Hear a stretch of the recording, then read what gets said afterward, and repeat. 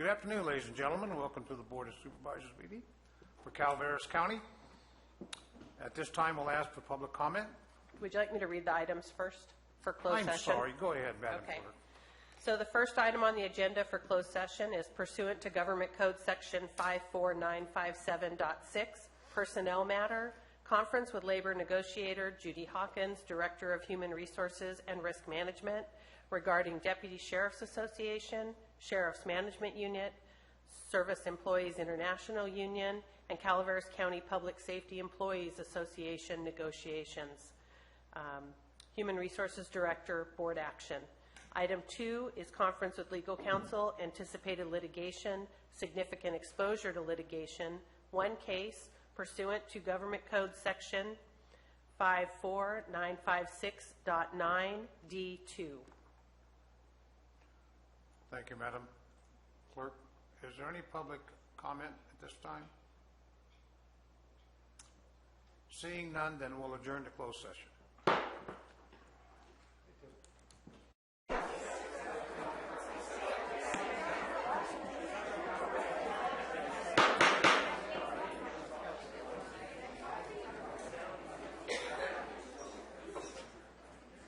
Thank you, ladies and gentlemen. Welcome to the Board of Supervisors meeting for Calaveras County, or one of our nightly meetings we hold throughout the year.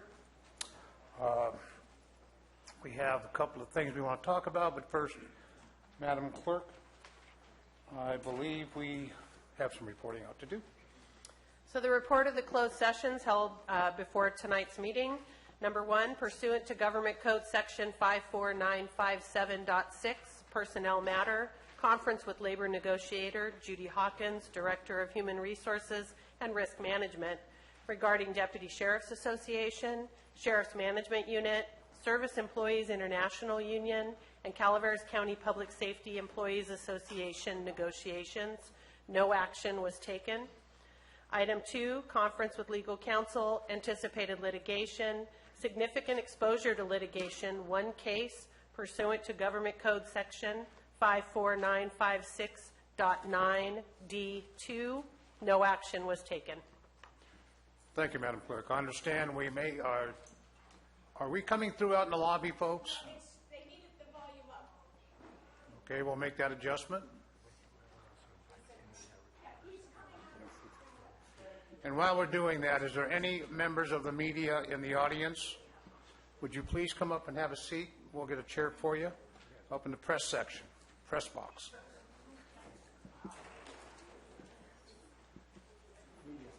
Media.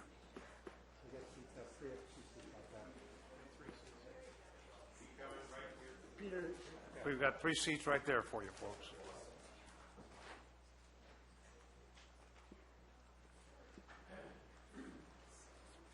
Okay. At this time, we'll stand for the Pledge of Allegiance. Supervisor Pocanelli, would you lead us?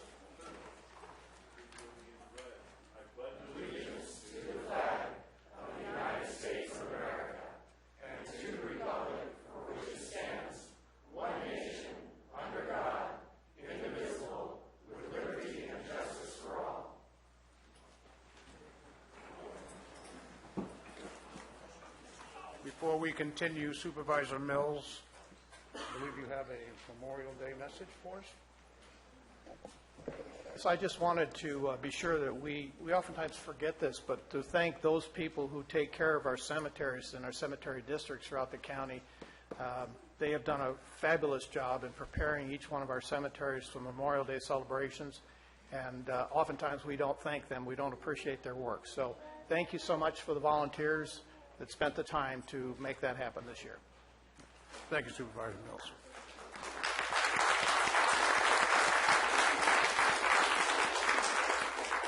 And with that, I'd like everybody to join me just in a brief acknowledgement of Memorial Day weekend and what it really means, and to all the people that have given their total for the defense of our country and allowing us to be here, in the military, public service, and friends and relatives. Thank you.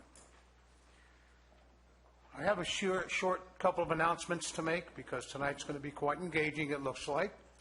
So I want to make sure that we're all on the same page.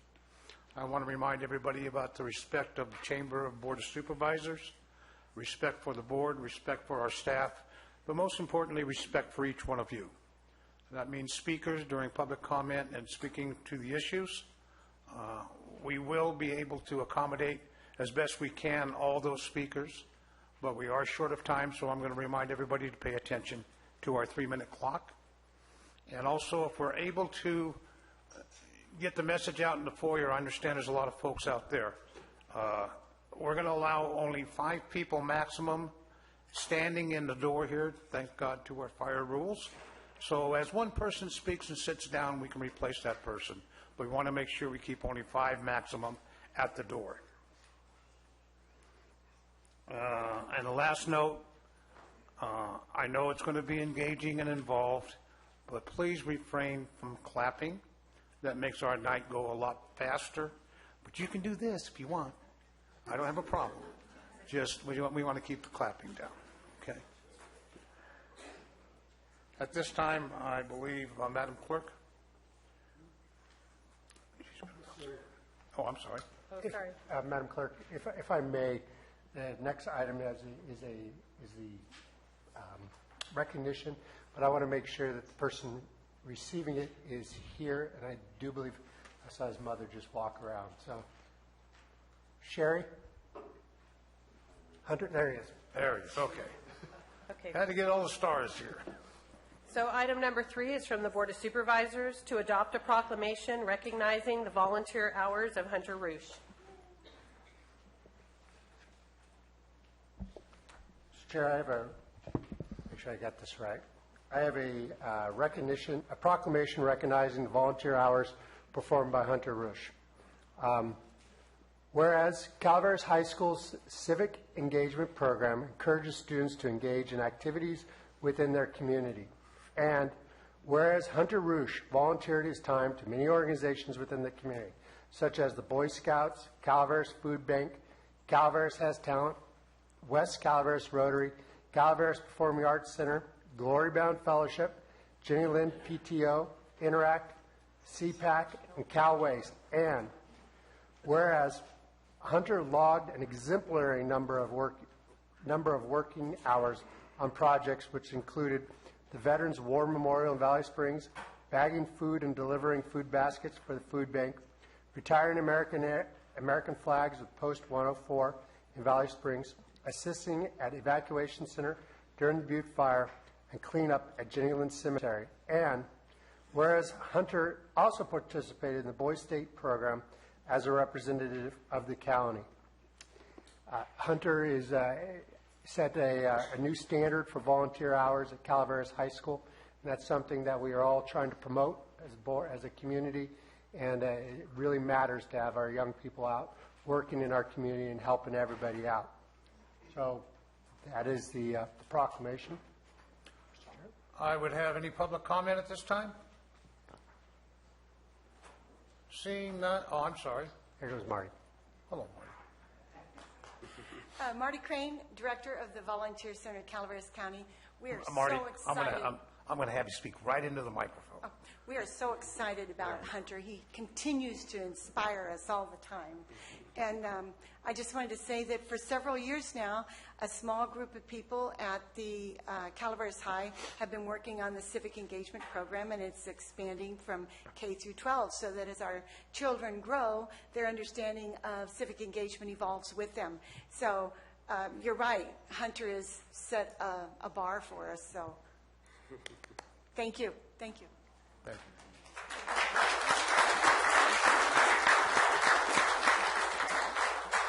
Okay, we'll let you clap for that one. Is there any other public speakers? Okay, seeing none, I would entertain a motion. So moved. I would say.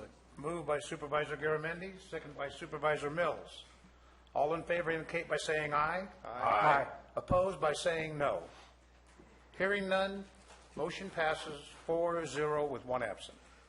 Therefore, be it proclaimed that the Calaveras County Board of Supervisors would like to extend their congratulations to Hunter Roosh for being recognized as a 2017 Civic Engagement Top Performer at Calaveras High School and express their appreciation for his dedication to the county and residents. Thank you, Hunter.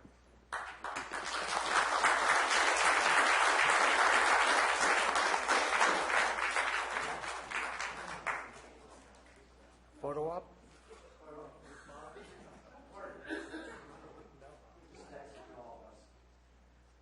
We got to get Mom in there, too. Oh, jeez. Jump in. That's right. Moms and dads. My goodness. Great job, Mom and Dad. 1, 2, 3.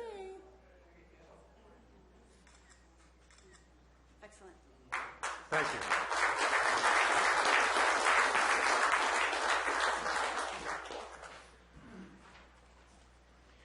Okay, ladies and gentlemen, before we get started with public speaking, a couple of quick more announcements, just so everybody knows the game rules. There's an area right here beyond the banister and the podium. That's going to be reserved to staff only. If you need to speak to one of us, we'll be happy to come down to the lobby, or actually to the audience and have conversation with you, but we need to keep everybody free from this area due to some technicalities with our wires and due to a lot of people up in this area. Madam Clerk. Public comment.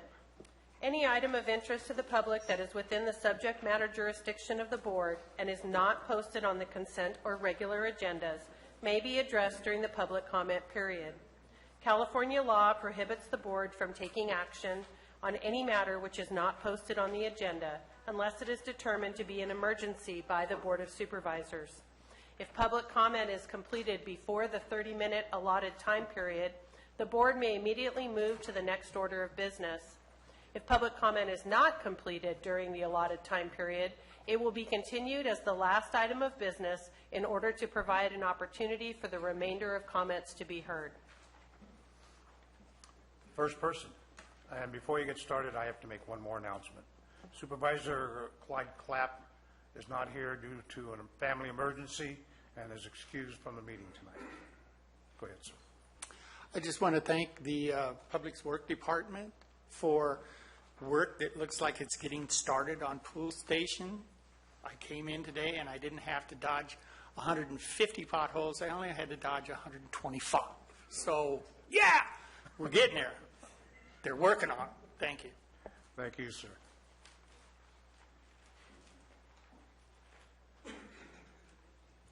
Good evening, Vivian Sechu, District 1. We have reiterated several times during the past few months our understanding of the county's finances, publicly available on the Auditor Controller's website, and it appears that our county operates in a situation of structural deficit. Every year in June, a budget is approved by the Board of Supervisors. This proposed budget has consistently over the years been a projection of a dire situation, showing the county being millions of dollars in deficit spending by year end. At the end of each fiscal year, money always seems to magically appear in the accounting actuals. Our analysis and understanding suggests that they appear from creative fund management practices. Every year, money from a multi-million teeter fund gets tapped into to cover unforeseen costs, such as overtime and storm-damaged bridges. Every year, the carryover funds from budgeted vacant positions are utilized to balance the budget. And because of all the current vacant positions, overtime is already at $100,000 over budget at mid-year. This does not include the recent approvals of overtime to the Sheriff's Office for patrol dispatch and jail in the sum of $460,000, well short of the $800,000 requested during the mid-year budget review. Without new sources of revenue, the county's future does not look too bright. The expected revenue growth, excluding Measure C taxes, is a little short of $500,000. With all this in mind, we have a few rather simple questions for the board. On what magic trick would your financial plan for a band rely upon? Is it based on efficiency savings in a county operating in a structural deficit and surviving on creative accounting practices? If so, it sounds unlikely to be a viable and financially sound plan. Or does it rely on economic growth in a county that has always historically kicked out any new industry and consistently said no to progress, growth, and innovation? This sounds like an even less likely viable and financially sound plan. This, gentlemen, in a year of negotiations with your employees across the entire county, a sheriff's office that consistently has had trouble recruiting and retaining officers because of the substandard pay, county departments without all of their positions filled, thus employees doing their work and that of someone else, all the while being given substandard pay.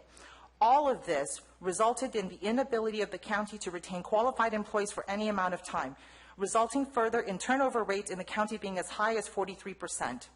And now you find yourselves putting off negotiations with unions because of the financial uncertainty of introducing and enforcing a ban.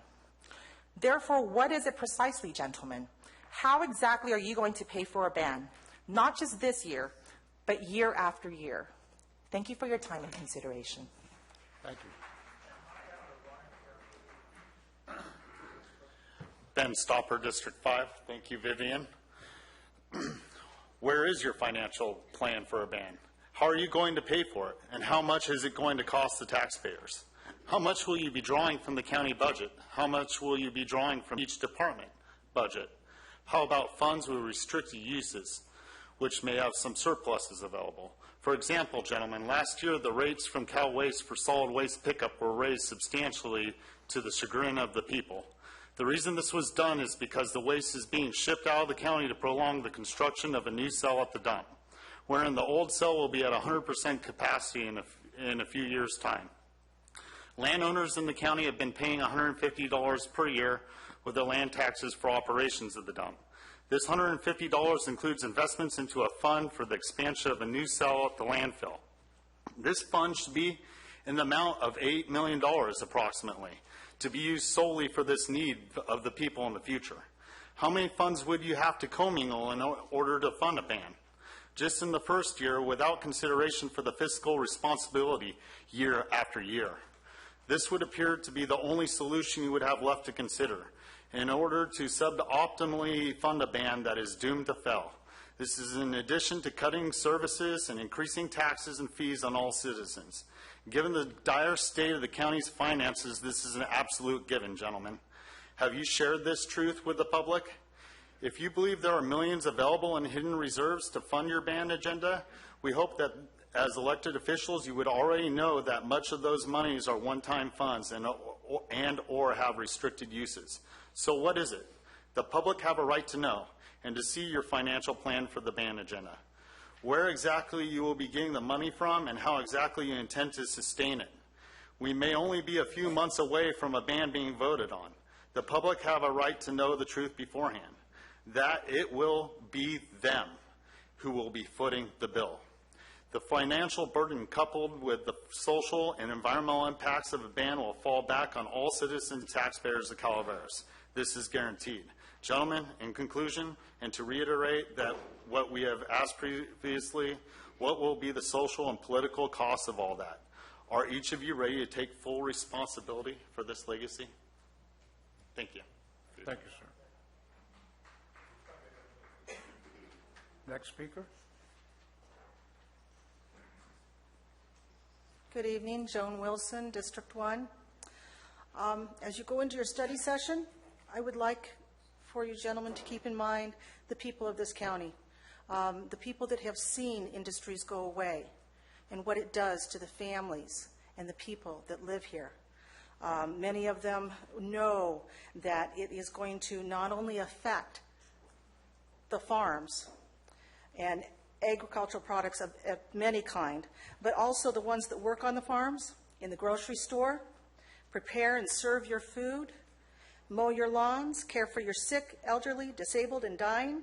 They care for your children, clean your clothes, volunteer, and serve the many visitors from more affluent counties when they come to play here.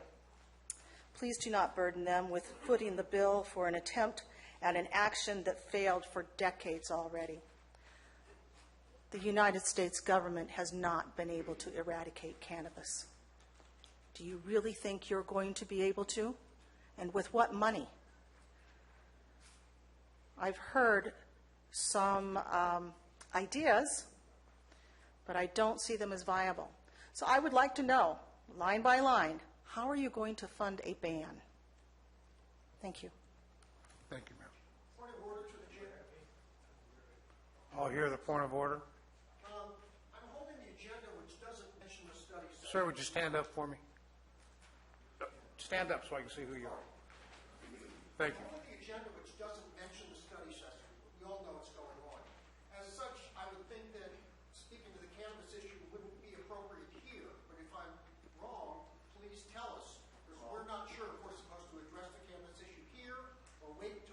session. And also, when I looked online, I noticed there might be a number of public comment periods during the study session. Can you enlighten us on that, or something like that? Sure, I'd answer the point of order. There is an item regarding a study session regarding cannabis, the draft for the ban and that discussion. There will be a public comment period at the end of staff presentation, as we previously agreed on. So that is listed on the agenda. Does that answer your question, sir? So we should or should not now speak to that? No, there'll be an opportunity for public comments after the presentation of the agendized item. Okay? Is that, ma'am, please, let me make sure we get the point of order corrected. Does that satisfy you, sir? All right. Go ahead, sir. Ted Shannon, McCalmey Hill. Good evening. I'm on the marijuana issue. I have a friend who has a relative who used marijuana and then went on to hard drugs. So, Mr. Shannon? I thought we were on the... We are, but is this relating to the cannabis issue that's Yes. itemized? Yes. All right, let's reserve your comments for that public speaking period, for that itemized, is that what you're talking about? I thought we were in that. I'm sorry. No, that's okay. We're going to have a public speaking session after the presentation on the itemized item, and that's the cannabis issue. Okay? Is that what you want to talk about? Okay, I'm confused. Okay. Point of order, sir. I'll hear your point of order. I'm confused. The study session is on the ban, or is it on the EIR and the draft ordinance? Because if it's only on the ban, I have something I'd like to say now regarding regulations. So is it now or is it later? It's all encompassing, if you will. It's not just on the Not just on the ban. It is on the items that pertain to it. I guess we'll come back. It is on the issue is what I'm talking about, what I was trying to talk about. Okay, well, that's when we get to the public speaking for that agendized item, Mr. Shannon. All right. So that's going to be at the end of the presentation by staff. Okay? You'll have an opportunity to speak. Okay. All right, I won't forget you. Any other public comments other than the agendized item? Come, sir, please. Here's some copies of something I'm talking about. I'd like every one of the council members to have Sir, a copy. could I have you speak in the microphone for us? Okay, and okay, and then I have several copies for the audience here if they want them. Okay, what this is about, this is the reason we don't want to ban. I rented this property that I'm talking about in the newspaper. Let me interrupt you for a moment, okay? Okay. Just like Mr. Shannon, this is a period, or this topic is addressing the agendized item. And there'll be a public comment opportunity after the presentation by staff. So you'll have a chance to speak, but this is for general public comments, not associated with the agendized item. Okay. Okay. Well, I'm kind of telling a story here of what happened to me and my property here in 2010. This article was written up by the newspaper. Okay, we can hear that. We can hear that at that time. Okay, so you want me to back off and Yeah, speak and then later? we'll notify you when that public speaking comment time is. Okay, it will be later on. It will be later on, sir. Yes, sir. it Okay, so you have your copies now? will. We have all night. Okay, thank you, sir. Thank you. Any further public comment?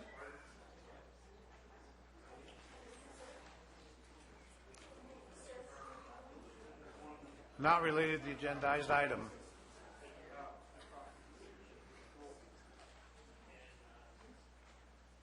Hello, Bonnie. Good evening, gentlemen and lady.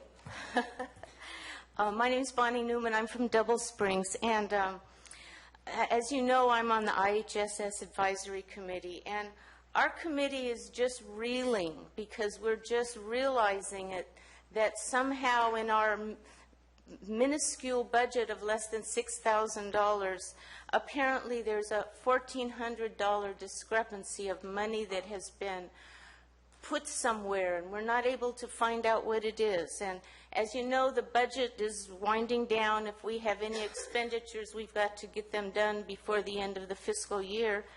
And we're just trying to figure out what is happening, and I'm not sure there's anything any of you can do, but that's just a dilemma that we're struggling with right now as to where about a third of our budget went without our approval or even a recommendation or understanding of where that money happened to go to.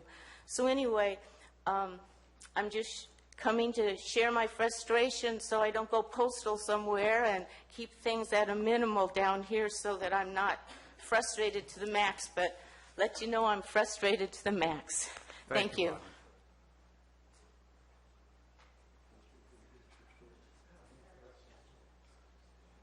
Hi, Dina Morris, Calaveras County. I keep hearing the question, how are we going to pay for a band? In all of the dealings I've had with the public on the issue of paying for a band, not one person was concerned about that. They know that our supervisors will get the job done. And the most important thing to them was their safety. And so I am sure that we will find a way to pay for the band. And the other thing they said, not one of them said, in fact, many of them said, if they need to raise my taxes, my property taxes, I'll do whatever it takes to get our safety back. And I can attest to the safety issue. I felt more safe on the backcountry roads of Lombok, Indonesia, than I do in my own community.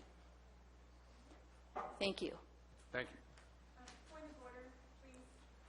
I'll hear your point of order. I've noticed people come up and speak, and then we realize that these topics need to be on the agenda item. And so then others have come up and tried to speak, and we said no, we can come back. And now we're back to allowing comments about the agendized item. So I'm just wondering, we need to do this. Well, I'll take one point of order at a time, ladies and gentlemen.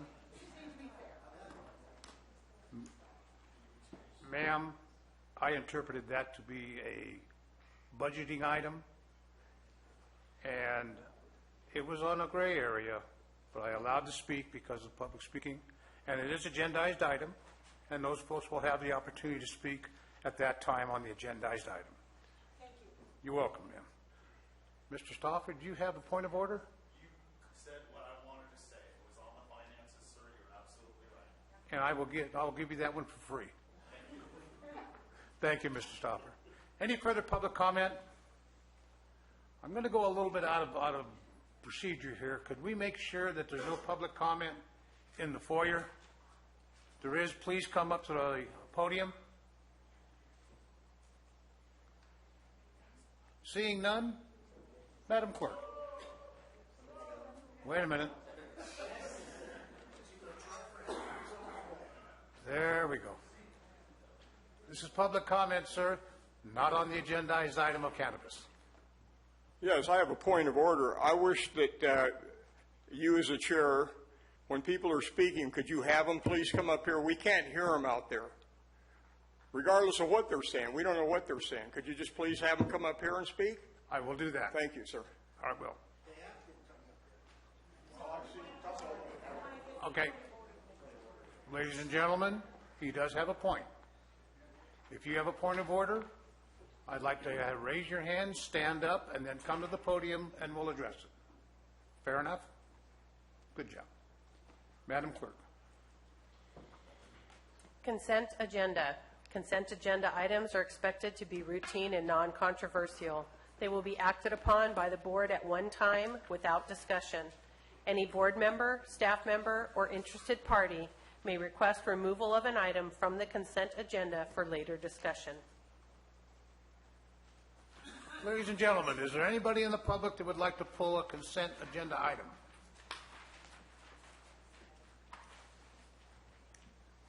Seeing none, I'll bring it to the board.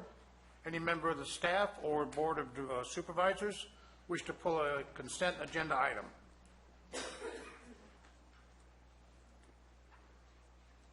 Hearing none, I would entertain a motion to accept the consent agenda. So moved, Mr. Chair. Moved by Supervisor Tofinelli. And second. Second by Supervisor Mills. Any public comment? Seeing none, I'll bring it back to the board for a vote. All in favor indicate by saying aye. Aye. All opposed by saying no. Hearing none, motion passes 4-0, one absentee. Madam Clerk. Regular agenda. This item is from the Administrative Office to conduct a special study session on cannabis cultivation in Calaveras County. First member of staff, would you like to make a presentation?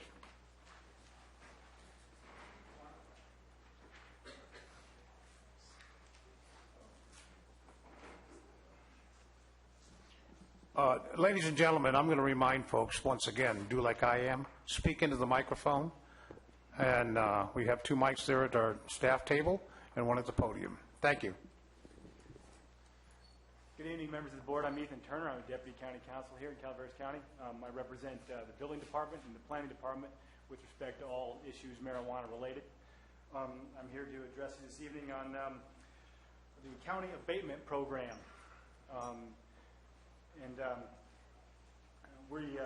The current abatement activities are going to be addressed by the sheriff in a moment, but he's made me come up here first.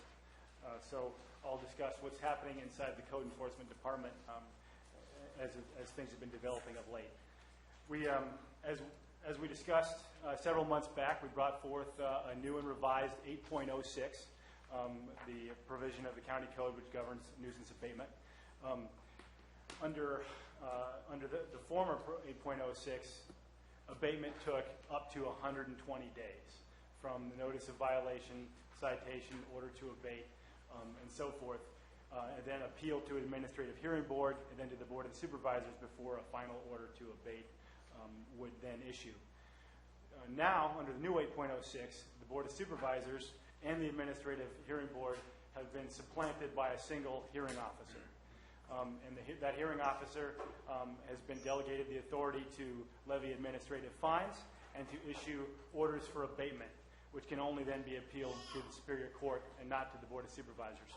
So it's a one-step program, and we further expedited the program by when we issue a notice of violation and citation, it also gives the offending party an opportunity to be heard.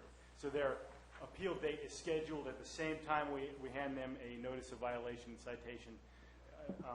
And so from the day they get their citation, the hearing can be held within 14 days. And the order for abate will issue 2 days later. An abatement warrant can then issue, and then an eradication can occur. So it's gone from 120 days to between 16 and 21 days under the new program. We have yet to engage in an eradication under this new program because we have just completed building the Office of Hearing Officer, which is housed within the CAO's office. We have a clerk of the hearing office, and we've had some recruitment problems with hearing officers, but it looks like we're going to have at least 3 of them by the end of this week, and we can start issuing citations and scheduling hearings. It's my hope, if everything goes smoothly, that in approximately 3 to 3.5 weeks we'll be holding our first hearings, and abatement orders will start to issue soon thereafter. We will be able to issue tremendous numbers of abatement orders and get many, many abatement warrants.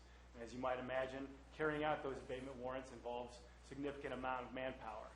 And to that end, the code enforcement team and the marijuana enforcement team have come up with some strategies of their own. And we have also engaged 2 different contractors, one of whom has 11 employees who are currently being background checked by the Sheriff's Department.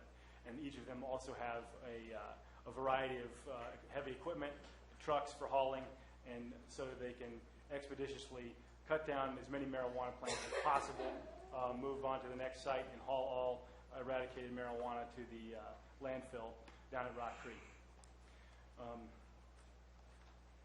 And so we are on the verge of being able to flip the switch on that program and start that machine rolling. And I anticipate a vastly larger number of eradications this summer as opposed to last summer. And if any of you have any questions for me, I'd be happy to take them. Questions of the board for Ethan? Thank you very much, Ethan. I appreciate that and all the work that's gone into 8.06. When you look at, starting up eradications after, on July 1, how many do you believe that that using this code compliance vehicle, we'll be able to eradicate? You mean all summer long or? Per week. I hesitate to give a number, but because every eradication is going to be different, as the sheriff will be able to tell you when he comes up here. Some of his eradications have involved 90 plants, others have involved 1,400 plants, and then the terrain, the distance to the landfill, a variety of other logistical concerns would control how many eradications can be done per day. However, I would venture more than one per day, right? I would think. Our hope is to be able to split the contractors into two teams. They have to work directly under the observation of the Sheriff's Department, and they'll work as fast as they can. And until the program is running, I don't really know what it's going to look like. I have a question, Yeah. sir. The funding for the 806 program and eradication, is that derived from the application fees for the cultivation fund? I think the building director probably better answer that. I'm not entirely sure how the funding works. However, I can tell you the cost of abatement is fully recoverable through assessment liens. So when an abatement does occur, they can recover those funds through assessment liens. Okay, thank you. Welcome. Good evening. How you doing, Mr. Renner? I almost got away with it. No, we're going to let you. The issue of cost recovery on abatements is touchy, and there's some differing opinion, and we're working with numerous lawyers, numerous members of county counsel's office right now to figure out if certain funding streams can be used to perform abatement. The short answer is the abatement costs will always, in one form or another, be recoverable through liens, fineage, etc. But as far as using a certain fund to fund these actions, I would have to defer to county council. Thank you. Supervisor Garament. I just wanted to follow up. My concern, Ethan and Michael, is that, we've got, by estimated, over 1,000 illegal grows up in the hills, primarily in my district. If we're doing one a day, that's going to and we're doing it over the 4 months to the end of October, that's only 80 grows. So we're getting less than 10%. Are there things that we as a board can do to increase that number?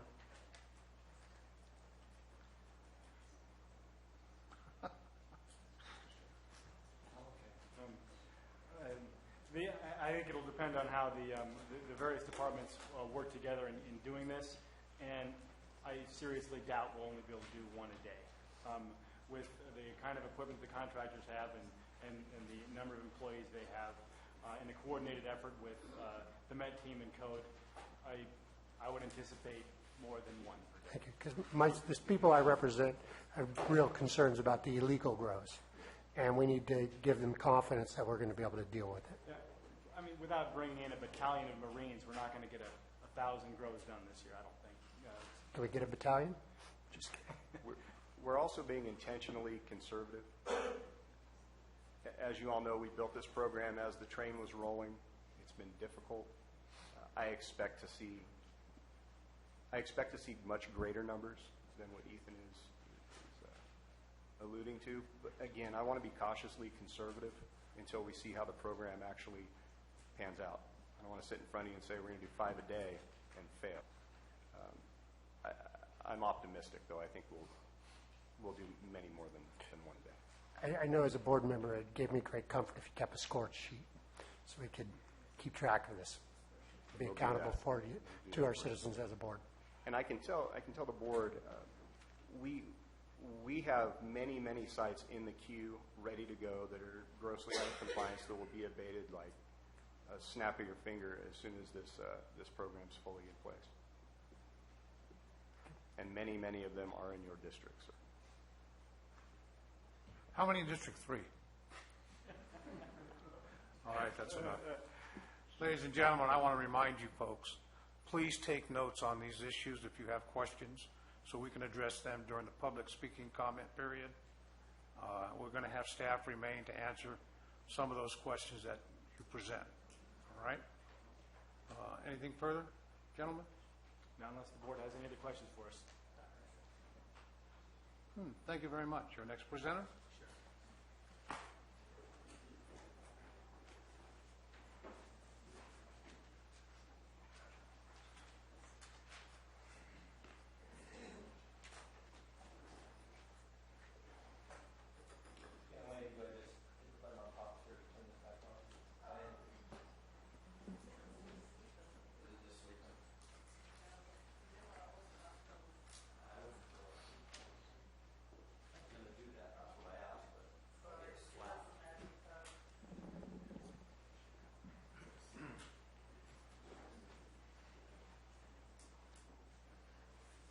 And once again, gentlemen, please speak into the microphones.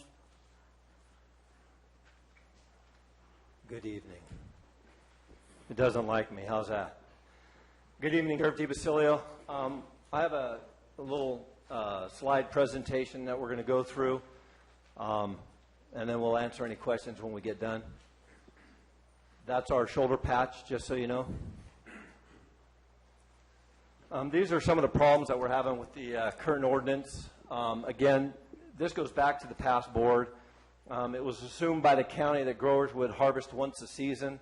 We're not seeing that. We're seeing multiple lighting issues going on, so they're going to be harvesting more than once a season. Other county agencies were affected that weren't initially thought to be impacted, being environmental health, the road department, water, a lot of other departments, fire department, CDF. There's an unmanageable number of registered sites. As Ethan alluded to, or one of you said, there's about 1,000 registered grows out there. Well, okay, and there's almost 1,000 registered grows between legal commercial growing and the caregiver grows. There's a lot of people out there. And we're finding that the registrant on most of these grows are inaccessible.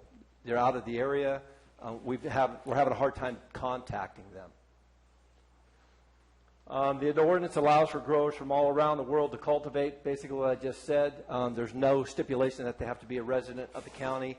I have a young lady in Maryland that is wanting to do a background check through Maryland, but her property is here in Calaveras County.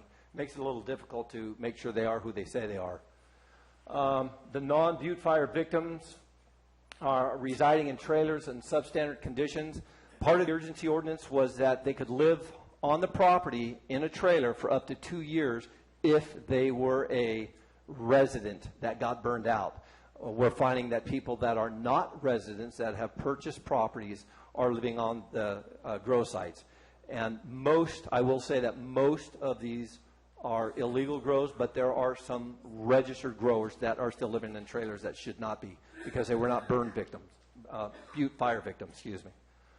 The zoning and minimum parcel size, the problem with the minimum parcel size, we're finding that the minimum parcel size was supposed to be 2 acres in order to grow commercially, and we're finding people in Rancho, District 5, that are on less than 2 acres that are growing commercially. Their lots are just consumed with marijuana. So that's another issue. Next. Problems associated with the marijuana specific to the eradication. Again, they're time consuming. A 1 acre takes about 20 acres in 8 hours, and that's on flat ground. And Mr. Garamendi, you know that you have no flat ground in your community at all, except for downtown. There's nothing in downtown anywhere that's flat. Doesn't happen.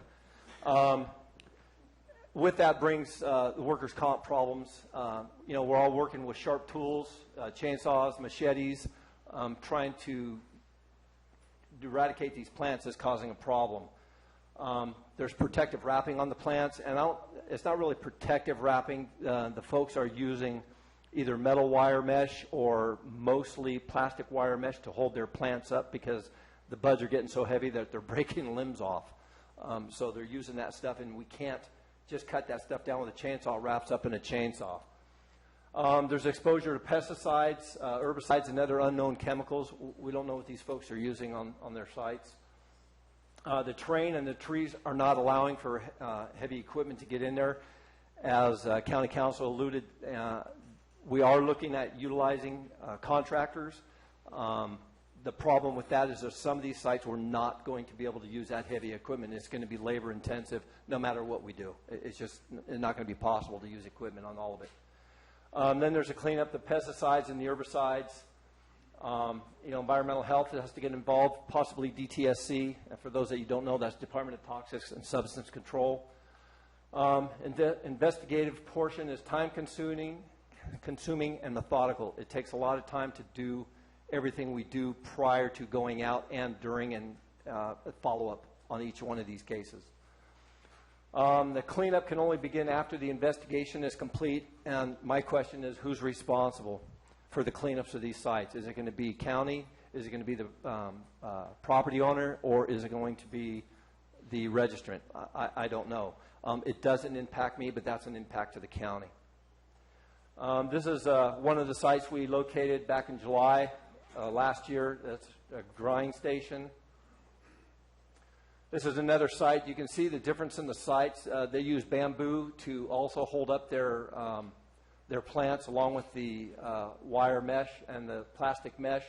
You can see the terrain. You can see the stairs on that top left corner one showing that the ground is not level. Next. The current ordinance doesn't give me the opportunity to do a thorough background on the growers and their employees. That's something that we talked about way back when the urgency ordinance was originally brought in. It's still an issue. I'd like to be able to do a national criminal history. Again, right now, if somebody comes from Maryland and they register here, all I can do is a local check. So if they've never been in our county or in the state of California, I have no way of knowing who they are as far as whether they're sex registrants, whether they have felony convictions. I can't know that by the backgrounds that we can do right now. We're finding discrepancies between the business licenses and their business or their application, the registrant applications. That was, I talked to you folks last month or earlier this month about not doing the background checks for business licenses because they're getting passed through and I have no authority over those. And there's no physical addresses on the applications. There's an attorney in Angels Camp that we're finding a lot of applicants that are using that as their physical address, and that's not the physical address of the grow. They're not giving us complete information. Good. Again, there's no proof required that they are growing for a legitimate reason. We had put out some paperwork at the very beginning of this process requesting information on where their collective was that they were sending this marijuana to so that we had a way to track it, and that's not required. So we stopped doing that. There's no requirement for growers to show proof of where the product is distributed to. So the fact that this marijuana is being grown as medicine, we don't know if it's actually being sold as medicine or if it's being sold on the recreational side. We have no way to track that. Again, steep grades. That pool back there is an illegal water source. If you notice, it's right in the middle of a draw, which is a creek, and we're finding that they have put pesticides inside of the pools or containers that they're holding their water, so when they water their plants, it already has a fertilizer and whatnot in them. So if that was a spill, it's going to go down the creek. This is in the middle of a creek. Again, illegal water sources. Part of the urgency ordinance was they had to have a legal water source. And we're finding multitudes of places with illegal water sources. Another one, so the water source is a dammed up creek. The plastic is there to collect the water. Some of it is used to cover the hole that the water's in. And they put their pesticides right in the soil. The black lines will bring the water out along with the pesticides. This one here has got an illegal water source and a buried gas generator. Great that the generator's buried because you can't hear it, but still unsafe. Next. There's trash, fertilizer, fuel cans just laying about. let me preface this, that all of these sites that I'm showing you are illegal grow sites. Growers are confronting citizens with firearms. They're having aggressive animals. They're threatening neighbors. There's odor complaints, water theft complaints, noise-related generators, gunshots. It just is a multitude of problems. And again, I will reiterate that most of these complaints are coming from illegal grow sites.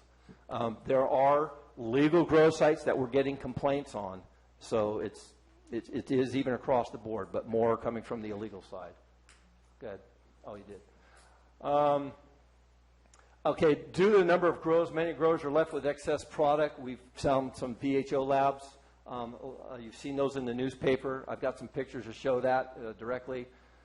There's destruction of forest lands, even on private property. People don't understand that you have to have a permit to cut down a tree, even if it's on private property, and they're continually cutting down trees and grading property without permits.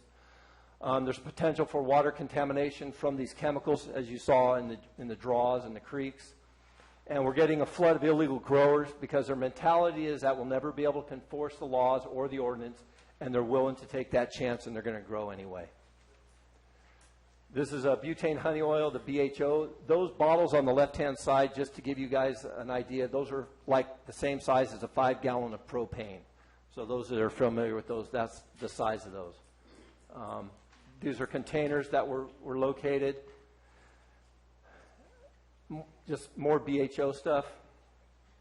This is the one that was up by Calaveras High School. This was the first one, or was it the second one? Yeah, that was the second one. And this next photo is the canisters that were put into 55-gallon containers by DTSC to remove them from the area.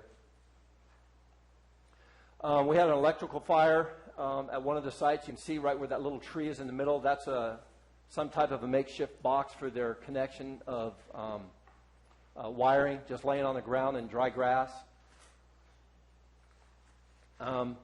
This is that site, but this is just to show you that that fire had gotten out of control where it would have gone. It would have continued to go. See all the greenery back there, or brownery as you want to call it. This is a picture of some of the electrical connections that we're finding. Electrical boxes, again, right above dry grass. Obviously not up to code. These are marijuana-related crime stats. One of the things you folks wanted from me. These are associated to non-registered commercial or cultivation sites on the left. Those are the total of incidences, was 249, and those are the total cases, 164. The one on the left is associated to registered cultivation sites. There was 225 incidences and 57 cases. Now, mind you, I'm going to answer your question right now. Okay, an incident is when we get called to a property to take care of something. The cases are actually cases that were actually either working or there was a report written on them. Now, mind you, that number 57, thank you, Clyde, for joining us. I appreciate it. The 57 is not necessarily a problem with that registered site. It could be somebody came to their site and caused a problem. So I want to be clear. The other side, the 164, is strictly unregistered sites. Good. These are some statistics from May of 2016 to current. I know it's small, so I'll read it. It says, number of marijuana plants destroyed, just over 75,000. We have a little over 13,000 pounds of processed marijuana that was destroyed. We have 5.9 pounds of concentrated cannabis. We have 5 BHO labs. We have 580 complaints filed with the Sheriff's Office. And we have 46 requests for denial of registrations submitted. That means the Sheriff's Department requested denials on 46 registrants. CAL FIRE land use conversion citations, there were 31 of those issued for cutting down trees illegally without permits. The average length of an inspection for a personal and caregiver grow is about 15 minutes, and for a commercial grow is anywhere from 45 minutes to an hour and a half, depending on the size of the grow. We have 600 known unregistered grows.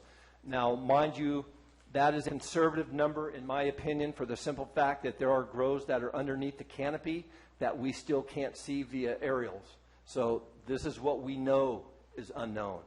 And there are 51 current open cases, and realistically, you have 600 open cases on top of that, because we know we have 600 unregistered grows out there. So the 600 plus the 51 is 651 open cases at this time. We had 27 non-county agencies assisting or involved in our grows last year, and we had 71 arrests. Now, moving forward, from January of this year to current, we've served 6 search warrants. We've done 9 eradications. We've eradicated almost 12,000 plants. The previous year total plant count, and that was actually 2015, that plant count was 21,000. Last year we had 64,000 plus a little bit more than that plants eradicated. We have 408 pounds of processed to date as of January 1. 164 public complaints received, and we seized about $62,000 in cash, assisting other agencies. Again, this is another illegal water source. You can see the water lines running down. Our recommendations, you asked for recommendations: establish funding source for criminal, environmental, and community quality of life issues impacted by marijuana cultivation in businesses. Establish a marijuana mitigation impact fee for the neighborhoods. Provide the sheriff the authority to decline backgrounds and marijuana business licenses for marijuana-related businesses. And establish CalWorks task force to examine social services impact of transient population associated with cannabis cultivation. We're seeing a lot of transients coming in, especially at this time of year. They're getting ready to start planting, well, they're already planting, and taking care of the grow sites. Hire a shared forensic investigator, shared between the sheriff and the DA. Ms. Yook and I have talked about this before. I actually talked with Mr. Lutz this afternoon about this. I would assume see that investigator in the DA's office. That's more suited for that position. Everybody keeps talking about asset forfeitures. That's the person that's going to get it. That person will be paid for by the asset forfeitures. That should be one of the priorities for this program. And hire a DA specifically for the marijuana prosecution unit, so it relieves Ethan from having to call me 20 times a day. Establish a neighborhood impact mitigation fee. Sac County has one. You can look at theirs. It's a pretty intense service. And develop a hazardous materials fee associated with post-marijuana operations because of the cleanup of fertilizers, fertigation tanks, and chemicals that are being left behind. Again, this is what we call a hooch. They're hanging out inside of that. They're living inside of there is what they're doing because they're not legally supposed to be there. It's another site. These are some of the cell phones that we've confiscated from these sites because when we show up, they bail. That's why we never find too many people in these illegal sites because they hear us coming and they take off. And they'll leave their cell phones. They'll leave everything. They just want to get out. They don't want to be arrested because most of them are probably illegals. This is just one of the weapons that we've located. We've located numerous weapons in these sites. The cash that I was talking about earlier, I think that one there is, that's out of, that was coming from Modesto, or going to Modesto. Food storage they had on site. Just more hooches. Drying plants. More drying plants. And you notice, go back to that, Josh. You can see, you can't really see, but those plants are all being held up by wire. That causes problems. They remove the marijuana plants. They leave the wires. There's nothing to stop a deer from running through there and killing themselves on these wires. Those wires are actually quite strong. They'll hold a lot of weight. This is a lovely site that we visited. That home is an unpermitted home. There is no septic system on this site. As you can see, the garbage, which is quite a bit. more of that same site. And again, refraining everybody, this is an illegal grow site. I will tell you that. Just garbage spewing about everywhere.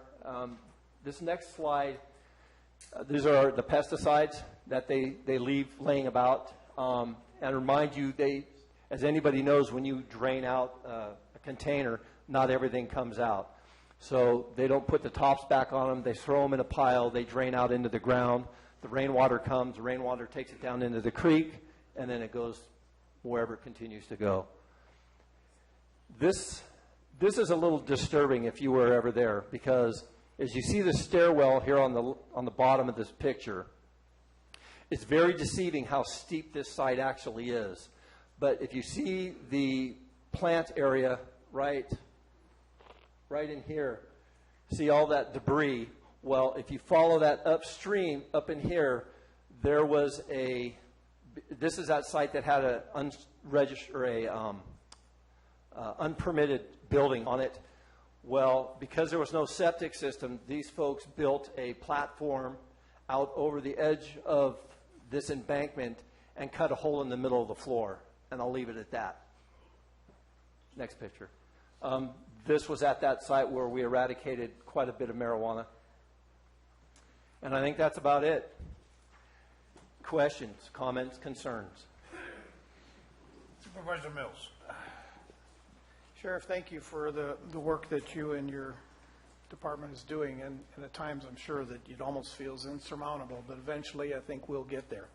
Real quick, I don't want to cut you off, but I wanted to reiterate a little bit about what Ethan talked about, the 806 ordinance. We do have a plan in place. We've been working with co-compliance. We do have the contractors ready to go. We're waiting for them to get their 806 program up and running. As you can see by the statistics in 2017 currently, we have been very active in eradicating illegal grow sites. We've been doing it with search warrants. Chair Oliveira knows that a search warrant takes quite a bit of time to get all together. The 806 is going to expedite that. Like Ethan and Mike, I don't really want to give you a number because I don't want you to say, okay, Sheriff, you said that you're going to do 5 or 6 a day. Just be prepared to see a lot of marijuana being eradicated this year. That's what I can tell you. So, go ahead. Thank you. My concern, and it might be more towards environmental health's concern, is watershed contamination. You spoke to the amount of chemicals that you're finding, and we do know to some degree there is a flushing action that some will use at the end of their grow season to just be sure the plants are cleaned up. But my concern to this county is that should East Bay Mud or Stockton East find these chemicals in their water supply, to what point are they going to be creating a lawsuit to, in essence, protect themselves? And I also speak to La Cantena, and the water supply for District 5 as well is affected by what happens in the Calaveras watershed. So the chemical thing that you speak to here is very critical as to whether or not we're going to get a handle on it and to what degree it's going to impact not only us but our neighbors downstream. So I just wanted to make that point. The other thing is that of all of the work that you're doing, how much of this is being taken out of the marijuana application money? Good question. I don't know. Not all of it. When it becomes a criminal event, the funds can no longer, according to county council, come out of the marijuana funding because of a Prop 26 issue. So I don't have an honest answer for you. I don't know. I know that not all of it, in my opinion, all the money, in my opinion, should be coming out of that marijuana regulation fee money, but it's not. That I don't know what. I'd have to sit down with my accountant and tell you the exact amount.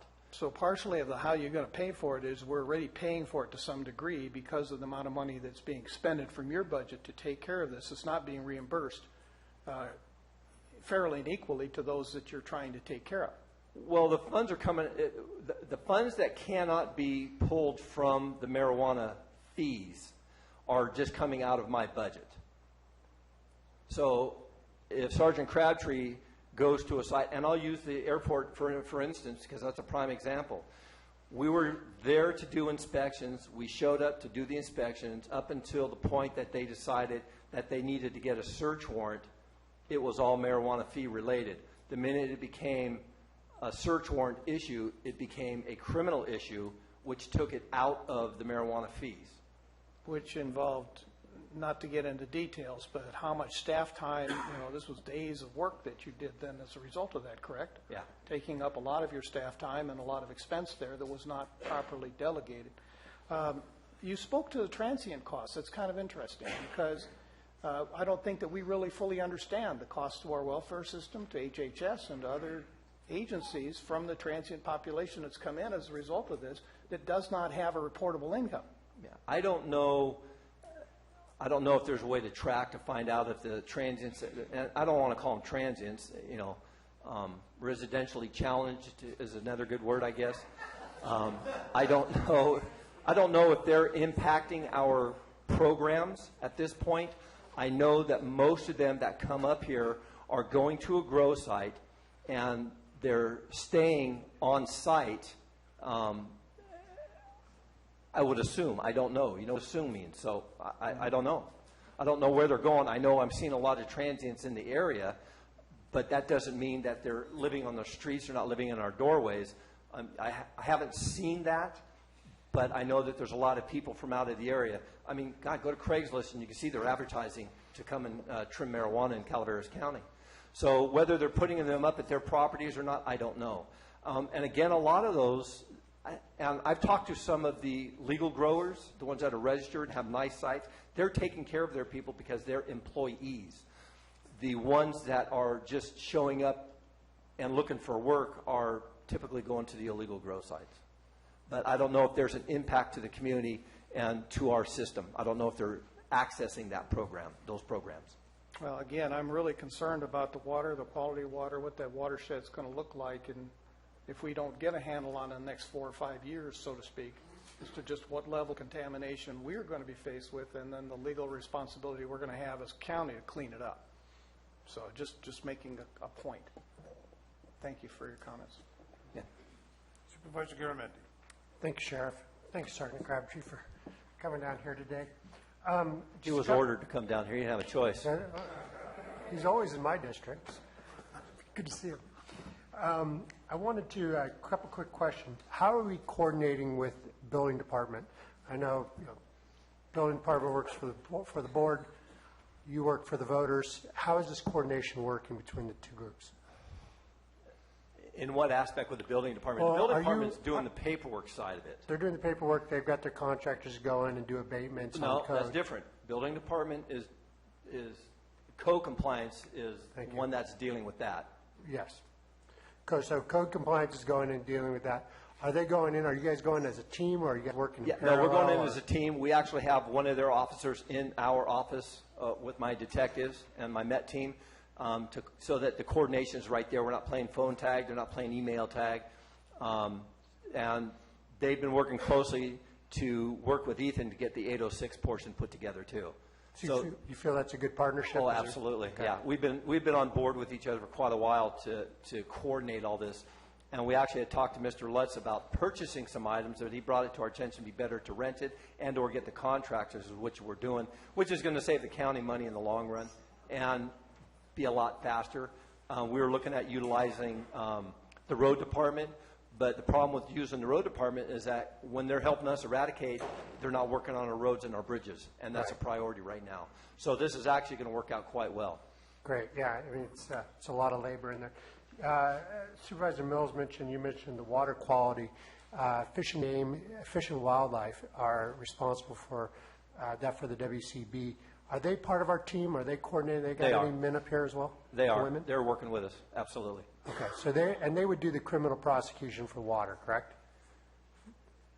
Yeah, they will. They'll do that, and then again, CDF still does all tree stuff. Okay. Might be neat as we go through the summer to get a report from the Department of Fish and Wildlife, how they're doing on issuing those fines for people violating water, and find out what the officers who work for CAL FIRE, how those violations are going as well, because I think we all agree those illegal grows, and the example you put up there, we need to get those out of here. Absolutely. And Sergeant Crabtree and myself are in contact with them, and we'll make sure that information gets forwarded to the board. Thank you very much, Sheriff. Make a note of that, Sergeant.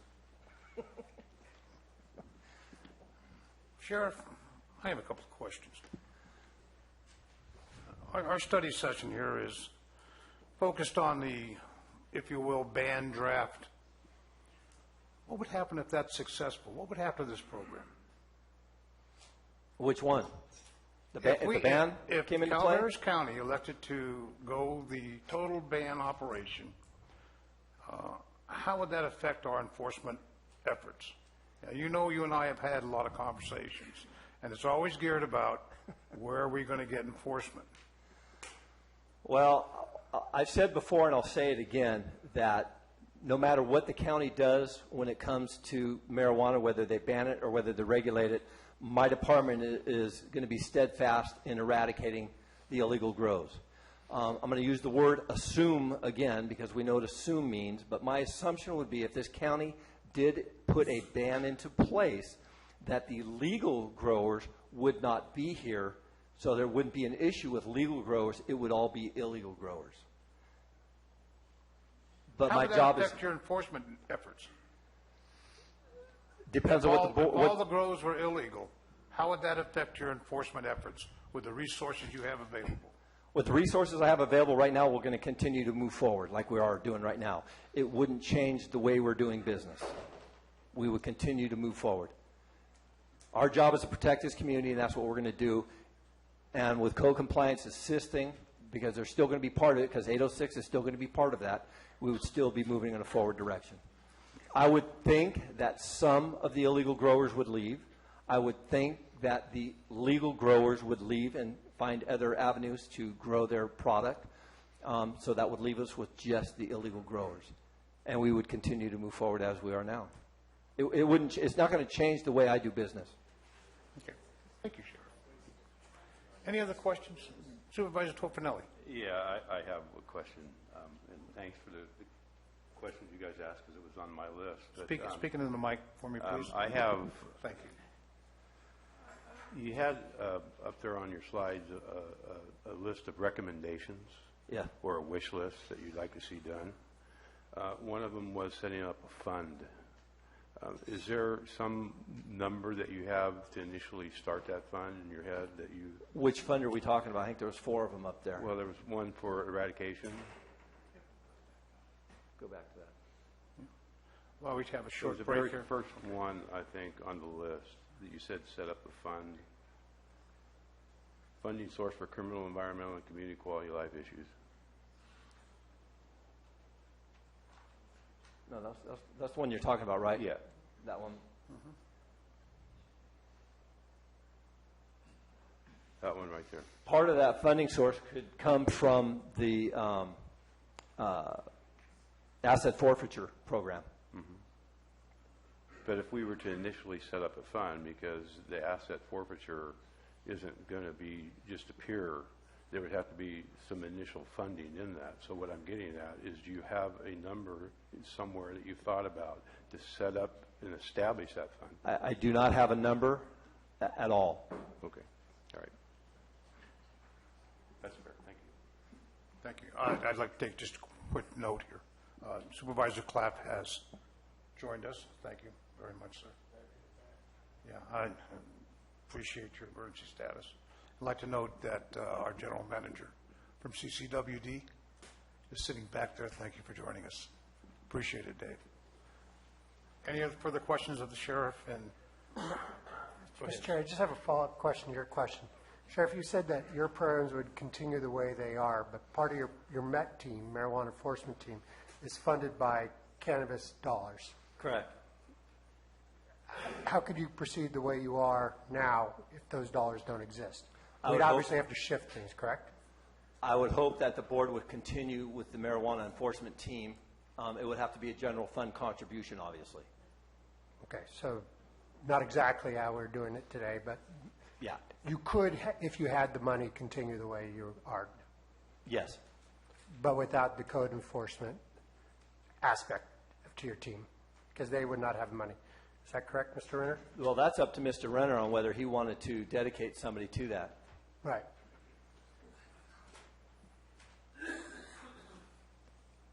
So hypothetically, I'm thinking the question is, there's a ban, there's no longer funding. That's the route I'm taking the question. that would drastically impact the way code enforces the civil side of this program. I would lose 3 officers right off the top, and the actual the abatements and the workload would, in my view, become unmanageable. So it would not be work as normal unless we found the money. It would definitely not work as well, absolutely. Thank you. I know you have something to say, Supervisor Mills. Well, I was going to ask. Again, I have to revert to whatever the costs of abatement are, there should be a cost recovery. I mean, if you're in environmental health, you are a zero taker against the general fund, in essence. Building department, pretty much the same way. You don't take a lot of money from the general fund. So whatever it costs, those costs should be truly vetted out and borne by those people to which you're providing the service to do it. So I just want to be sure that, you know, like if you're a contractor, for instance, and you're doing a project, do you not have to bond that? Do you not have to bond that project to ensure that you do what you say you're going to do? That's one of the fallacies of the UO is that we never insured through any kind of financial mechanism that there would be a cost or a cost recovery as part of those who did not comply but applied. So I just want to make that clear that that's part of Section 250 of the original urgency ordinance that required an exit study, was never done. So we really have no idea on costs, current costs or future costs, because we haven't even looked back there. Well, I can't speak to environmental health because I don't know what they have available to them, if they have any funding that they can receive. As far as the Sheriff's Department goes, and I've said this many times, there is no outside funding source for the Sheriff's Office to go after marijuana. The Cole memo has resolved that issue back in 2013. The state has been very adamant about saying that they are not going to help anybody with marijuana. They're there to regulate their program, and that's it.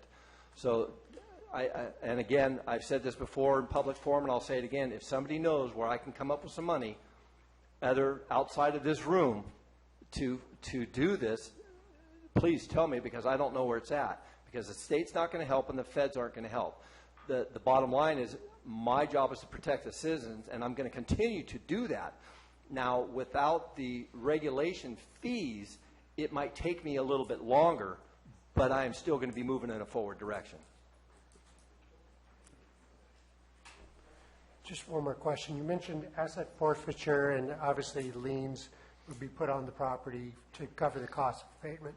What is the, let's assume people walk since they've already fled their property and we're cleaning it up. Under a lien, how long would it take us to get that money back to going through regular due process?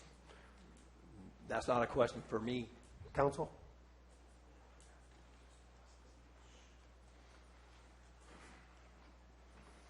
Well, abatement costs can be subject to a special assessment and can be paid right off the tax rolls. And if they just don't pay their taxes and they bail, the lien just gets in line behind existing liens, behind the first mortgage or second mortgage. And with fines, those require a judgment, then a judgment lien, and those also get in line behind any other existing liens. And the difference between civil enforcement and cost recovery and criminal enforcement and cost recovery is that there is no cost recovery in criminal enforcement. It's just straight expenditures. And so if we have a civil enforcement program, it could eventually start to pay for itself, but I think at least 3 of Mike's employees are paid straight out of the marijuana program fee fund. And without that fund, you can't issue citations. My understanding is that to take that lien and turn it into money, for example, the county taking back the property and having a tax sale, it could be up to 5 years process. That's correct. So we have to carry that note for 5 years. Yeah, an assessment lien also is not generated until we make demand on the person and then they refuse to pay, then it becomes an assessment lien. So presumably we would collect some of the money upon demand. And presumably we could also engage in aggressive fine enforcement and collection going that route. But there's as well. a due process before we take somebody's property. Correct, there is, Well, yes. Oh, yeah, supervisors use that. in a tax sale typically does happen within 5 years, yeah. Thank you. Mr. Chair.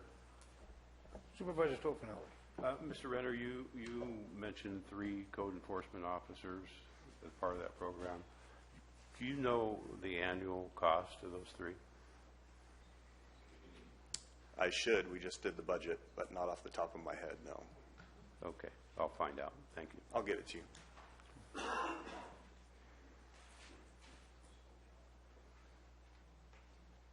Sheriff, would you lose any deputy positions in addition to code compliance?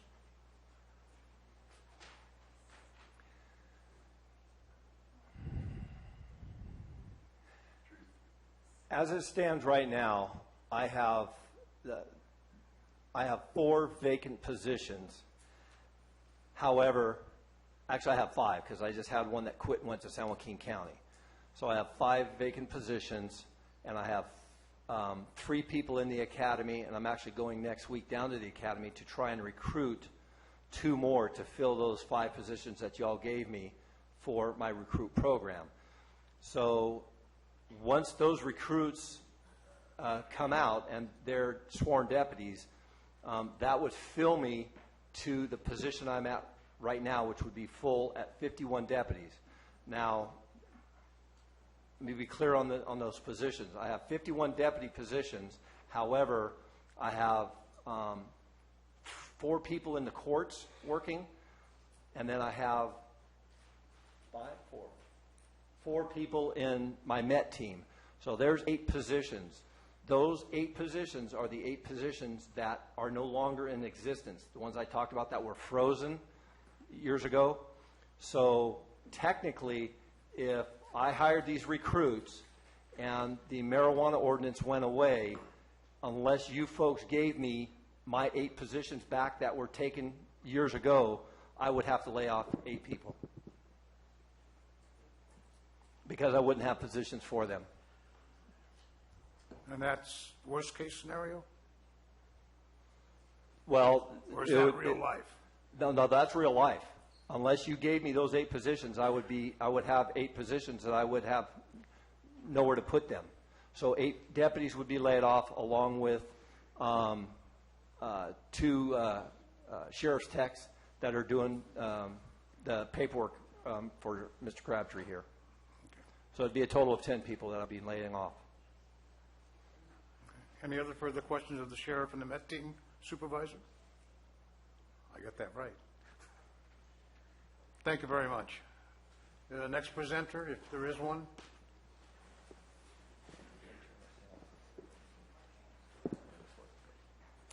Okay, tell you what, we may need some setup time. Ladies and gentlemen, we're going to take a 10-minute break to give our Madam Clerk a chance to catch her breath. So just to make a quick announcement, there's a car in the parking lot. If you are the proud owner of a gray Mercedes 300D, your lights are on. And if that's your car, your taxes are going up. And for staff, if one of you is answering a question, if you could pass the microphone down and speak directly into the microphone. Okay, ladies and gentlemen, here's how this next segment's going to go. We've got our panel here, our staff, we've got the board. I'm going to ask that concentrate on the questions that you need. You'll be able to ask questions of individuals, but you'll have a 3-minute time limit. So if you have several people going to speak on one topic, I suggest you schedule them to address different issues on that topic to make this thing really constructive and make it effective. Is everybody in agreement with that? Excellent. And if we can remember respect for the speakers and respect for the chambers. I appreciate it. Madam Clerk? I believe that we're going to continue with staff presentations. Oh, okay. I'm sorry. Ms. Moss, how are you? Hi, I'm Julie Moss Lewis. I'm a Deputy County Counsel. I am here on behalf of my office as well as on behalf of the Planning Department. Unfortunately, Mr. Maurer is out of town. So to the best of my ability, I will try to field questions that might be better directed to him. I can't promise how effective I'll be at that, but I will give it my all. I want to just, I'm basically just going to present how the ban ordinance works and try to put that into plain English, try to explain some of the things that have to be included as part of state law, and as well as some of the areas where the board has decisions it can make about what it wants in it. So currently, our office was directed to draft a complete ban of commercial uses. Our interpretation of the direction was that for now we were to leave the dispensary ordinance alone, which is a separate chapter. So I want to go through, I'll go into the dispensaries a little bit because I know that's been a question that a number of the members of the public have had. I'll discuss briefly how commercial cultivation is treated in the draft ordinance, how other cannabis businesses besides cultivation and dispensaries are treated, and I'll talk a little bit about personal cultivation of medical and recreational cannabis under the draft ordinance. So this ordinance, as currently drafted, does not change anything in Chapter 1791, which was a pre-existing 2005 ordinance that regulated medical cannabis dispensaries. That was in existence far before the urgency ordinance, and so we didn't make any changes to that right now. The board certainly could do that if it wishes to, and if the board does decide to make changes to that section, then we would come back with amendments to both 1795 and to 1791. Okay, so what I have drafted is basically a replacement, a complete replacement of Chapter 1795, the urgency ordinance as it exists now. That would go away and be rescinded, and this new substitute ordinance would be adopted in its place. So starting with dispensaries, the three medical dispensaries that are currently operating under administrative use permits under Chapter 1791 would continue to be allowed to operate the same way that they already do under that chapter as the ordinance is written right now, although state law would require them to get a dispensary license when the licensure scheme is up and running. And please do keep in mind that Chapter 1791 in our county only allows for medical cannabis dispensaries. It is important to note that non-medical cannabis dispensaries, which are dispensaries selling recreational cannabis, would remain prohibited under the current draft of the ordinance. Okay, and to the board, if the board thinks that language needs to be changed or strengthened, that could also be done.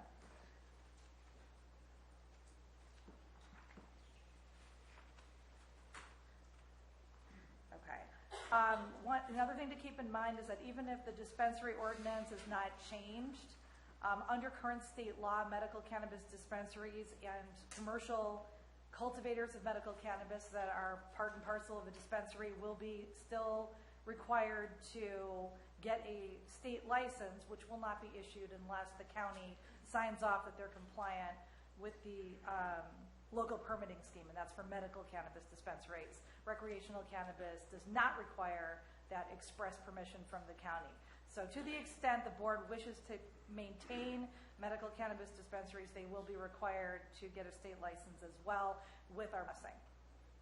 Our current dispensary ordinance currently requires annual administrative use permits, which operate as another level of compliance check. And again, if the board does wish to change the dispensary ordinance, we can bring that back as well, along with Chapter 1795 changes. Okay, moving on to commercial cultivation. The current draft of the ordinance would ban all commercial cannabis cultivation, both indoor and outdoor. That's how it's currently drafted. There are some differences between medical and recreational cannabis when it comes to state licensure. As I mentioned before, state licenses for medical cannabis businesses require local permission first. State licenses for recreational cannabis businesses can be issued by the state without first obtaining local permission. So there is a difference in the timing right now as the law is written between recreational and medical. Either way, the county can still prohibit all commercial cannabis farms and other commercial cannabis operations within its boundaries if it chooses to do so. But again, with medical cannabis, there needs to actually be express local permission before a state license can be issued. So we could potentially have, under the current ordinance, people who come forward with state licenses trying to argue that they're allowed to grow under their state license, but the local jurisdiction is allowed to prohibit those commercial uses locally as well, okay, regardless of whether they have a state license. Okay.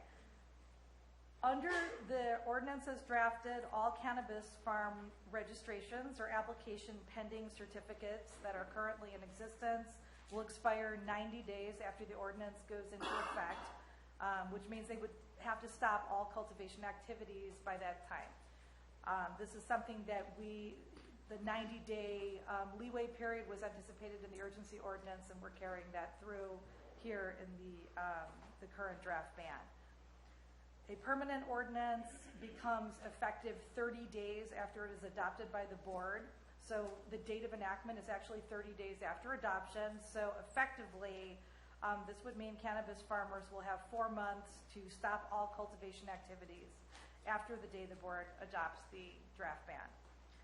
Okay, for those growers who did not have their registrations denied or rescinded, the way the ordinance is drafted now, the county will inform the state that the reason they're not allowed to grow locally anymore is simply because the county changed the laws. And the reason for that is because medical cannabis growers do need the county's blessing that they're compliant with local laws before they can get a state license under the current state law.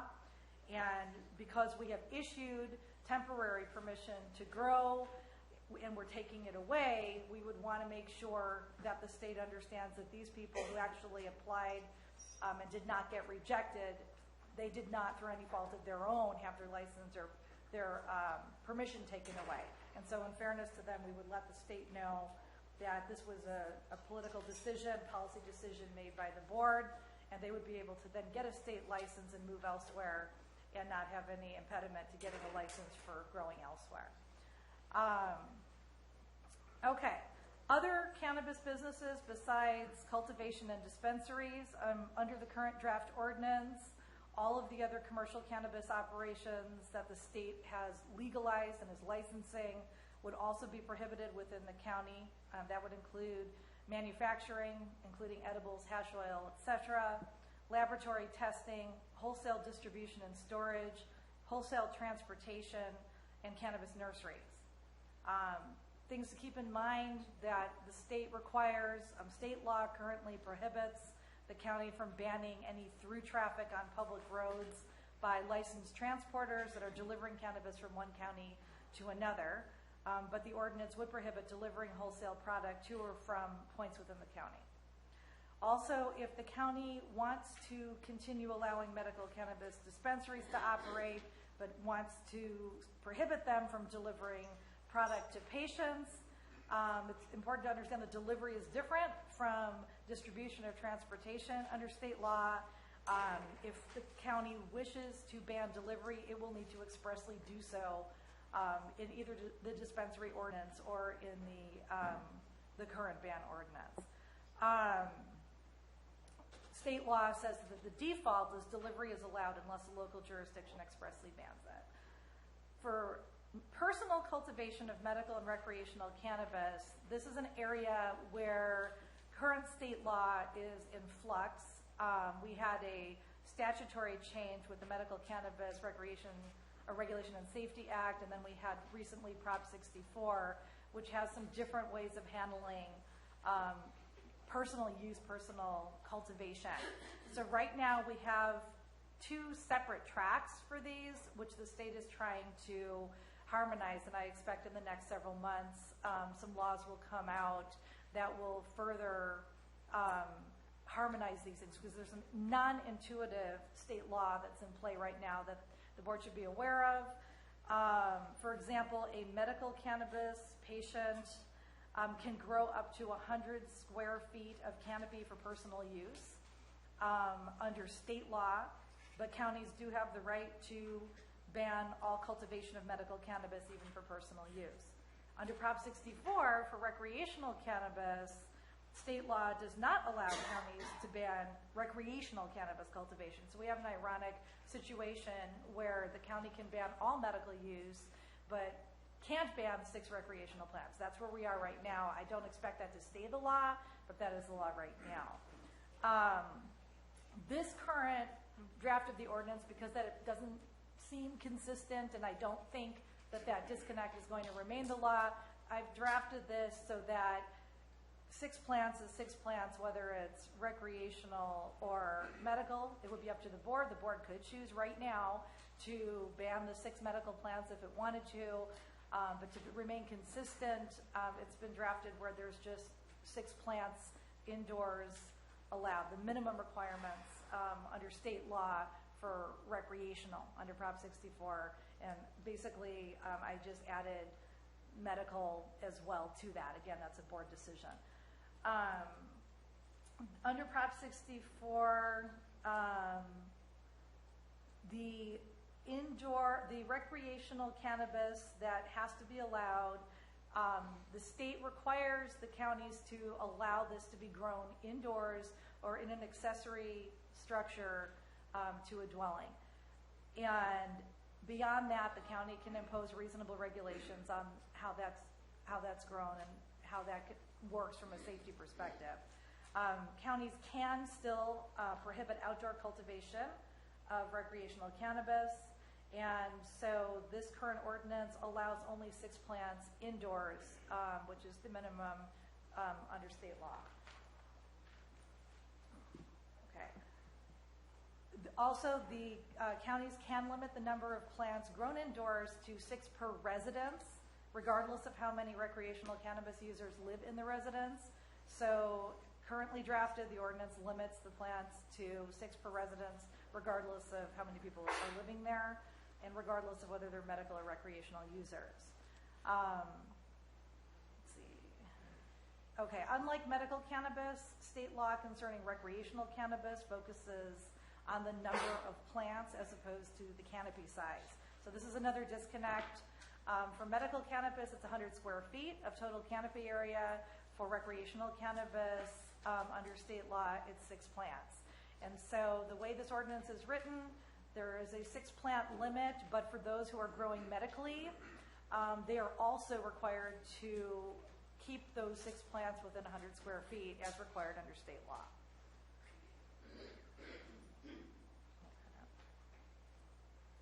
Okay, also there are differences in the state law when it comes to the age at which a person can grow or use medical versus recreational cannabis.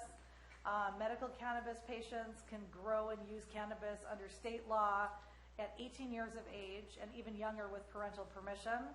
But for recreational cannabis, cultivation is not allowed or used until age 21.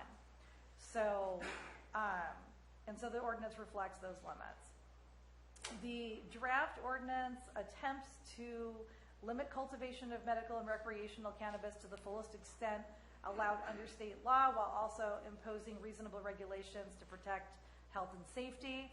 So as drafted now, and the board has wide discretion to change a lot of these things. One thing that the board does not have discretion, nor would I expect it would want to change, is that landlords can always prevent the cultivation of cannabis on their own properties. So regardless of what the board puts in place or whether the 6 plants are allowed, a property owner can prohibit all cultivation, smoking of cannabis, etc., within their own building or property. That is also reflected in state law. With respect to personal cannabis cultivation, the ordinance allows no more than 6 plants per private residence, regardless of whether it is grown for medical or recreational purposes, regardless of how many cannabis users live in the residence, regardless of whether the plants are grown inside the residence or in an accessory structure, and regardless of the size or maturity of the plants. So it's been drafted strictly to comport with the minimum requirements of state law. If someone is growing medical cannabis either personally or as a caretaker, their 6 plants must also remain within the state law canopy size limits for medical cannabis. That's what I mentioned before. The private residence must be a lawful permitted dwelling in order to account for purposes of growing the 6 plants. I believe that's a reasonable regulation that the county could defend. If the grower does not own the residence, he or she must first obtain and keep on the premises express written permission from the landowner agreeing to both the cannabis cultivation and any material changes to the property that would be necessary to grow those plants. And while these following situations are rare, I know it's happened, and that's why I wrote this. If someone owns a residence but not the land it is situated on, the same thing applies. There needs to be express landlord permission kept on the premises. The documents showing landowner permission would need to be shown to an enforcement officer on request. The person growing the cannabis must live in a lawful permanent dwelling on the parcel where the growing will occur, and the dwelling must be up to code. In the event that they are qualified under the disaster recovery ordinance, a temporary dwelling would suffice. And then there are numerous additional health and safety requirements that are written in plain English and easy to see that are listed in the about screening and all of that that I think are easy to just read in the ordinance. There is another section of the ordinance which is about remediation and restoration of former cannabis cultivation sites. The ordinance requires owners of parcels containing former cannabis cultivation sites to take specific steps to remediate and restore the land beginning immediately after enactment of the ordinance. And then they will have 6 months, 180 days after the ordinance is enacted to come into full compliance with the remediation provisions. Again, a permanent ordinance becomes effective 30 days after it's adopted by the board. So there would be another month after the date of adoption beyond that 180 days. And this part of the ordinance for cleaning up, this is in part to mitigate some of the environmental impacts that are part and parcel with the EIR. This program would help deal with the impacts of having abandoned farms in light of a ban. And so while the owner and the applicant, the registrant, would be jointly and severally liable, they would both, in other words, be responsible for any enforcement costs or fines that occur. It would ultimately fall on the property owner, as with most code compliance issues, it would ultimately fall on the property owner to clean up the site, because we anticipate a number of the growers leaving in the event of a ban ordinance. So basically, this part of the ordinance would apply to cannabis cultivation sites where the cultivation had been occurring within 2 years of the date the ordinance was enacted, regardless of whether the cultivation was occurring legally or not. So the owner, it would be incumbent on the owner to know whether there was growing on their site over the last 2 years, and to make sure that steps to remediate the site began immediately after the ordinance was passed. We do have it so that if somebody brought a property where there was a growth 30 years ago that has grown over since then and nothing has happened for over 2 years, and the property owner had no reason to know about it, these property owners would not be impacted, because we can presume that the grow that happened 30 years ago had nothing to do with the ordinance adoption we're talking about today. So the remediation requirements as drafted would apply regardless of whether any grading permits or building permits were issued to prepare or develop the cultivation site. If any permits did issue, which impose conditions that were to occur after cannabis activity has ceased, those conditions would have to be complied with.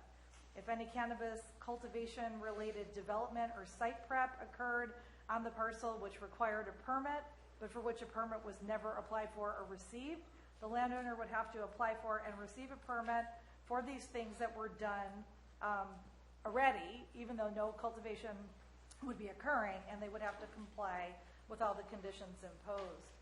And finally, there are a number of soil erosion and water quality control conditions that would have to be complied with, as well as regulations concerning waste removal, removal of temporary structures such as hoop houses, etc., which are, I think, pretty clear in the ordinance that would have to be complied with. So it's a very strict draft ordinance, and again, in conjunction with the consultants who are working on the environmental document, the remediation provisions were added as well in order to comply with CEQA. So anyway, that is what it says. And again, the board, of course, has wide discretion to decide whether most of these provisions stay in or not. I think I've covered the areas where the state has preempted the field, and I'm open to any questions.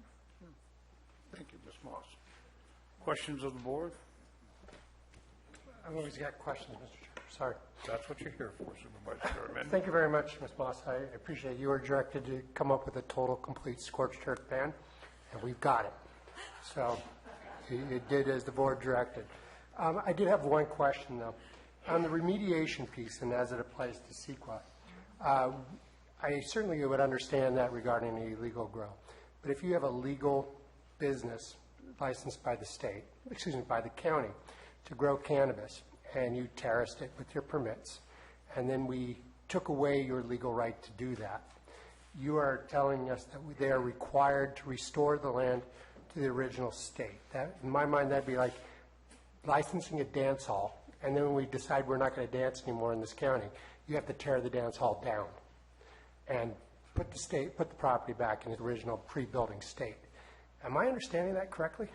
So, again, the EIR parts, I'll be honest with you, and I know this sounds like a cop-out, I wasn't involved in a great deal of that process. I wish Mr. Maurer were here. I can tell you there were reasons to recommend it this way. I will remind you that the landowner, as opposed to the grower, would ultimately be responsible. I realize that that is sometimes the same person. But ultimately, the board would get to adopt what it considered to be reasonable mitigation measures, and so the board would have discretion to change that, although, again, I would recommend that the board consult with Mr. Maurer and with the CEQA consultants before making a final decision. But that is not something that's required overtly under state law. Again, I think it was a bit of a balancing act to come up with what would be adequate mitigation measures. So it's debatable, and it's open to the board's discretion. Thank you. Supervisor Mills? Yeah, there's a couple things here. Into the urgency ordinance 1795, it talks about the 90-day shutdown window. But that's still within the board's discretion on whether or not we want to accept that or we want to alter that as part of the ban. Am I correct? The board would have discretion. This is a tough question. I don't want to get too deep into the legal quagmire that enters, because you can argue, right, that the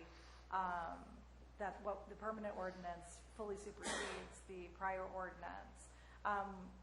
The prior ordinance did say that there would be 90 days to comply with whatever permanent ordinance we came up with. So it's been yes, the answer is yes. The board has discretion. However, it was stated in the urgency ordinance that there would be a 90-day period to comply. Okay, thank you. The other part, too, is we're talking about 6 plants per residence where you have multiple residences on a single APN. Or in the case we've had to modify post-Butte fire, the residences that people were dragging in because they weren't there at the time of the fire. They bought the property, now they're dragging in trailers, et cetera. Just how many plants are we going to allow on an APN, not so much how many plants are we going to allow at a residence, because you have multifamily residential in parts of the county, and to what degree are we going to control, limit, or adjust that? The state law, as it's written in the Adult Use of Marijuana Act, actually does say 6 plants per residence, and so it appears that that is something that would not be within the board's discretion, although a landlord could have control. So if a landlord had multi-unit housing and was not comfortable with that, the private property owner would be able to prevent that, but not the county. That's my interpretation of state law. It's kind of the way I'm seeing it, too. The other part that is option K in 17.95 in the draft ban ordinance, we talked about cultivators for dispensaries. The concern is, what exactly is that? If they decide to invoke option K, maybe it's 1791 I'm thinking of, to invoke that piece, where are we going to then have a loophole in our land use ruling so that they can say, well, we're growing on behalf of dispensaries, so therefore we have a right to 99 plants on this particular parcel? That would be completely up to the board. The board, there is no rule in state law that the dispensaries have to be kept open. The direction as our office interpreted it was to simply replace 1795 with another 1795. And as the prior board did before, they left the dispensary ordinance alone. So the board could choose to amend the dispensary ordinance to ban dispensaries, amortize the 3 existing ones, or it could clarify that the cultivation has to be on site and has to be within a certain limit. So a lot of that is very much up to the board. Okay, that's what I was saying too, is growing on site is what option K was talking about. So we just want to be sure that we haven't opened a door here. Option K, can you point me to, I just want to make sure I'm looking. I'm not certain it was 1791 or 1795 that had it. 1791. 91? 1791 option K. Option K. Right. Right, and so the 1791K right now, limits them to 6 to 12 plants per qualified patient to be cultivated on the premises, and they have to be in an indoor secured site acceptable to the county sheriff, that's neither visible to nor accessible by the public. So there are definitely still some rules in place on that. It could be limited by the size of the building. The sheriff has a say. They also do have an administrative use permit that needs to be renewed annually, and so if conditions are such that there are some difficulties with how the site is operating, those can be addressed during the AUP phase as well. But yes, if the board wanted to ban cultivation at dispensaries, it could. And that is my concern. If a dispensary claims they have 2,300 patients, and, right. I mean, the you board could could suddenly do that. spiral out of control here very quickly within the rules that we have now. So I just want to be sure that that is brought up.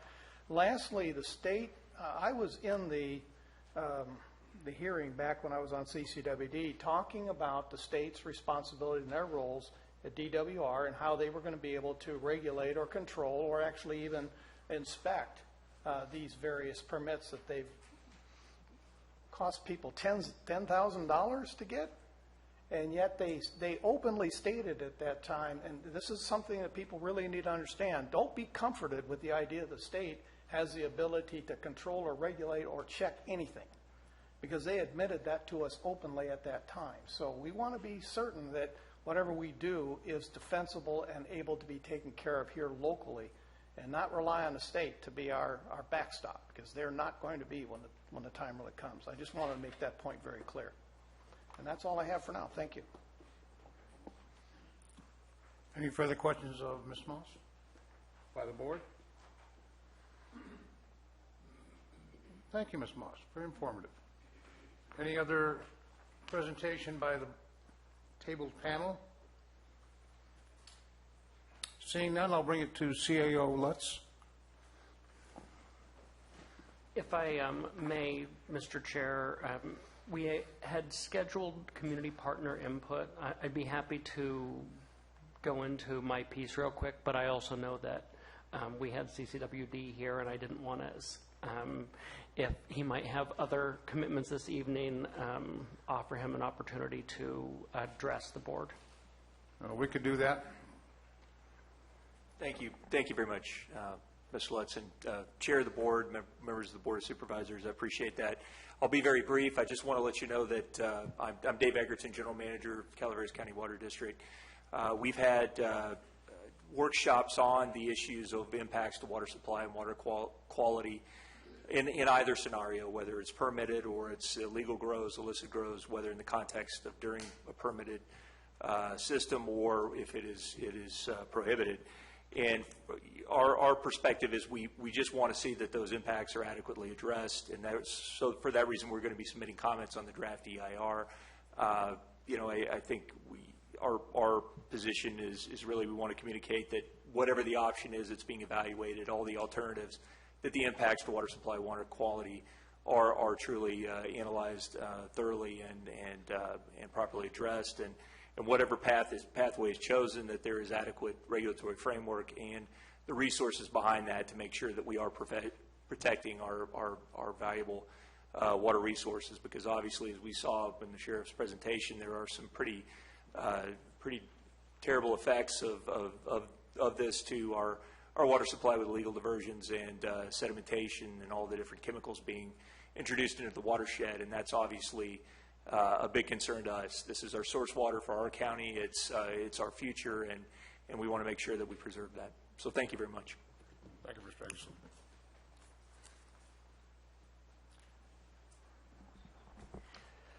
Thank you.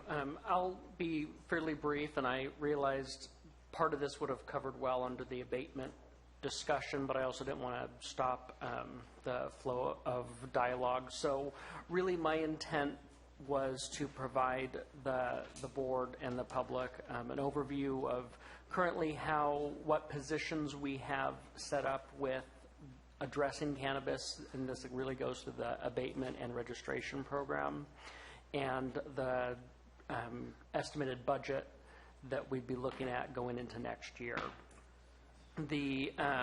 Currently, we have a total of 26 positions that have been allocated to the cannabis program through, and this was again going over for the last fiscal year.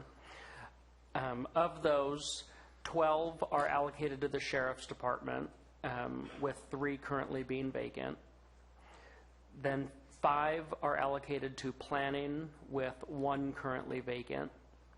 3 are allocated to building, all of those are currently filled. 3 to environmental health, and 2 of those are currently vacant.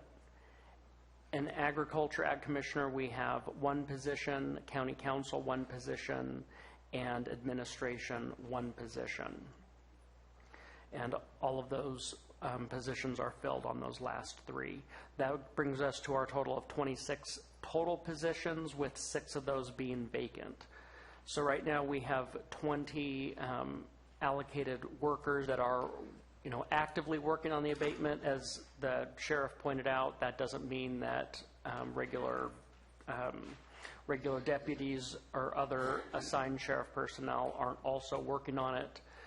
There's going to be some overlap, but those are the ones that we specifically targeted toward the program.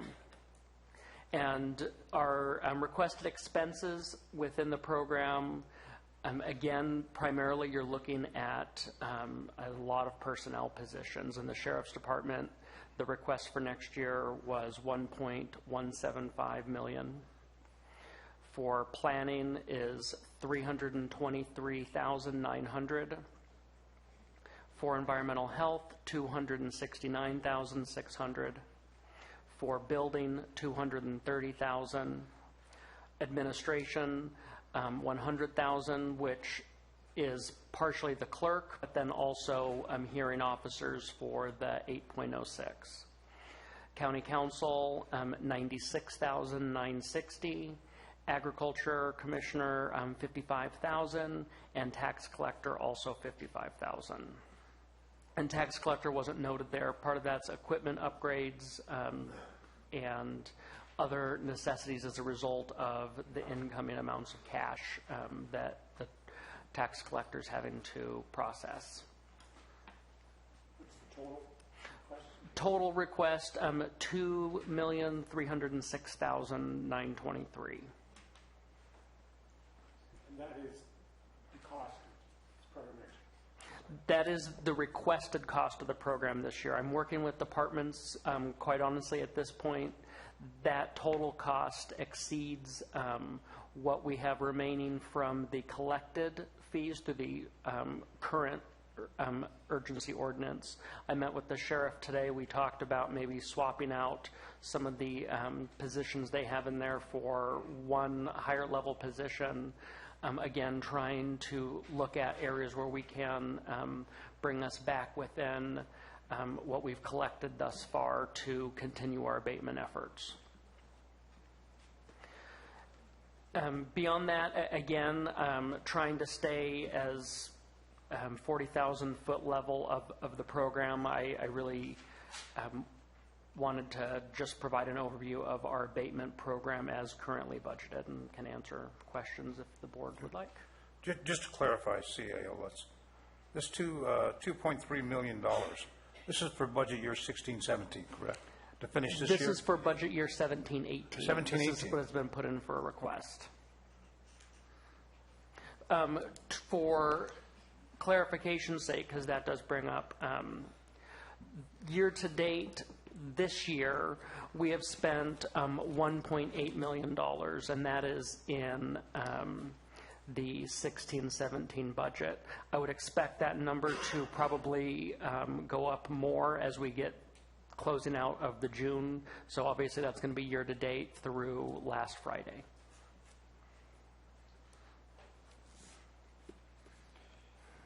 Thank you, sir. Any other staff presentations? Supervisor Garamendi, do you have a comment? No, I have questions. Sure. We're gonna, Tim, just so I'm clear, unless this board comes up with $2.3 million for activities next year, 17-18, it's not going to be business as normal. We'll lay off 20 people, correct? At this point, if we didn't have an alternative funding source, those positions have been identified as funded through the cannabis funds. So they will no longer exist unless we find $2.3 million in our general fund. Or other funds, but yes. Funds.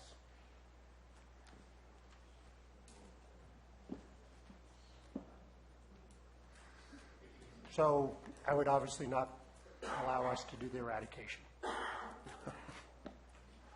Okay. For any other presenters, at this time, I think we'll open it up to public comment. Ladies and gentlemen, once again, you'll have 3 minutes. You can ask questions of the panel and the board, and no more than 5 people, please, standing in line. And once that happens, please replace the person who has finished speaking.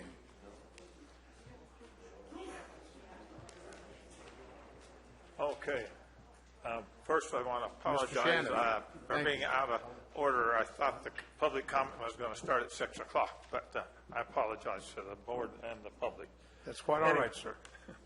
Anyway, I have a friend who has a close relative who went from marijuana to hard drugs, and he considers marijuana a gateway drug. I asked my friend, well, did your relative also consume alcohol? He said his answer was, I think we should ban that too.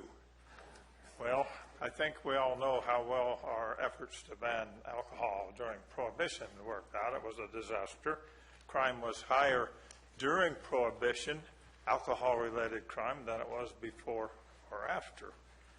Anyway, moving on, Time magazine reported on a study some years ago, less than 10% of those who drank alcohol and or partake of marijuana went on to be hooked on the hard drugs. And 10% to me does not indicate a gateway. I think actually it's personal, mental, or physical problems causes someone to open that gate to hard drugs. And as far as crime increase, I think that's another concern. Looking at Washington State might be worthwhile. The state legalized commercial and recreational marijuana in 2012. Marijuana-related arrests have increased somewhat, as well as Washington's overall crime rate. However, Washington's overall crime rate increase was just about in sync with the entire United States crime increase. It has gone up noticeably in the last few years. And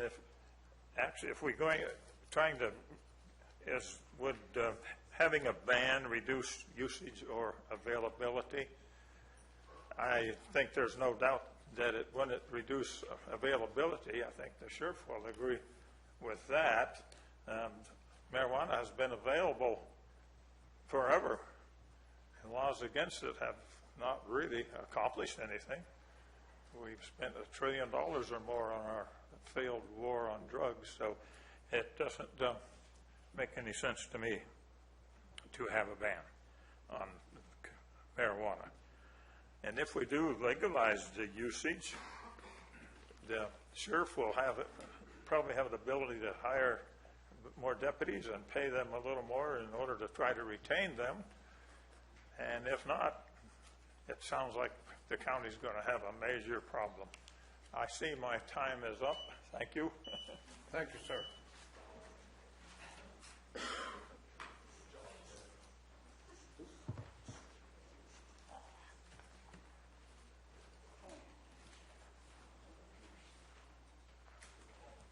Like Maya Angelou, and still I rise. I rose, Mike. I haven't seen you since the White Pines was open. That's right. And you bought me a drink. And I said my famous band, Burn Day, each of whose members lost their home in the Butte fire, myself included. I said we might help you in your campaign. Sorry about that. I got to watch my neighborhood burn from in Mountain Ranch from an intensive care bed around the corner. So I had a heck of a week. Anyway, I was up here, before I moved here from Oakland, I was here as part of a biogeography project at UC Berkeley, studying the Calaveras foothills, native plants, especially the rare and endangered ones, after the Old Gulch Fire. I studied plants there between Sheep Ranch and Murphy's. And now I'm studying them in Mountain Ranch on my burned out property. I'm trying to rebuild there. I realize that the whole county is kind of clogged up with the cannabis thing. You know, I've got an orchard planted, and I'm working on all the permits and everything. But my caregiver and his son, who's taken a year's leave from the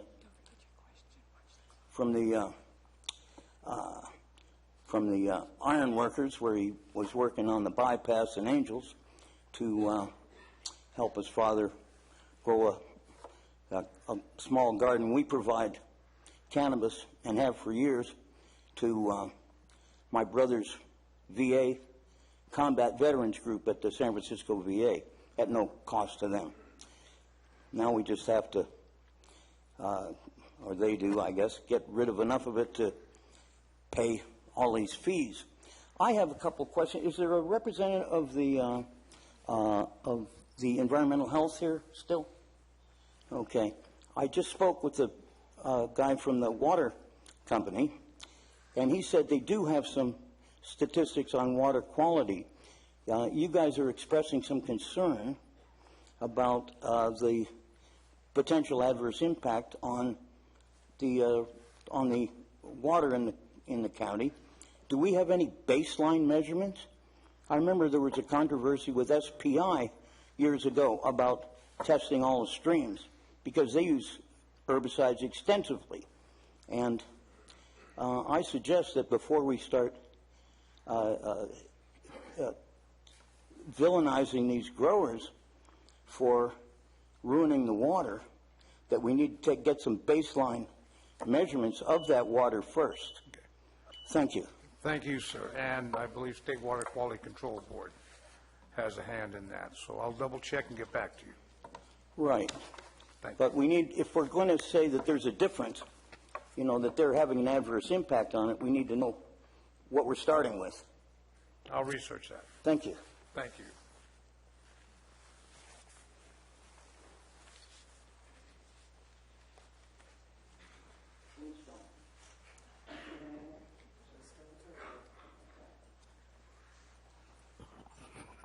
I'm Will Moore, live in Rangeville, Calaveras in District 5.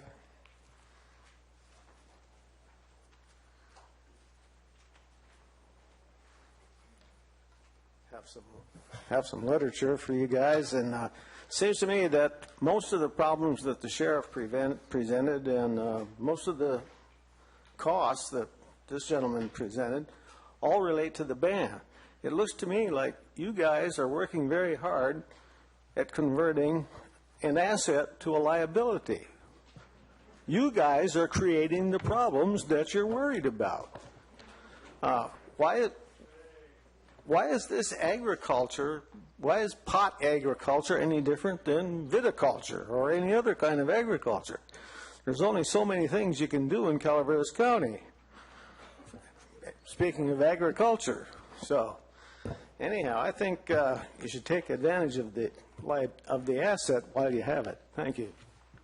Thank you, sir. Can I have this extra 2 minutes? Just saying. Hi, my name's Bill. I'm in District 2. I'm a county-approved grower, and I've hired 8 people, 6 from in-county. They're all W-9. They're 1099 independent contractors, okay? I'm a legal grower. I just don't understand why one decision is better than the other, to ban or to open it up. Why can't we solve this problem with a compromise? No one favor over the other. No one has talked about this possibility. Californians in 2016 voted for Prop 64, which allows for recreational use, and the state and the counties to regulate it. We are looking at the end of prohibition on cannabis, just like alcohol in the early 1900s. I'm sure some of you have a drink once in a while, beer, wine, or liquor. I was a bartender for 15 years, and alcohol is far worse in many aspects than cannabis is. Alcohol is actually a gateway drug. When you get drunk, you do a lot of weird things. Let's compromise. You have 700 plus or minus applicants. Some were approved, some were denied. What if you were to put a cap on the amount of cultivation licenses, whether it's 200, whether it's 500? Whatever the number is, cap it. And as far as the RR, don't totally ban it from RR, but put an acreage limitation of 10 acres or 5 acres. This way you protect neighbors with children, okay? Increase the acreage. Don't go 2 acres. 2 acres, people are putting a lot of cannabis on 2 acres. Manage it. You have the ability to manage it. Don't ban it. Don't open it up, but compromise. Work with it. Supervisor Mills, remember me and you, we spoke when you were on the campaign trail. I think you remember me. I was watering, okay? You do remember me. And you didn't speak of your views at that time, kind of misleading me, okay? Let's see. Your town has done what they should do. They banned it, okay? You cannot grow legally in the city of Angeles Camp. Copperopolis and Valley Springs could do the same thing. There are many ways for people to protect their communities and not just ruin the whole county. With the tax revenue from limited grows, you could generate up to 11 to 24 million. This year, Prop C passed $45 per pound. If I was to hit my goal this year, I would owe you guys $40,500 myself. I heard a lot of positions I would be funding myself, okay? If everybody else was to hit their goals and you had 350 farms, that means $14.75 million into your coffers. I don't understand why you wouldn't want to benefit from it. Creating a new tax base without burdening the existing one, which will happen with a ban or bankruptcy. Thank you, sir. Make the right decision. Thank you.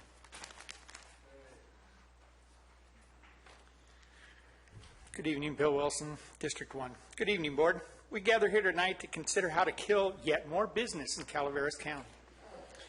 The inclusion of the 3 dispensaries in the Calaveras County Great Ban that the 3 of you have some reason for just needing to do, who, by the way, are doing business and have done business, those 3 dispensaries, with no complaint to selling to minors, throwing samples out the window as they drive by the schools, or anything else. I'm sure if we'd have had a problem with one of the dispensaries doing something illegal, we would have heard about it, just as we would have heard about those people having registered grows going out here with their AK-47s to greet the inspectors when they came out to inspect their property. We can't even get inspections done because the sheriff department is not funded well enough to present an officer. We had to go out and contract with the CHP to do that. Our local tax measure C passed with 67% of the vote. That was to tax and regulate, not ban. Prop 64 passed with 57% of a voter approval. 3 of you have vowed to ban no matter what. You've directed county council to create this ban. You're going to take and have a possible 20% of the money from Prop 64 that would go to law enforcement for eradication. With your ban of outdoor growing, we get no Prop 64 money, not a dime. But you want to rob the county coffers of the tax money that would be paid in Measure C taxes, an estimated $60,000 from just one dispensary, and $5.5 million due this June 14th from the registered growers. Those are the ones that are already licensed. You don't want to include any of the ones that you've kicked out, yet out of the 1,500, 600 illegal grows, you would rather ban than even open registration again and bring those people into compliance and the tax base. The slightest non-compliance issue, you throw out those people. You don't give them a chance to make those changes or get that tax stamp. In fact, you, the county, have been in violation since September 7th. You never issued a business license, although in section 17.95.165 N5A, receipt of a current valid business license pursuant to Chapter 5.04 of the Calaveras County Code was due September 7th. Thank you. Thank you, sir.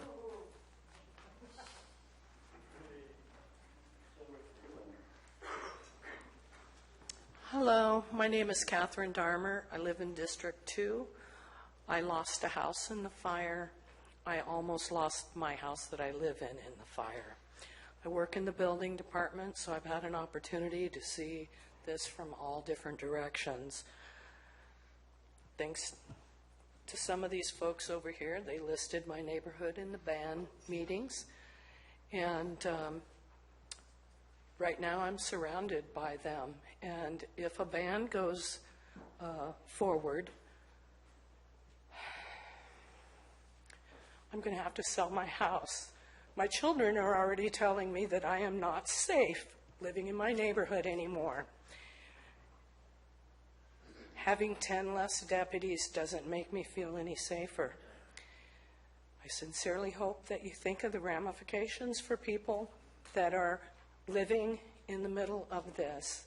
We want you to regulate and not ban. It scares me to death to think of what can happen. I am very fearful of this.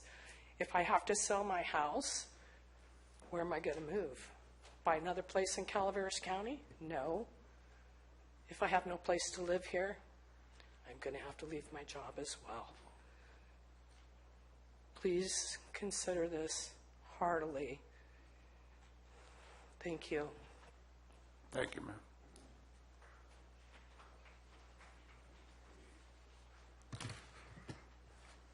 Good evening, Michael Magana, President of Calaveras SEIU Local 1021. I'll make a brief statement before I go into the point of tonight's subject. The last time I came to address you, I faced resistance from Mr. Oliveira, the board chair and county council, to allow me to speak. My hope was to make sure that the over 250 union members felt heard and supported. Instead, you insulted many county employees, and as someone stated, it was a slap in the face to SEIU. In fact, Mr. Oliveira, you gave me a word of caution when I was finally given an opportunity to speak, and I want to give you a word of caution to you, Mr. Oliveira, and to the board, that we will not be silenced. And when you bet against our members, you will lose. But now we know why, in enacting this ban, what you hope to do. It's to pull from the general fund to the community. What does that mean? It means more county jobs and less services that impact our communities. The substandard wages and benefits, along with workloads for county workers, has created a retention crisis. This explains why since 2013 there has been 50% turnover rate in our bargaining unit. We have 70 budgeted positions, but they're vacant, worth $3.3 million, and you have an assessor, like I've said before, that is 3,000 parcels behind. I hear that may be more. That is not bringing revenue to the county or to the schools. Measure C as well, taxes are coming in, and only the board can vote to reject them. While it is the board who will ultimately decide the fate of cannabis in this county, the fiscal uncertainty this board willingly creates should not fall on the backs of your employees who provide essential services to the community and help keep this county running. Our members are paying attention, and the many supporters of county employees that are in the audience tonight, and we are organizing. I stand with many of them today wearing purple, those inside and outside the board chambers, to show that we stand strongly united. Thank you. You're welcome.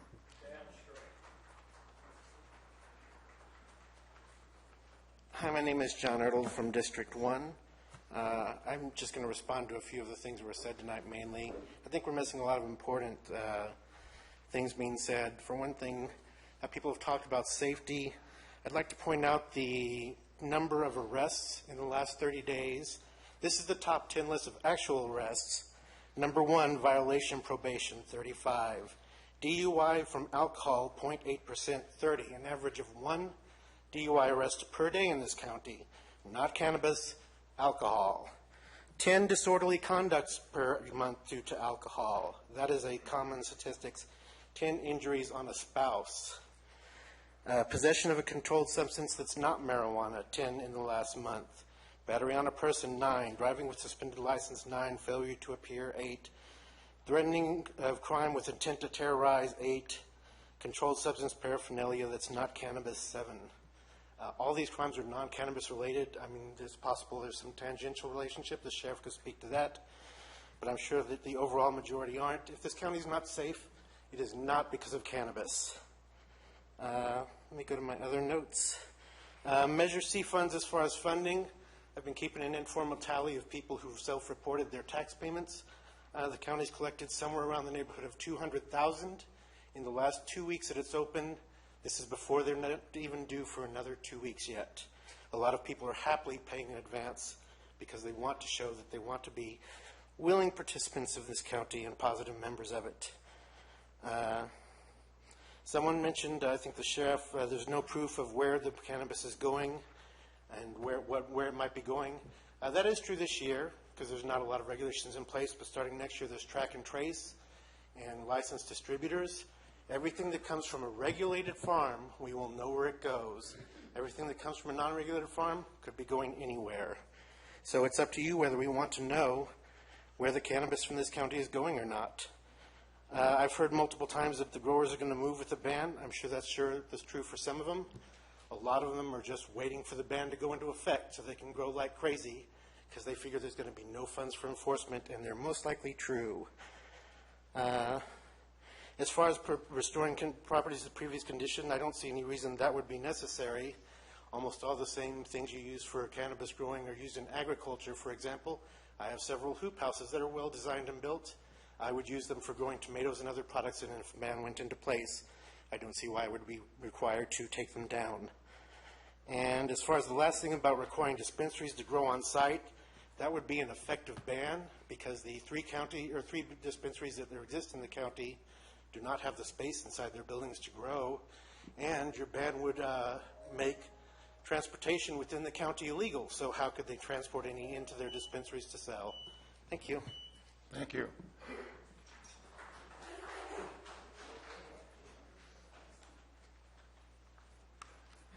My name is Stan Killian. I gave you all of a folder there that you can look at.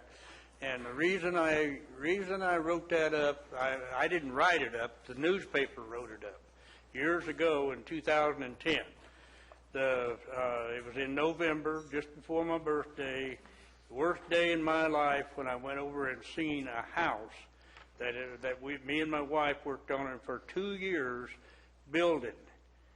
And we never lived in it because we moved to another place. But I rented it out, and this is the first people that I rented it to, and they've done it all over. They would rent property, raise their drugs, and it wasn't only marijuana, it was other things. And I called the sheriff on it that I knew things were going on. I went to the place, and the guy confronted me with a gun. And I called the sheriff. The sheriff came out, and he said, "Stan, it's a civil matter. You got to take it to court and to whatever." And so I called this newspaper gal. She came out. I jumped over the fence, started running up. The sheriff yelling at me, "Stan, I'll arrest you. I'll arrest you." I went up and went in there with the sheriff right behind me. And as soon as we opened the door, the sheriff said, "Oh my God, he's seen the damage that these people had done." The only charges I got against them was two little girls were living in filth, and they never got arrested even for that. It was a civil matter. And the reason I did it, I got into legalizing, and I lived right across the road from a place called Hub Court. Every sheriff knows where Hub Court is in Diamond 20. I live across the road from it. These people have stole from me. They've raised 3 people that died of overdoses over on their property, and nothing has been done. Now it's cleaned up. Sheriffs have cleaned it up. Since they've started regulating here, we've seen a lot of good things happen because of this. If we ban this, we're going to go back to crap like this where people can rent your house and ruin it, and there's no recourse. Thank you, sir. Thank you. And I hope the newspaper will take a copy of this here and publish it in tomorrow's paper. Thank you. About it.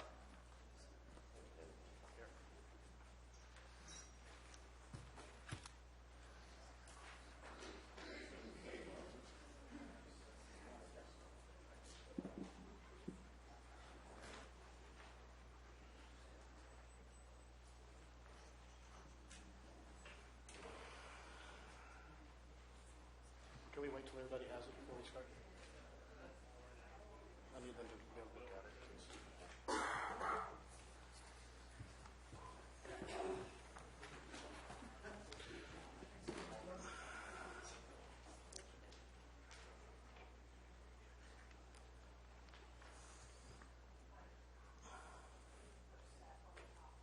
Oh.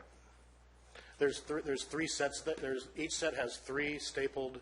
Correlated. Huh? It's all correlated, right? Yeah, yes, sir. Whatever the word is. Prapana Randall Smith, District 3 voter, registered cannabis business. There's a lot of 3 minutes. Let me just cut to the chase. Mr. Mills, honestly, to sit here and say that the state isn't going to do anything when we have many people complaining about how this state is overregulated, overtaxed, either it's very effective at overregulating and overtaxing, or it can't do anything. I don't think it's responsible for you to come up here and tell your voters that the state is not going to do anything. Case in point, what you have in front of you are 3 packets. The first 2 come from the same document. The state of California is currently putting together, there are 4 state draft regulations that are out there. They're a matter of public record. The first covers all state licenses of all the different categories. The next covers cultivation. Another covers manufacturing, and the fourth one covering testing labs and analysis.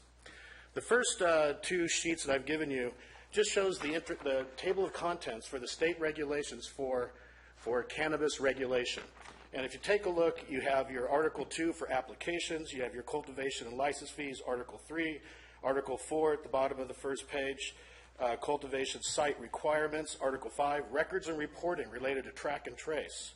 You have Article 6 regarding inspections. You have Article 7 involving enforcement.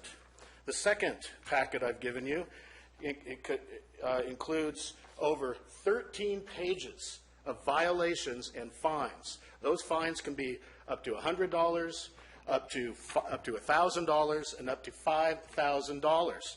13 pages of violations that growers at the state level can be fined for failing to comply with the law.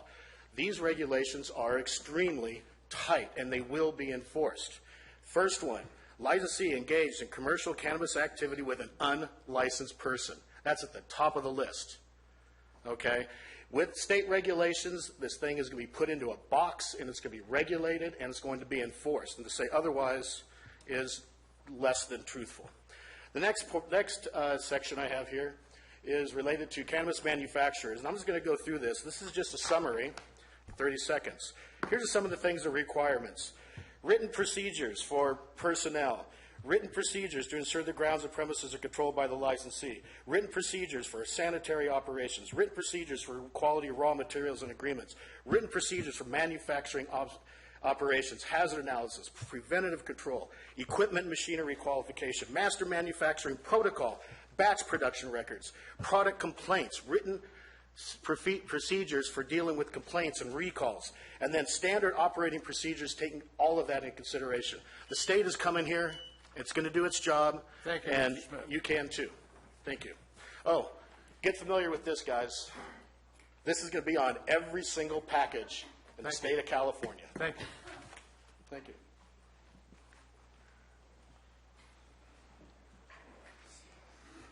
Good evening, supervisors. My name is Al Segala, and I'm speaking for myself. And I'm amazed how complicated all this is. You've read that whole packet? It's awesome. Sometimes by going back to just basic principles, you can see the light at the end of the tunnel. One principle could be what our doctor friends have, and they say is above all else, do no harm. Above all else, do no harm. Wow, what's happening here? Our wonderful Constitution is a different type of government and a different relationship between man and government. Under our system of government, individuals have natural rights which are specified in the 5th and 14th Amendment to the Constitution. Life, liberty, and property. Your function in government is to protect those rights. The sheriff's job is to protect those rights for everybody. And are we doing that? We have ways of... cannabis is a land use. I think you all agree it is a land use. There's 3 types, apparently. Medical, you got recreational, and hemp, which is all cannabis. The state is highly regulating all 3 of these. We have a planning commission, planning director, and a planning department. You put them to work administering regulations that have nothing to do with planning. Why not treat it as land use? Go ahead and let the planning commission go to work. Let the planning department go to work and identify these different uses where they can be in the county and designate the properties for that. That takes away 80% of the problem. There's more problem that needs to be solved. And it may not be up to the sheriff. There may be other ways to solve that problem. Thank you. Thank you, sir.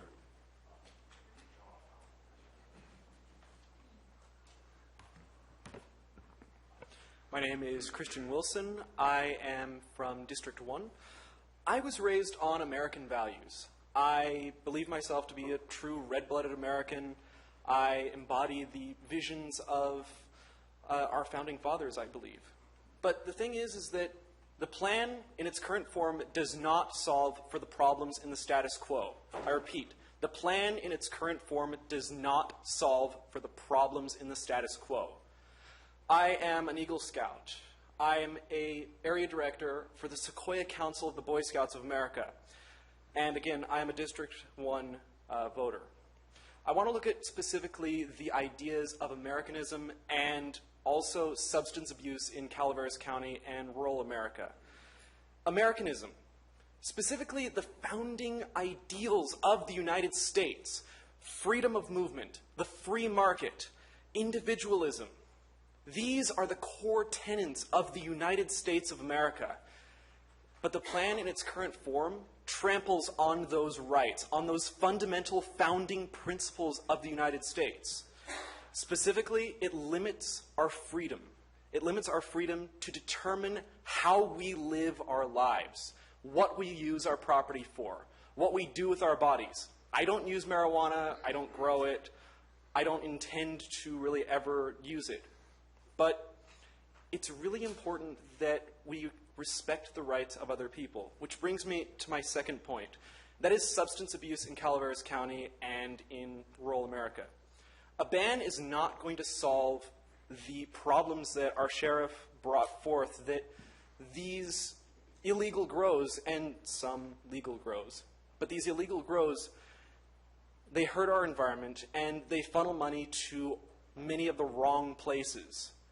Regulation, especially involving the current form, will actually provide the means for the county to allow its citizens to self-actualize, to improve themselves, and to improve their community.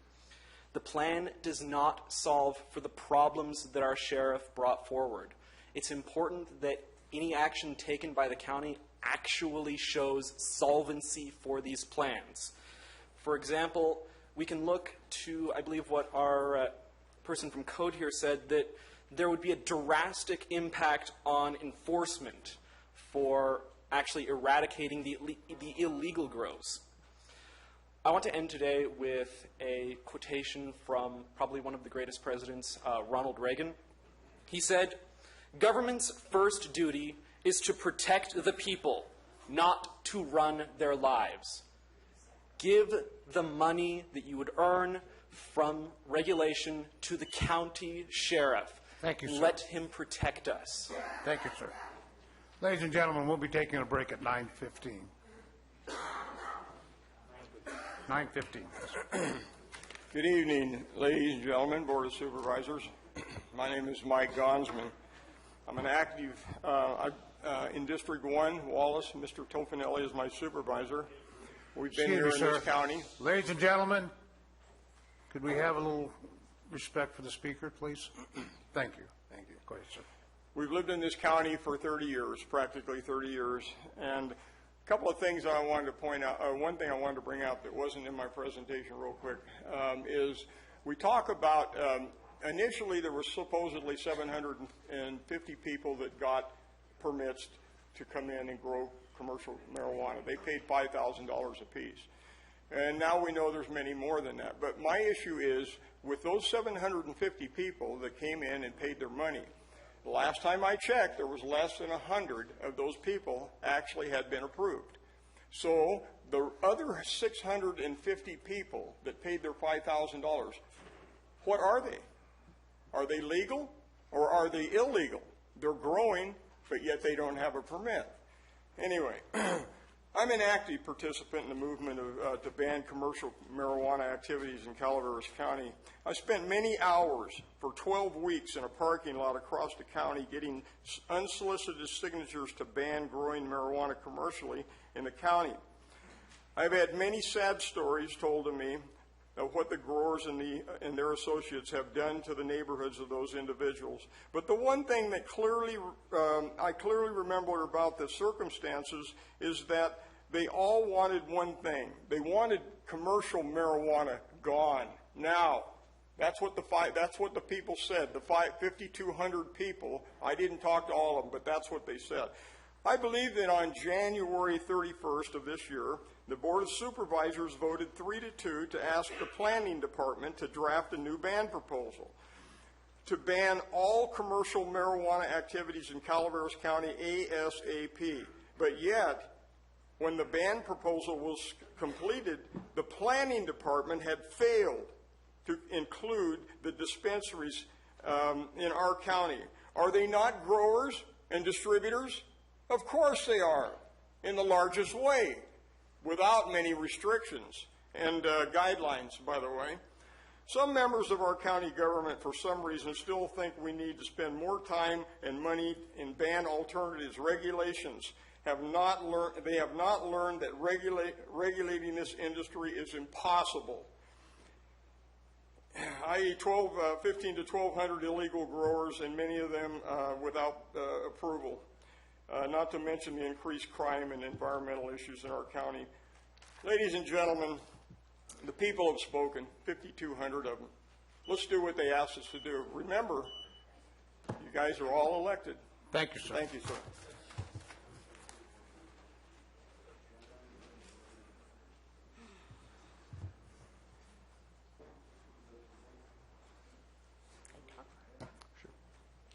Thank you, supervisors, for your time. I am one of the commercial marijuana growers. You asked us last year in May that we needed to pay to have permits to grow. We had to pay for fences and etc. We had to get tax ID numbers. We have done everything that you have asked of us. To tell us that we cannot grow at this time is not fair. We have spent a lot of time to prepare for our plants, and again, you have caused us to not know whether to plant again or not. We are good, abiding people who work hard at our jobs. I feel that those who are not working legally should be shut down, but those of us that are doing it by the way you asked should be left alone. Everything that the sheriff had shown on the screen are not the legal ones. With the money coming in, it would give them more money to hire sheriffs to help protect us all. Those that are illegal will still be illegal, and there will be no protection for any of us. It will give money to help our county with roads that are failing us apart. You'll have money to help those who need help in our county. It will give money for programs for people in our county. Our county is broken and needs the funds to make people who live here a good life. It is not going to go away. It will happen in the near future, and we are the pioneers of the marijuana growers. Marijuana is not just people smoking it. It does help people with illnesses and more. With more studies, it will save lots of people's lives. It helps people with pain and get them off of opiates. Helps people with cancer like myself.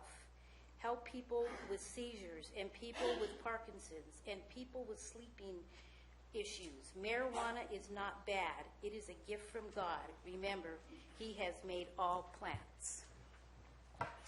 And I did have a question because we had the sheriff come out to our house and he said, do you have a permit to transport marijuana? And we said, no. Where do we get one? He said, we don't have one. Thank you. Thank you, ma'am.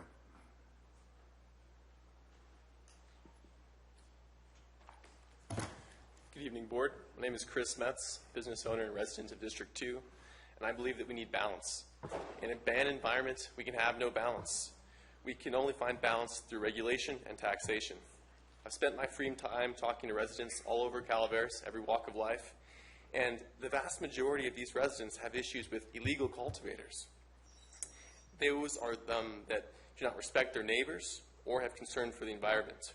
And without the tax revenue we see from Measure C, we have no chance of making them leave. Even the sheriff himself said he's going to lose 10 positions. The legal farmers in Calaveras County have not only helped the economy grow, but donate much of their time and their proceeds, their money, to local charities and organizations. Just look at the county fair for proof. This year, the livestock auction raised over $600,000. It's $100,000 more than they raised last year. Legal medical cannabis is helping revitalize our economy. Through regulation and taxation, I am confident that we can work together to craft a balance where neighbors can be respected and small farmers can make their living. Thank you for your time. Thank you, sir.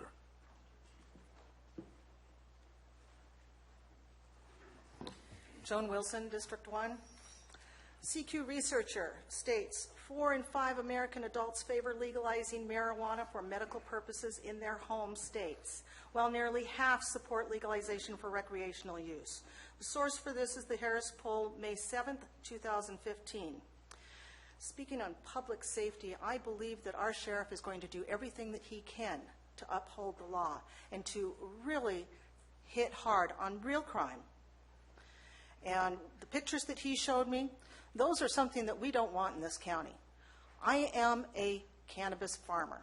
I stood here a little more than a year ago and said that before. Actually, I think it was at town hall. And I said it was scary to come out and say this. And it was scary for you guys, too, or the board that sat in your positions. You're scaring me again, talking about a ban. You've said it's okay. Now you're saying, well, I don't know, maybe we want a ban. As for public safety, if you ban laying off 10 positions in the sheriff's office, does not make me feel safe at all. However, in this same article, it is stated by the National Cannabis Industry Association's Ms. West says, no street dealer is checking IDs or providing child-proof packaging or carefully labeling products. She says, when we take cannabis out of the underground market and put it behind a legal, regulated counter, we create a safer, more responsible system and something that the sheriff has better opportunity to deal with. Also, dispensaries, if you take those away, you are not only taking away a safe access for people in this county, but you are also taking away safe access for people in neighboring counties that do not have dispensaries. Measure C passed overwhelmingly. I think that shows that this county really wants to tax and regulate. Furthermore, I would like to ask, if you do ban, how are you going to know about all the indoor grows? Or are those going to be illegal? Will there be illegal indoor grows? Possibly. And is this ban going to create jobs and bring money into the county? Thank you. Thank you, ma'am.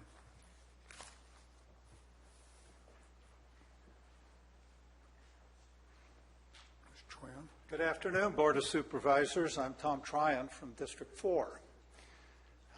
And I'd just like to say that I'm very disappointed and dismayed what the Board of Supervisors, you have done procedurally to our county. You have eliminated 2 levels of due process, a public hearing before the Planning Commission and a public hearing before the Board of Supervisors. In that place, you have appointed an appointed drug czar with prosecutorial authority for Calaveras County. Procedurally, that is mind-numbing to me ever since, for my 28 years on the board, and I think since the county was founded. People have always had the right to try to appeal to the Planning Commission and particularly to appeal to their elected representatives being the Board of Supervisors. You are denying them that due process right. And due process is the foundation for justice. And due process is not based upon speed. You have done this basically from the testimony at this table because it'll take 16 days to get to Superior Court instead of 120 days. Speed is not a sign of justice. Speed is a sign of injustice. If you have a public hearing, the little guy has a right to address this board. When you say you have no right to address the board and it only goes to Superior Court, then you're telling the little guy he has to go hire an attorney. He has to start assuming significant costs to get representation in Superior Court, where it's $100 to appeal, I think, to the Board of Supervisors unless you've raised the fee, or $100 to appeal to the Planning Commission. The other thing the appeal process does, it gives a total airing to the citizenry. I mean, we have TV cameras here. We have a media section now, and they all get to listen to hear the appeal and what the appellant has to say. And it also limits staff's ability to act arbitrarily, because the last thing staff wants is to come before the Planning Commission and the Board of Supervisors and get overturned. particularly appointed staff. They can read the tea leaves too. But there is no constraint on staff if you only can go to the Superior Court. That is just a horrible system you have put in place. It is defying of civil liberties that are fundamental in our Constitution and fundamental to every citizen in this county. You make it sound like if you had the authority, you would declare martial law. Thank you, You sir. would eliminate all of our civil Thank you, liberties. Mr. Toyan. What the heck are you doing? Thank you.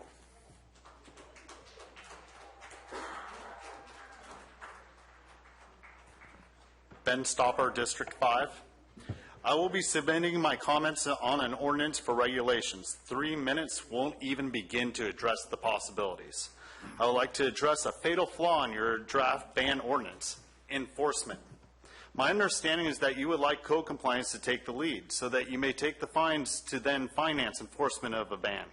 Administrative fees, right? If it goes to court and a conviction is made, then the county gets no money for enforcement. All the money goes to the courts. My question is, will you hold all compliance violations to the same standard? Building violations, environmental violations, and so on? Because if not, isn't that discrimination by use? Should not all violations be held to the same standard? Asset forfeiture. Last year, Governor Brown signed into law Senate Bill 443, protecting Californians on civil asset forfeitures, requiring a conviction prior to forfeiture.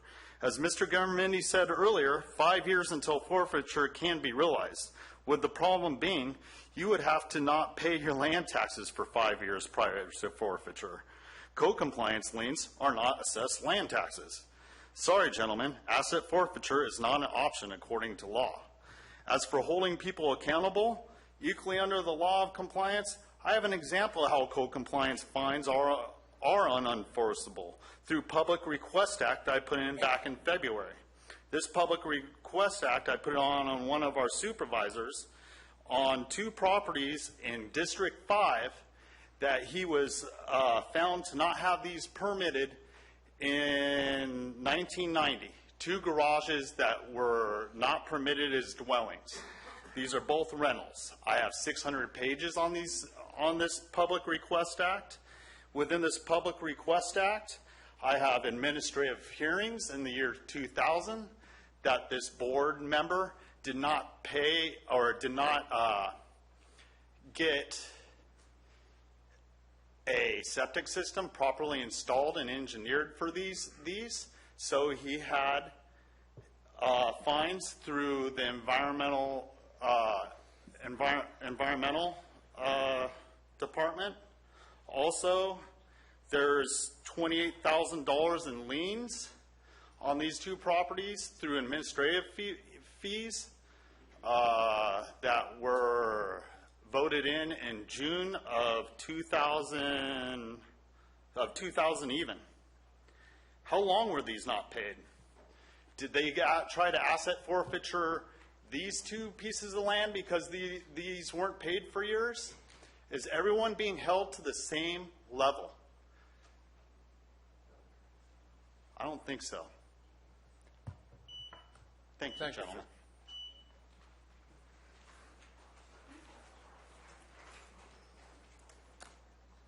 Good evening. Brock Estes, Valley Springs, District 5.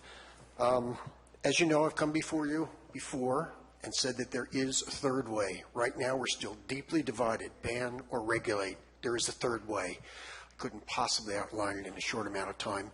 But if you do a little reading on the history of Prohibition, it'll give you some hints.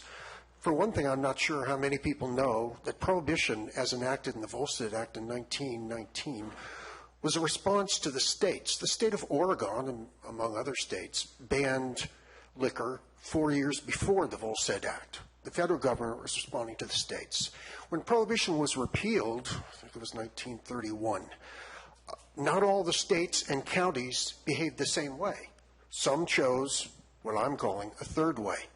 And I urge you to look into that history, and it'll give you some hints. In my remaining time, I'd like to address a couple of the presentations tonight. Staff made a presentation in which they laid out a month that the ban would take effect after being passed, 3 more months for the growers to be in compliance. However, what was not addressed is the fact that there will almost certainly be lawsuits challenging this. Now, the rule is, I'm sure staff can confirm this, is that while there are lawsuits, the ban does not go into effect. The urgency ordinance remains in place. I've rarely seen questions like this handled legally in a timely manner, although my supervisor assures me that 21 days may be a time frame. I think this is going to be bumped up between presentations, appeals, bumped up to, my wind up in the California State Supreme Court. It could be literally years, which again is a reason to seek a third way rather than to get into where one side wins and the other side loses. Let's find something where we can split the difference and everybody gets a little something of what they want, and it can be done. Regarding the sheriff's presentation, first of all, I don't know what a fertigation tank is. Never heard of it. I'm going to focus, though, on the fact that the sheriff made very clear that there are a lot of illegal grows and eradication of all of them can't possibly be accomplished. I believe the number was something in the neighborhood of 1,000 illegal grows, and I think I heard maybe a third of those might be able to be eradicated. I'm wondering why none of you asked him, what will be the procedure for establishing priority on what eradication gets done? Because what I don't want is for someone who helped design the regulations and then went out and bought land to grow marijuana. I don't want some people to get a pass while other people are targeted.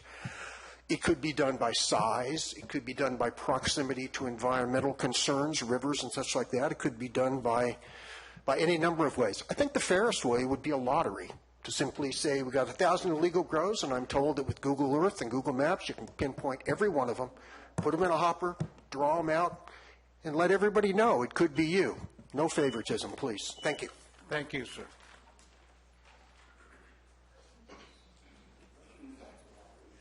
Good evening. My name is Ryan. I'm a cultivator in District 1. I had a few questions arise after tonight's study session. How does the board deem it admissible to reuse the EIR priorly put in place to support cultivation regulation now for a proposed ban on all cultivation? Why isn't an entirely new EIR required for an entirely new ban ordinance? Second, does the board think that forcing people to take action to abate legally graded property is enforceable or legal? And if a ban is imposed, when and how is the county going to refund the registration fees if the county has already spent a significant amount of the fees collected? Thank you. Any staff member have answered those questions? Neither does the board. Thank you, sir. This will be the last speaker before our break. In the spirit of my favorite American hero, I have Woody Guthrie. I have a rather creative public comment.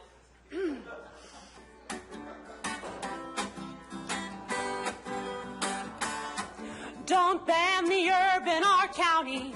We need our medicine. We want to have fun. Cannabis brings in lots of money. We'll spread it around, pay taxes for everyone.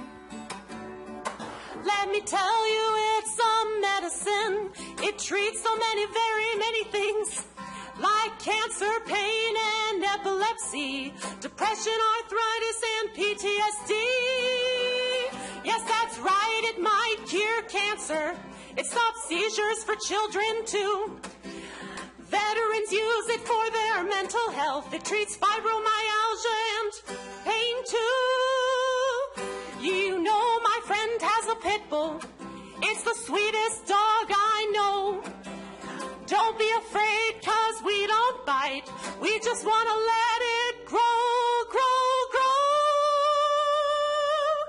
We've been dealing with prohibition for a very, very long time. We're ready to keep on dealing with it, but really we'd rather walk the line. So do you want our money? Do you want jobs in this county? Do you support an agrarian economy? Give us the chance to do it right. 'Cause we're not bad people, we're families. We're friends, we're artists and more. We're in favor of stopping the cartel too. Legalization will help fight them that much more. I saw an ad for an antidepressant. It said, side effect death. Now why would I want to take that when cannabis makes me feel the best? We're your neighbors, your community, and we just want to get along. But Jeff Sessions has a lot of you scared, and that's why we sing this song. Come on, everybody. Don't you ban the herb in our county. We need our medicine, we want to have fun. Cannabis brings in lots of money. We'll spread it around, pay taxes for everyone. Don't ban the herb in our county. We need our medicine, we want to have fun. Cannabis brings in lots of money. We'll spread it around, pay taxes for everyone. Thank you very much.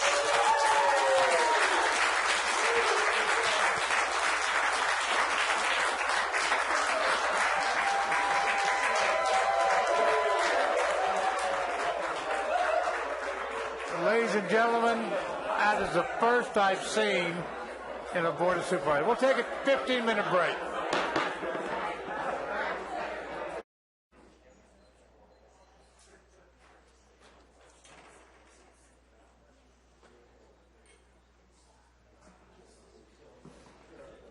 Okay, ladies and gentlemen, we'll be back in session. Can I have an indication by hands how many public comment speakers we have left? Anybody? All right. We set a cutoff time at 11 o'clock tonight, but I want to make sure we get all the public comment and a chance for the board to discuss these issues. So we may be going beyond 11 o'clock. So just bear with us. Next speaker, please.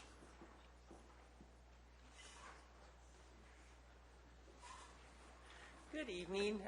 My name's Patty Johnston, and I'm from District 3.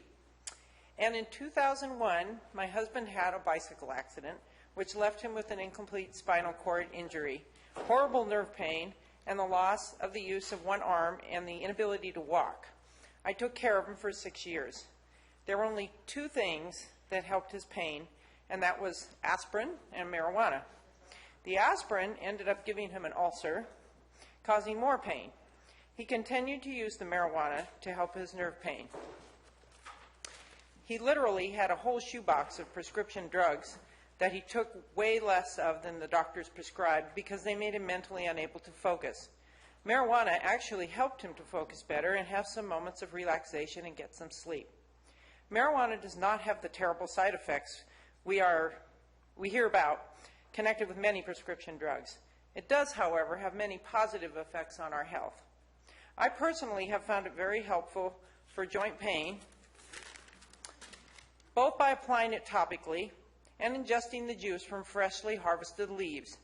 And did you know that when you take the fresh juice, you can get the medicinal benefits without it making you feel high? So I ask you to have an open mind and try to look at this beautiful healing plant in a new way. It's just another healing herb. Now, is that so scary? Thank you. Thank you, ma'am.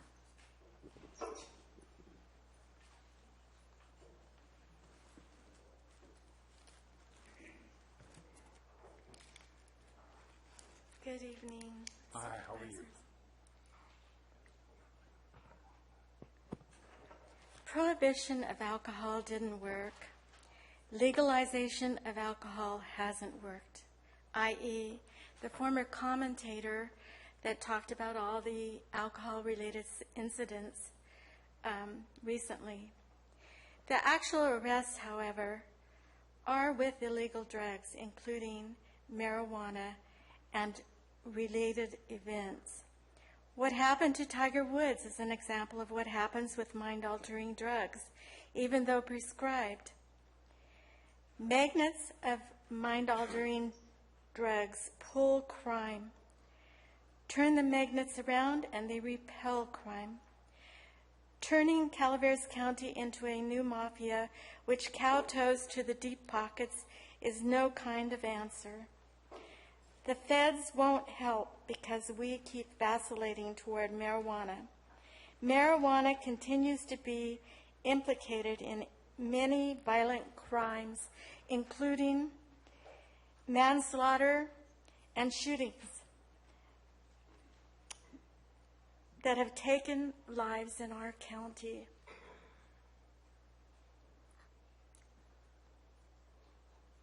Trying to pit one drug against another, whether it's alcohol or prescribed drugs or marijuana or meth, it doesn't make any difference.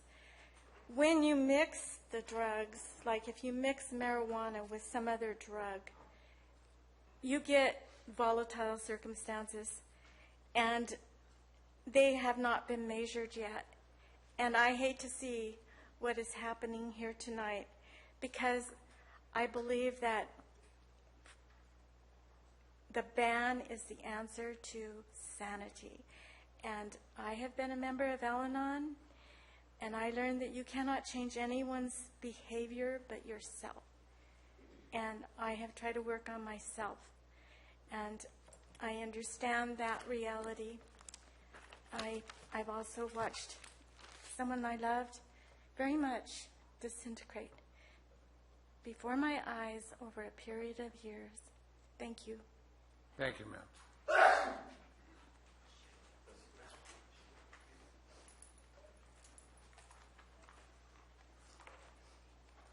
Hi, I'm Steve, District 5 voter. The voters basically voted out the previous board that had allowed this. Their argument is, you allowed it, and now you're trying to take it away. No, the voters voted you in to help us take it away. We were silenced of our chance to vote on it as voters because of some technicalities. Their big high-dollar attorneys figured out there was some bad language that didn't meet election code. But if you take the will of the voters of this county and tally what they would like this drug dealing and marijuana out of our communities, out of our neighborhoods. I'd like to enjoy my horse ranch again, where I go outside now. You can't go outside without smelling like a dead skunk from about now through October. It's unbearable. My enjoyment of my property because of public nuisance of a neighboring half-acre, supposedly half-acre pot grow, a registered pot grow, which the previous board thought would be a good idea, is not a good idea. It's going to lead to tons of more problems than it's good, as far as they're saying, bringing in taxes and all this great stuff. No, there's nothing wrong with the marijuana. I agree, maybe it helps people's arthritis and their fibromyalgia and their cancer. Great. Take and grow it up in Modoc County where people don't live and harvest the hell out of it, process it, and bring it down to wherever you can buy it, but not in our community. If regulation is a bad, they're saying regulation is bad on the marijuana, then why does the CHP still have speed limits? Why do you go 25 in a school zone? If we just go through there 80, oh, there's probably not going to be any problem. Yeah, with your marijuana people behind the wheel, there's going to definitely be problems. We need to get this crap out of our communities and get our properties back. And the voters voted most of you in, and with some of the views of some of the Board of Supervisors that are for it will certainly be voted out next go-around, if not sooner. That's not a threat. It's just you talk to the bulk of the people in this county. I don't have a guitar. I'm not a gimmicky. I'm not telling you all this great stuff all about it. All I can do is tell you I've been here 22 years, and my horse ranch is almost unusable and unsellable at this point. People would show up and go, what in the heck is that smell? They'd jump back in the car and say, honey, get the kids, get the heck out of here. Get our properties back. Thank you. Thank you, sir.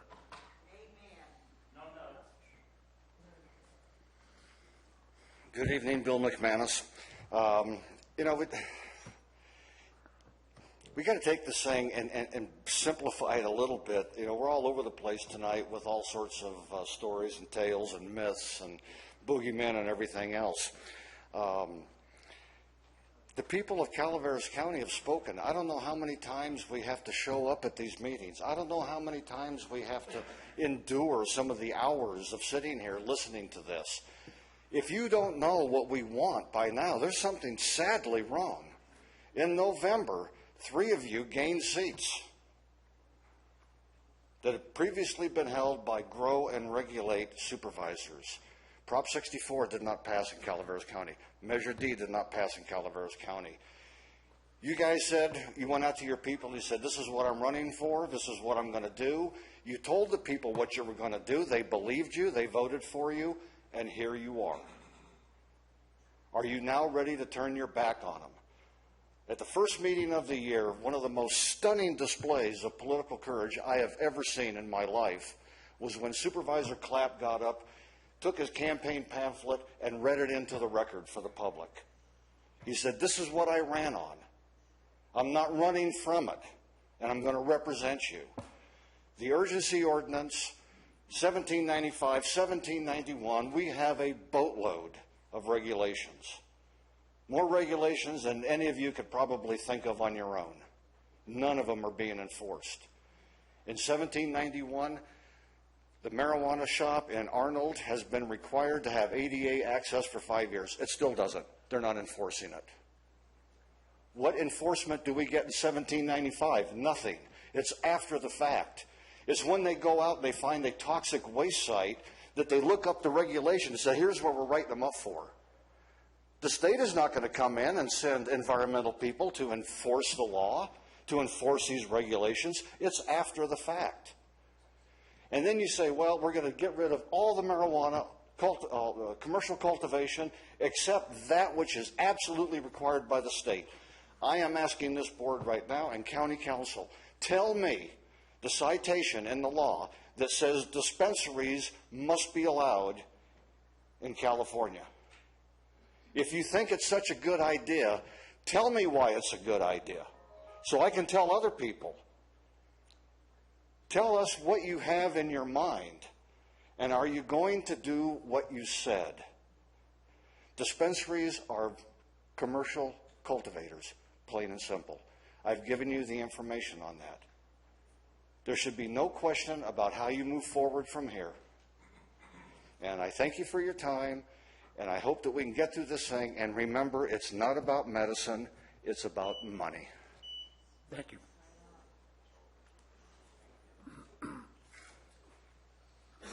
Good evening, Marty Crane, Rancho District 5. It always bothers me when I hear statements being thrown out there about this is fact and you should believe what we say, and I can't believe you don't know what we want now, and you should be doing that.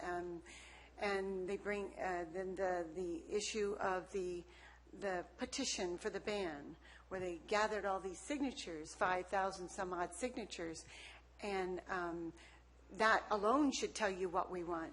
No, that's 5,000 signatures of people who came to the booth and decided to sign it, but it doesn't have, there was no count of all the people that walked past it and didn't want to sign it.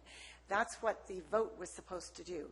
So when people say that they stole our vote, we didn't get to vote for it, I want to know how many people wanted to vote against it. That's what it's all about. That's democracy. And so I don't think that argument can be used one way or the other. It's just the way it was. And Supervisor Clapp, when, yes, you read your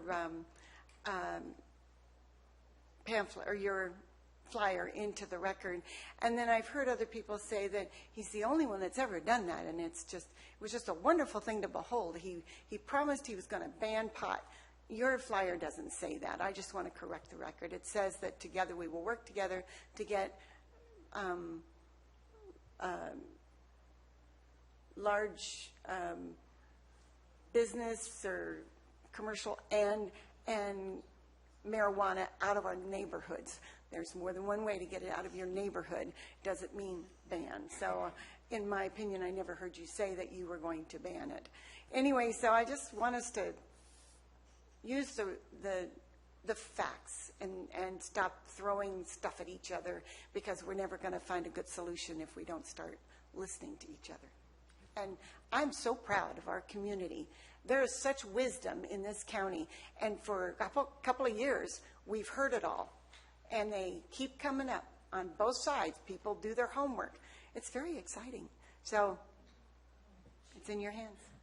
Thank you. Next speaker.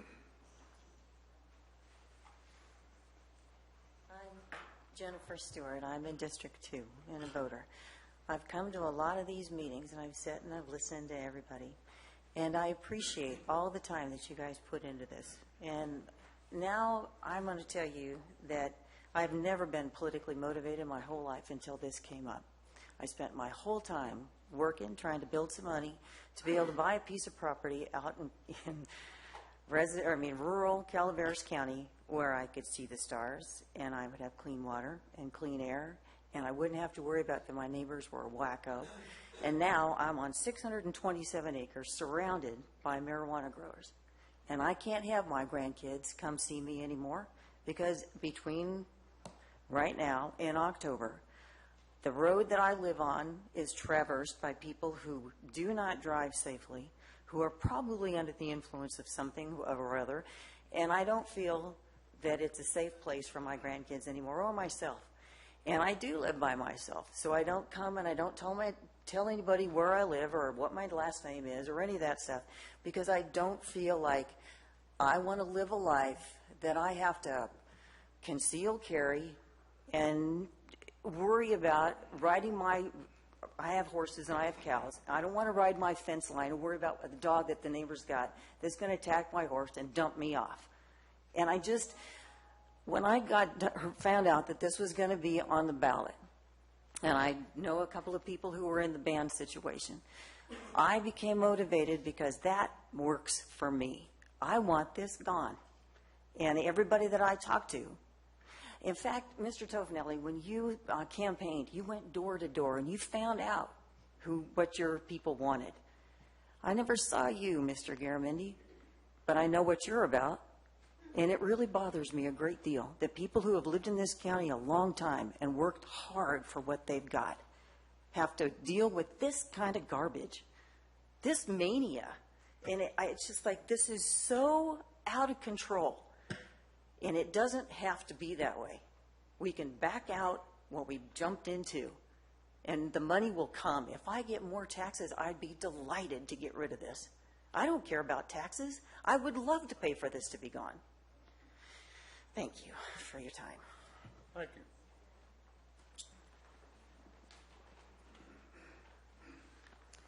Good evening, Vicki Reinke, Angels Camp. There's just a lot of things to say, but I have 3 minutes, so I'm going to try to say a few different things. One is I want to thank the supervisors who asked for the ban ordinance to be written. You are on the right side of history for our county. Hearing the presentations tonight, it's just absolutely overwhelming what we have to go through to try and regulate marijuana. And why is that? Why does it have to be? Because I know everybody says, well, government shouldn't get involved. Well, here's why. It's the product, and we don't talk about that very much. The product is marijuana. I grew up in the 60s. We had marijuana.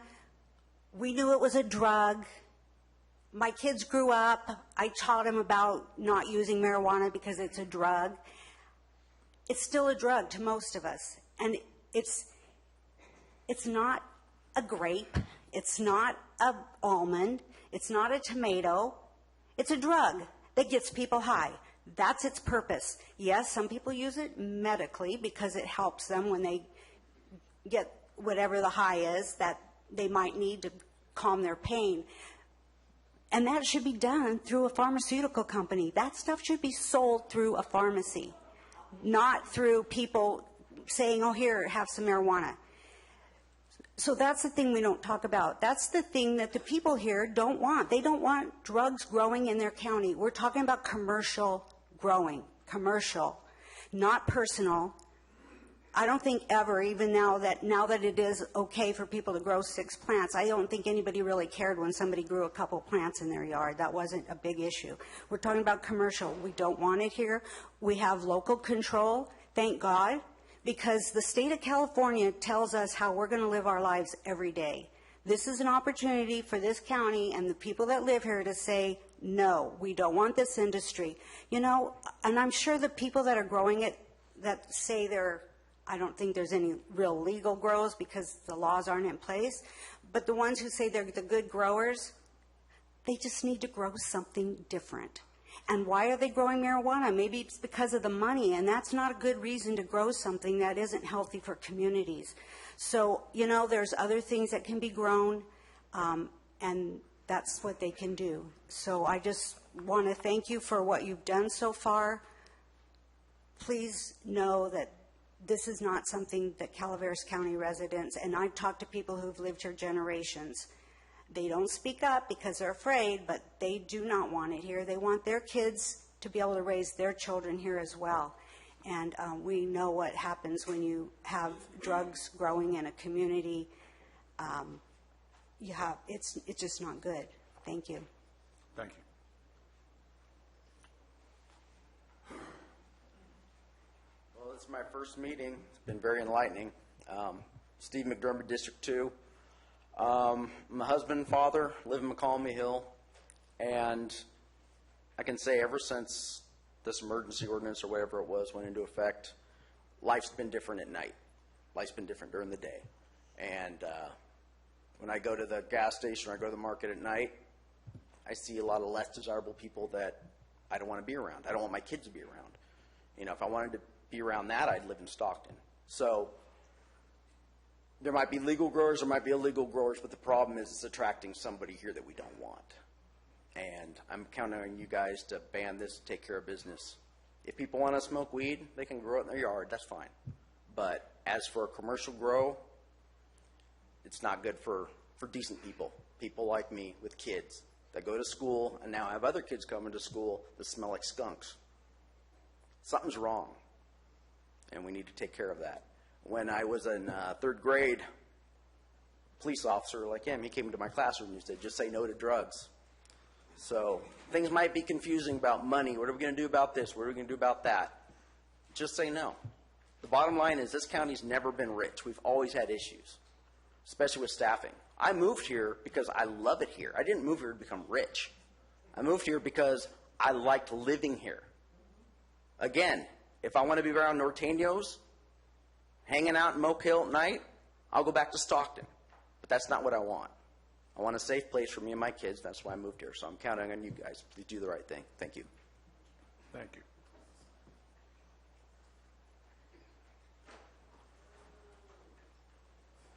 Hello and good evening. My name is Raymond Smith, Valley Springs. Good evening, Sheriff, Supervisors. It's good to see you this evening. I'm glad to be here. I just got off work. I am here to support the dispensaries and keep them out of the ban, simply because it was never part of the ordinance. To my understanding, when some of you were running for election, putting a ban in the ordinance and treating the dispensaries as that wasn't part of your election campaign. And next year is an election year, so I just like you to keep the people in mind, and when you do make this decision, to have their quality of life in mind as well, because this is about dignity. And there was a very, very great philosopher that said dignity is quality of life. Those two are very closely related. And when you talk about these dispensaries, they're not commercial cultivation operations. These are essential safe access points in this county just like San Joaquin has in theirs for Stockton. These are essential safe access points for people in this county like my family, like my mother, like my brother, like my father, like my late father who has passed away, who would need it. I would also like to just say that I do not support the ban whatsoever. I do support the sheriff's office to the fullest extent that you guys can, but let's keep patients and caregivers out of the ban. But most importantly, let's keep these dispensaries out of the ban, because if we can't provide for our patients, if we can't provide for ourselves, we have to go to a dispensary. And let me just tell you, before we went to a dispensary, my family was getting $300 ounces off of the street. And if that's what we're going to have to do here in Calaveras County, that is not going to be good, because the black market is going to love that. I really don't want to see this county go the way of others that have banned. I'd rather see more of a support for these dispensaries, for these. There are people that rely on these not only for the quality of life, but for sustaining the longevity of their lives. This is essential. You said that people may be able to get this from a pharmaceutical aspect, but folks like my mother who are allergic to pharmaceutical opiates, this is just not an option. We are going to have to travel tens of miles on the highway, and this is going to be a problem coming and going. Thank you very much, and have a good evening. It's good to see you again.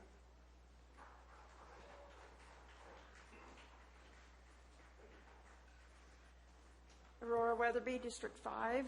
I want to thank the supervisors for considering everything here this evening.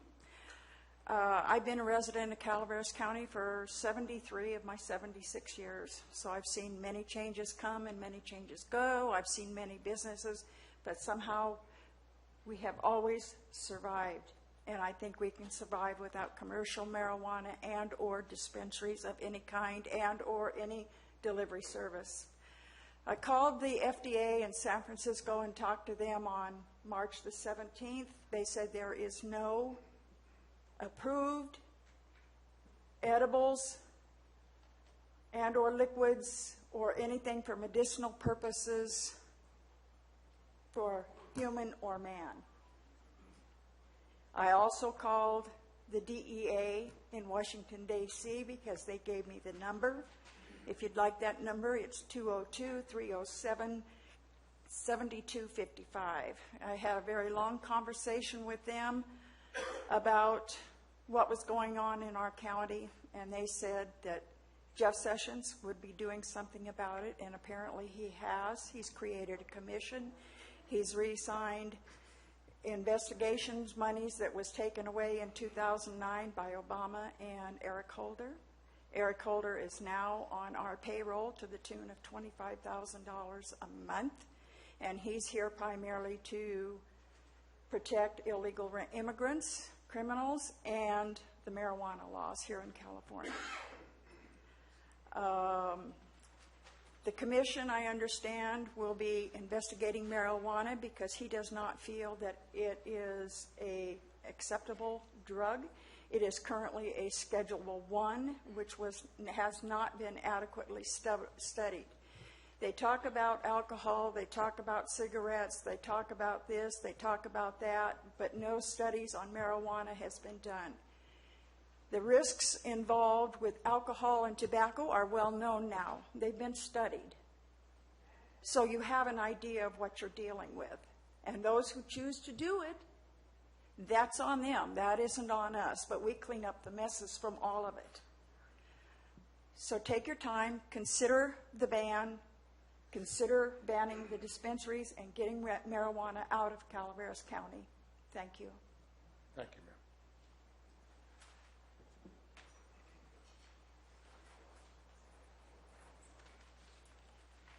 Michael Falvey, 40-year-plus resident of Mountain Ranch.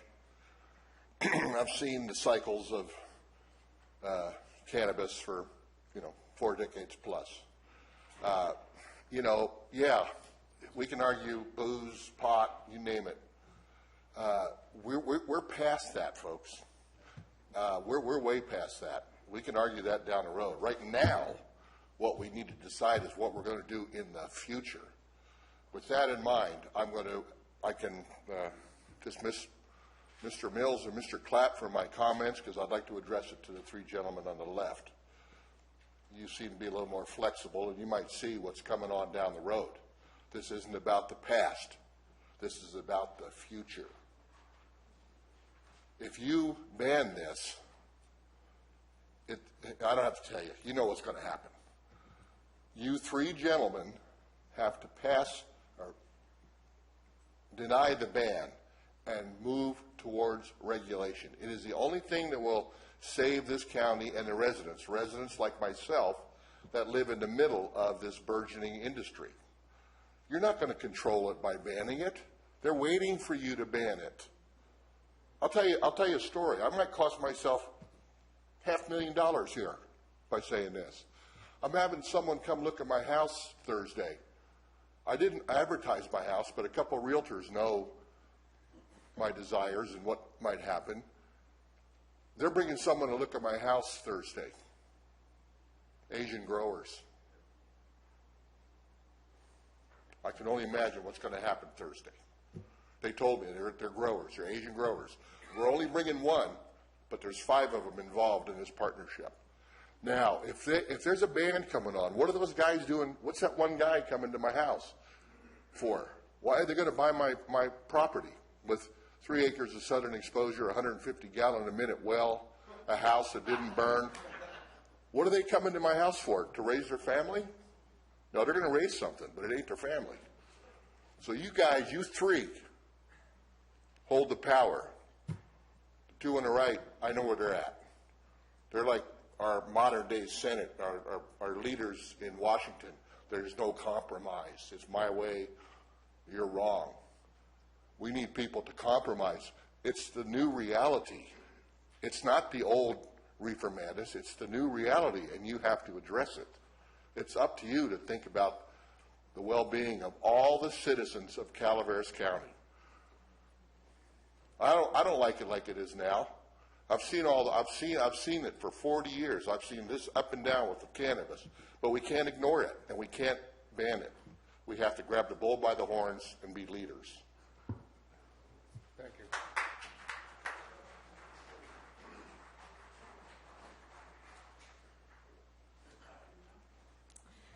My name is Ashley, and I'm from District 2. I have a letter that I drafted on Sunday, and I had other people that wanted to sign it.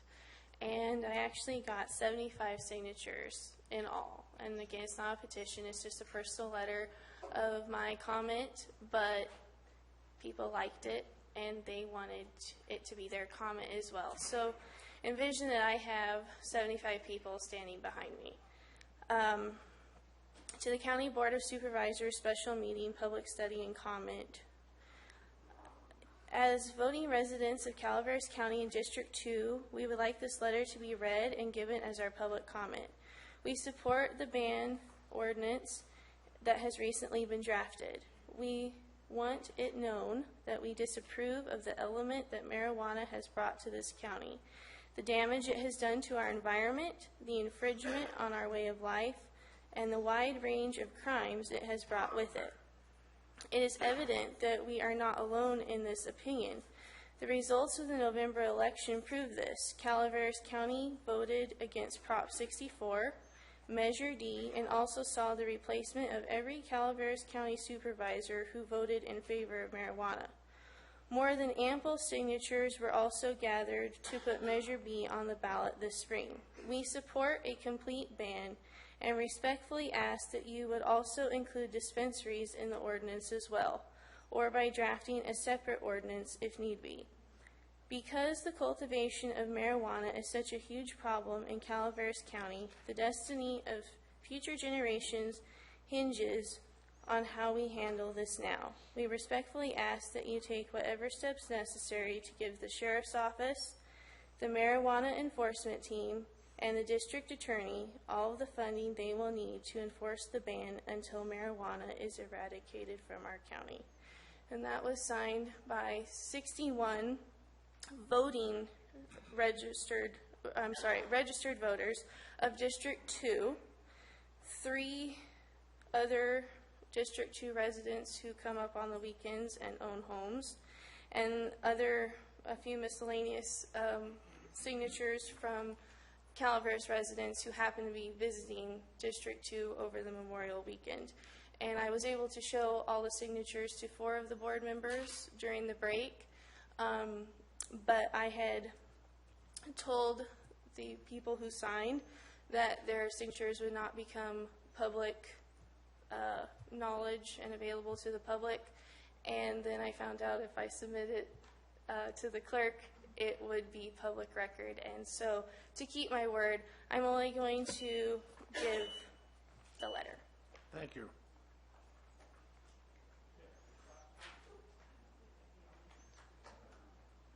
Next speaker.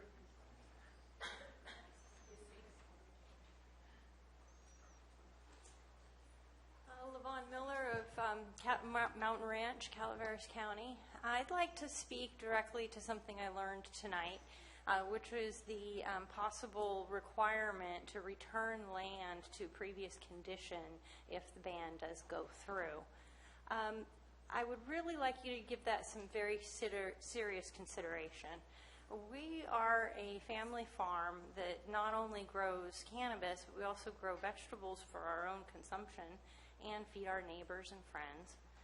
And the idea to me that prior to the urgency ordinance, if we had chosen to not participate with the county and become registered, the ban would go through, we could cease growing, and no one's going to come onto our land and change things. Now you're telling me that because we participated in this process, we've paid our fees, we've built our fences, we've been inspected, we are one of those lucky few who hold our certificate. We've done absolutely everything while trying to recover from a fire and rebuild our home. This last year has just been a wash for us, trying to stay legal, become compliant, rebuild our home, be members of our community. We've done all of this in good faith. And then, if a ban goes through, of course we would stop growing because we're legal people. But then you're also going to come and tell me that I have to rip out all of these pots that we just built and that we just filled with soil and have beautiful soil to grow food for our family? That's not fair. That is not fair. We have some property rights as families that want to take care of our own, and you're going to come and require us to dismantle and change our property when we're doing everything in compliance with the water board, with handling all of our, we don't use chemicals, we're organic. There's no runoff. We've been evaluated by the archaeologists, by the biologists, by the hydrologists. I've spread 400 bales of hay and 300 pounds of grass seed after the fire to save the soil. We are good stewards of the land, and I am not going to let you come onto my property and tell me that we have to change things as a punitive measure to participate and be legal members of this community. Don't punish me for being a good citizen. Thank you. Thank you.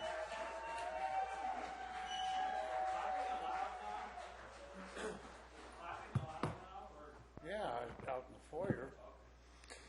If you want to clap, sir, you can go out in the foyer. Kaz Tomaszewski, Moke Hill. Supervisor Mills, earlier you pointed to the fact that a portion of the sheriff's eradication efforts have not been covered by registration fees. You then stated, so to some degree we're already paying for it, implying that the county is already experiencing some costs associated with a ban, and thus that the increase in costs under a ban would not quite be as dramatic as suggested.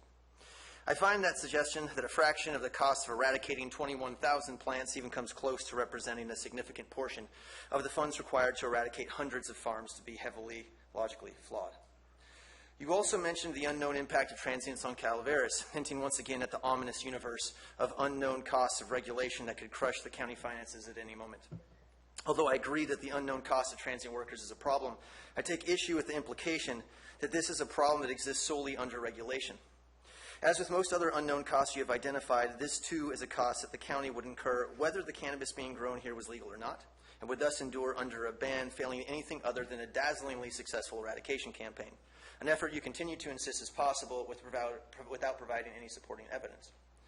The vast majority of the hidden costs you've identified in this and other sessions either represent amounts largely insignificant in regards to the scope of the problem as a whole, or are costs related to cannabis which the county would incur whether cannabis is regulated or not, thus in essence making them part of the baseline, not representative of any significant change.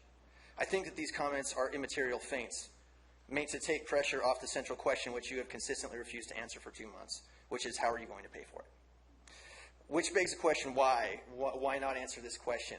I can think of only 2 reasons. One, you don't know how you're going to pay for it. And 2, you know, but you've made a strategic, deliberate decision not to tell us.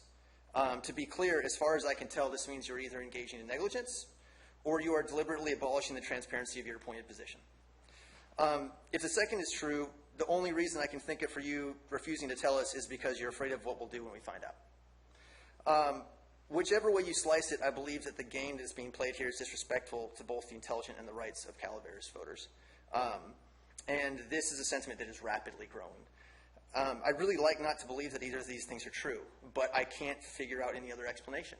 I'd rather not like to ride the line of potentially offending my government, but I'm at a loss for how to get an answer out of you, anybody. So how about this? Let's try this instead. Can you at least tell us why you're not answering the question? Why will no one talk about how you're going to pay for it? And please don't sweep this under the rug one more time. We're here. This is a study session to discuss explicitly this. It's been 2 months. I don't mean to be rude. I don't mean to be disrespectful, but it's not going anywhere, and I do not know why. Thank you. Thank you.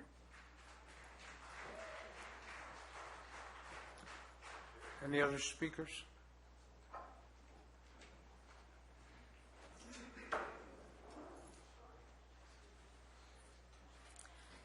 Good evening. My name is Bonnie Newman. I'm from Double Springs, and I don't know that I'm going to say anything new, but I felt compelled to speak my mind. It seems that we're talking about a ban on commercial cultivation for recreational use. My concern is how that might flow over and impact medical marijuana. My concern involves continued support for study, research, and experimentation with the compounds involved in medical marijuana so that we may perfect and possibly develop improved medicines. I also have a concern about the money factor. General fund is hurting. Home care providers haven't had a pay raise since the minimum wage went up. And before that, it was 7 years. How is increased wages going to happen if we don't have any money in our general fund? And I've heard that marijuana is dirty money. All money's dirty. It has E. coli, it has listeria, it has staph, and it's dirty. You know what? I'll spend it at the store, I'll put it in my purse, and I'll take it wherever I need to go to spend it if I have an increase in my wages.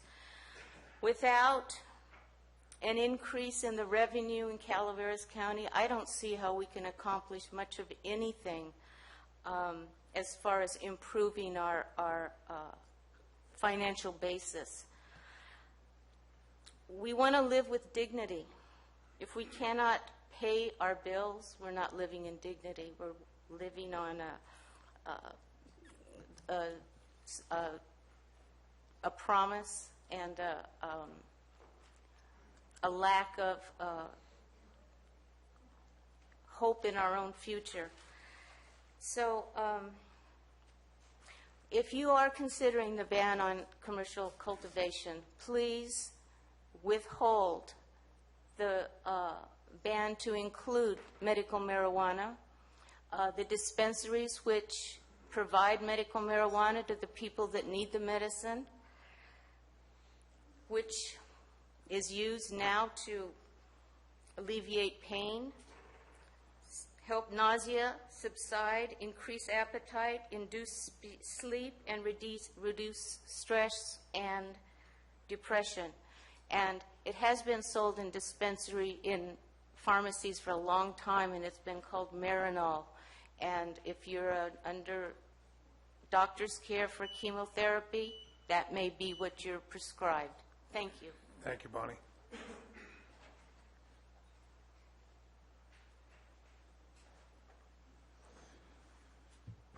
Good evening, everyone. A couple of things I'd like to discuss this evening. First of all, I'd like to introduce myself to everybody. My name is Jason Campbell. I'm a completely registered and permitted farmer in District 5. As I recall, Supervisor Clapp, I remember you saying one time, there are no registered farms in your district. I'm here to tell you that is not true. Not just pending permit, completely permitted. We also heard of someone this evening speak about a unusable horse farm. And there's discussion of offensive odors. I don't understand why that's a contest. I can think of numerous offensive odors that I don't like. One of them, horse poop. Oleanders, I'm allergic to them. There's no ordinance about people planting fields of oleanders or barriers for their fence. We also heard about unusable, unsellable property. I'd also like to clarify that there is one property between me and said unusable, unsaleable property. The property in between the two of us just sold. Funny thing is, we both, me and this particular neighbor, bought our properties same year, 2011. I just so happen to know that these particular neighbors paid $250,000 for their house. I also happen to know they just received $519,000 for their house. Quick math will tell you that they over doubled their money with a permitted cannabis farm directly next door, disclosed to the new buyers. I'd also like to clarify that that's not a half-acre farm, it's a 9,900 square foot farm. Thank you. Have a good night. Thank you, sir.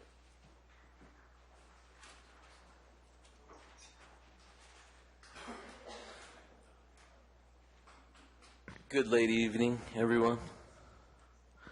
I would just like to answer Kaz's question that he asked directly to you, Mr. Mills. It's all been said here tonight by financial advisor over here. You cannot afford a ban. It's been clearly stated by all you guys. You're dithering about. Can't make a decision for 2 years now, or whatever it's been. It's ridiculous. We got ban, maybe, probably not, maybe not. You guys tell us. We all want to know, are we banning or not? Are we regulating or are we not? You know, answer both sides. It's ridiculous. There is no money. Prohibition is over. Globally, it's on the way. Nationally, it's on the way. It's over. Do the right thing. Protect everyone. Give them their money. Move on. Thank you. Thank you. Lewis, Calaveras cultivator. You ban it, I grow. You pass it, I pay. It's simple as that. Thank you, sir.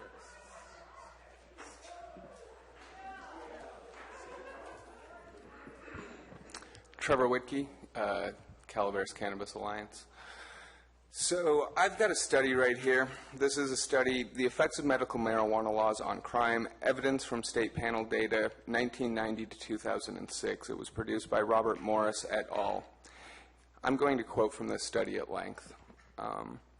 The central finding gleaned from the present study was that medical marijuana legislation is not predictive of higher crime rates and may be related to reductions in rates of homicide and assault. Interestingly, robbery and burglary rates were unaffected by medical marijuana legislation, which runs counter to the claim that dispensaries and grow houses lead to increase in victimization due to the amount of drugs and cash that are present. This is in line with prior research suggesting that medical marijuana dispensaries may actually reduce crime in the immediate vicinity. In sum, these findings run counter to the argument suggesting the legalization of marijuana for medical purposes poses a danger to public health in terms of exposure to violent crime and property crimes. To be sure, medical marijuana laws were not found to have a crime-exacerbating effect on any of the 7 crime types. On the contrary, our findings indicate that medical marijuana legislation precedes a reduction in homicides and assaults. This longitudinal assessment of medical marijuana laws on state crime rates suggests that these laws do not have a negative, i.e., crime-exacerbating impact on officially reported criminality during the years in which the laws are in effect. This study looked at 16 years of FBI penal data. From examining that 16 years of data, they clearly found that there was no correlation between the passage of medical marijuana laws, the allowance of medical marijuana operations in particular jurisdictions, and an increase in crime. This is a very important study. These are hard facts that have been borne out. They are FBI statistics looked at over a 16-year period of time, dating all the way back to 1990, before medical marijuana laws were passed. They looked at all of the data, found no association with medical marijuana and increased crime. Now, it is being considered right now with this ban to eliminate 10 to 12 positions out of the sheriff's office, to reduce the money in the budget by $2.3 million for an abatement program that is being looked at for 2017-2018. The elimination of those millions of dollars, the elimination of those deputies, that creates a very real risk to public safety. That exposes our citizens to crime. We need the board to enact regulations. Thank you. Thank you, sir.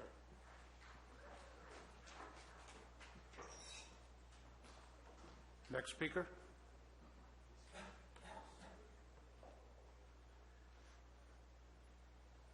Good evening. My name is Jim Higgins. I'm a authorized legal grower here in Calaveras County. I've lived here since 1990, and I'm a Vietnam vet. I lost a lung over there, and if you want to talk about drugs that they threw at me, I'll tell you about it. And one thing that helped me get off of that, including the opioids, because I've also got quite a bit of damage in all my joints in my body. Marijuana has gotten me off of the opioids. I'm down to maybe 1 a day, during the day. I don't smoke during the day, just before I go to bed at night. And I am a grower, and the reason why I grow is because there's some good people out there like me that need it. It's something that we were taught was bad at one time, and they were wrong. You know, the government sells all these pharmaceuticals, all right? My government, and I'm the government, and I'm against it. Marijuana will take a lot of this stuff out of your family's cabinets, so that your friends and relatives don't come in and open them, and your children and their kids, and get into it. Marijuana is not going to be openly laid out in the house. It's going to be locked up. Mine is. And as far as people smoking marijuana, when I moved up here, I didn't smoke marijuana. It was my injuries that brought it on to get me, and it got me off these opioids. But one thing I can tell you, the people that I know up here, the majority of the people here smoke marijuana. And you know what? They're good people. There's nothing wrong with them. And this chance to finally get out of the bog, out of the mud, by growing and selling and paying I'm going to be in here this next week, and I'm going to pay my taxes. all right, you're going to get that money. And if it keeps going, you're going to get it from me every year, because I've always said, when I first started growing, when this proposition came out, I always said, you know, if we can figure out how to handle it and how to tax it and how to watch where it goes, I will do anything and everything. I will follow every rule in a book, and I have. And to my knowledge, I think everybody that's involved in this does. And I encourage them to be legal. And I encourage you guys to really think about it, because it's time to change. Okay, this old life that we've lived for I don't know how many years, since the 70s or 60s. I don't know when it was illegal, when they illegalized it, you know, but it's over. They're all, you know, it's not a bad thing, you know, and we can't knock those people that are wanting to try to grow and improve their life and compare it and be knocked down by those people that were fortunate to make money and have what they have. You know, I don't know how they stole theirs, but I'm going to work for mine. Thank you.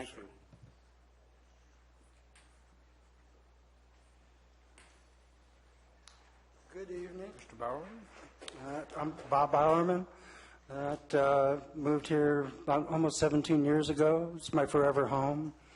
I'm the executive director for Calaveras County NORML, the National Organization Reforming Marijuana Laws, and that's what we're doing, trying to reform marijuana laws. What are we doing, though? I mean, what are we really doing? I think we're dividing our county even deeper. We're creating a whole lot of hatred that doesn't belong here, and we're not even looking at the solutions. We're looking at impossible tasks like banning. That doesn't work. I think most people know that. One of the questions that keeps coming up is, how are you going to pay for it? We've been hearing that for a couple of months. I got that. But, Dennis, you answered that just a little while ago. I was sitting out here, and you actually gave us the answer. What you said was the burden of the paying for this, the burden goes to those who benefit.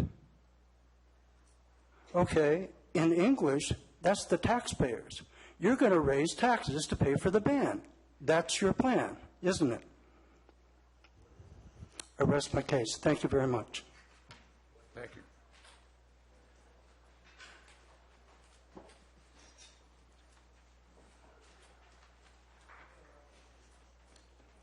Hello, Brad Wolfman, District 1. Tonight we talked about if there was a ban put into place, that we would have to go back and put our properties back into the condition it was prior to us being given permits for cultivation. This is the first that I'm hearing about that. Again, I'm no big city lawyer or anything, but I got one on retainer, and I will be phoning him tomorrow, and I'm going to find out how legal that is. My worry here is that the county is going to open itself up for legal liability. I don't want to see that happen. I love my county. I love my community. I don't want to see it go bankrupt. I think with talk like that, I'll find out tomorrow when I speak with my lawyer, but I'm pretty sure that it's going to end up leaving yourselves open for a lot of legal liability unnecessarily. And I'd also like to hear your answer, Mr. Mills, on how you plan on funding a ban. You've been talking about it for months now, and you've yet to give an answer. Thank you.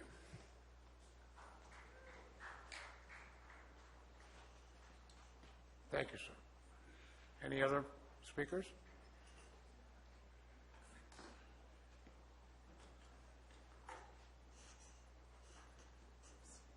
Susan Morse, District 4. I just have a question. What's the difference between being holden to a drug or its money? Do we really want to run Calaveras County on drug money? That's my question, my comment. Thank you.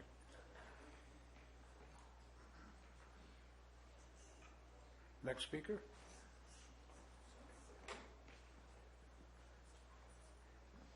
Hi, my name is Jessica Clofine. I'm from Valley Springs area. I'm a mother. I'm a business owner. I moved to this county because I came from a small town, and I wanted to raise my kids in a small town. And my kids go to school in San Andreas because the schools in Valley Springs are not very good. There's no accelerated program for my son. I hear a lot of this whole, the board, the voters, everybody's very split, and it's the hard job that you guys have, and I sat through the urgency ordinance and saw the hard work that was done. It was really a huge compromise. There's a lot of people to please, and a lot of different points and views and opinions. And that's the purpose of us being here, is to please everybody, is to compromise and come up with something that is satisfactory for the whole community. I definitely, I would love to know how a ban is going to be supported.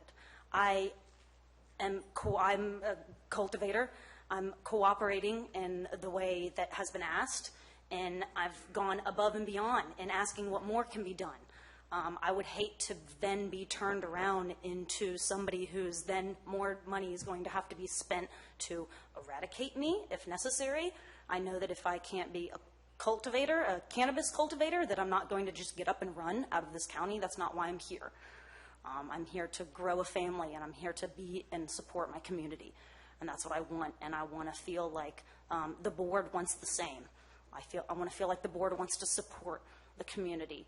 And when I hear people wanting to support something that is only going to cost us more money and rid people that are trying to cooperate and trying to comply and trying to make this county better, I want money. I would love for my son to go to school right down the way. I would love for those class sizes to get down.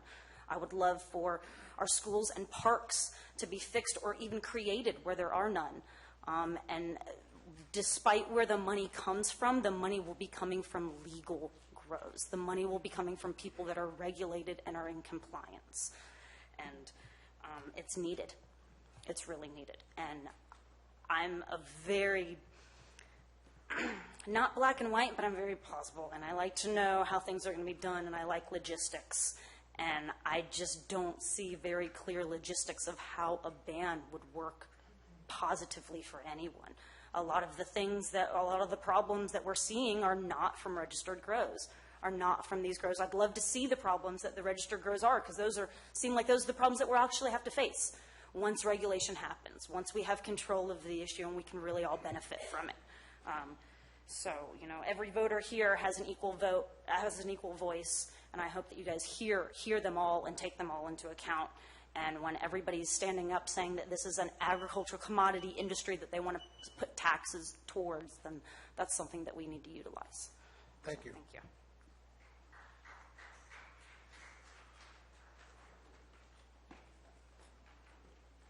Vivian Seichu, District 1.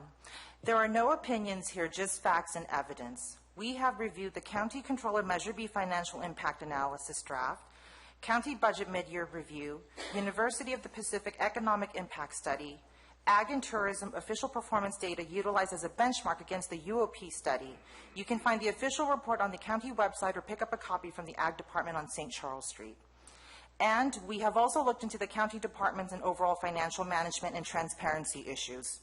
Is this enough to answer your questions on facts and evidence? If you want to look outside California, let's look at Colorado and all the other states that have legalized. Crime is down, youth consumption is down, and financial capabilities are way up. And also, the black market is going down too, of course. However, the downsizing speed, of course, is dependent on many factors, including how many jurisdictions ban or regulate, and most importantly, how high or fair the level of taxation is. California, and as a matter of fact, Calaveras with the urgency ordinance, are not making the same mistakes. The elimination of the black market does not happen overnight, like any other substantial piece of collective change. We do not know your level of experience with complex change, gentlemen. But with 20-plus years of global corporate change, I actually know what it takes. That is a fact. Do you think the alcohol black market disappeared overnight in the 1930s? In fact, still today, a degree of alcohol and tobacco black market still exists around the world. Again, a reflection of excessive taxation, for example. That is why we are also proposing to introduce a strict track and trace compliance system, which is typically used in drugs and vaccinations, medical, tobacco, and etc., to exactly prevent and sanction black market diversion. Please go and read McCursa, another fact. History and global knowledge are facts, gentlemen. Thank you for your time and consideration. Thank you.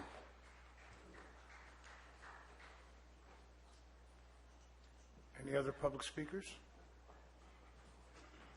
One time at the mic, folks. You've already spoken, though.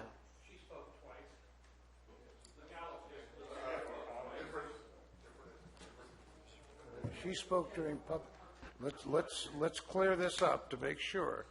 She spoke at public comments at the opening of the meeting, which she's entitled to, and now we're speaking on the agenda item. You can only speak one time on the agenda item and one time at public speaking. Is that understood? Thank you. Proceed, Okay. sir. Good evening, Rick Torgerson. I live up in West Point. You know, I have not spoken to you guys before. Well, actually, I think I did once, but it was very early on. There are so many details to this issue. And,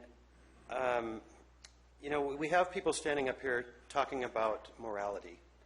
And, you know, I really think the morality morality argument is over. Either you approve of growing and you approve of using it, or for medical or whatever, or you don't. But people don't get to dictate morality to others. You get to dictate morality to yourself. Okay? So, and I think there's a lot of emotion going on here. And I think you guys, it's your duty to separate emotion from pragmatism. And there are some very important decisions that you need to make, and I hope you're not making them based on emotions that are here. You need to make it on pragmatism for this county and for all the residents of this county. We have ban proponents out there that are making broad, general statements that are not true and that cannot be substantiated. And if you guys accept those statements, then you are doing a disservice to everybody in this county. So you better, I recommend that you guys have some sort of process where we can have a formal debate on things like this, where people can hear truth, not just opinion, and not just broad statements that can't be substantiated. Have a debate. Have Harvard debate rules. Have Robert's Rules of Order. People who tell lies or who don't tell the truth, they are exposed. And that would be for benefit for this whole county. Let's see. So some examples I've heard.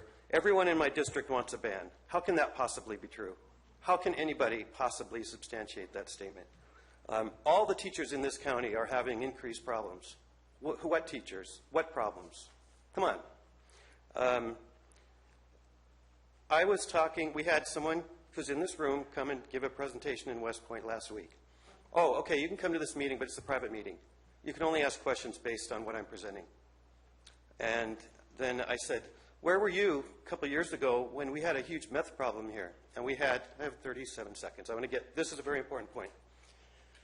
I said, if a ban takes place, we're going to have all these cool people that have moved in, that have formed a new community, gone. We're going to lose, we're going to have property values go down, and we're going to have the meth people come back. They're going to squat in houses, they're going to steal things. I said to this person who gave the presentation, what are you going to do about that? Oh, I don't care about meth. Really? Meth is one of the biggest problems in this county. And here we're talking about this. Nobody's talking about meth here. So I have a lot more to say. I'm going to have to say it another time, but thank you for your time. Thank you, sir. Any other speakers?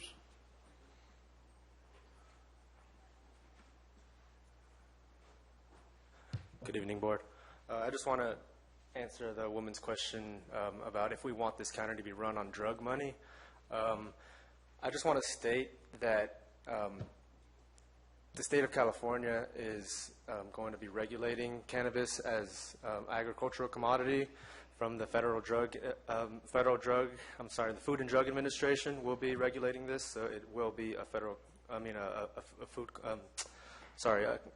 agricultural commodity. So this isn't a drug we're talking about here. Just want to get that straight.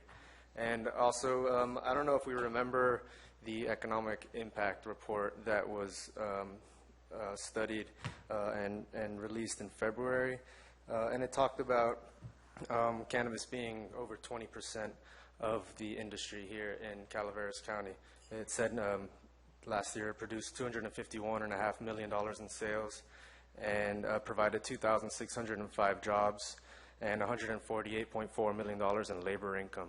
So this county is run by cannabis, not by drugs, but it is run by cannabis. It's the next highest industry is the hospitality industry, according to this report.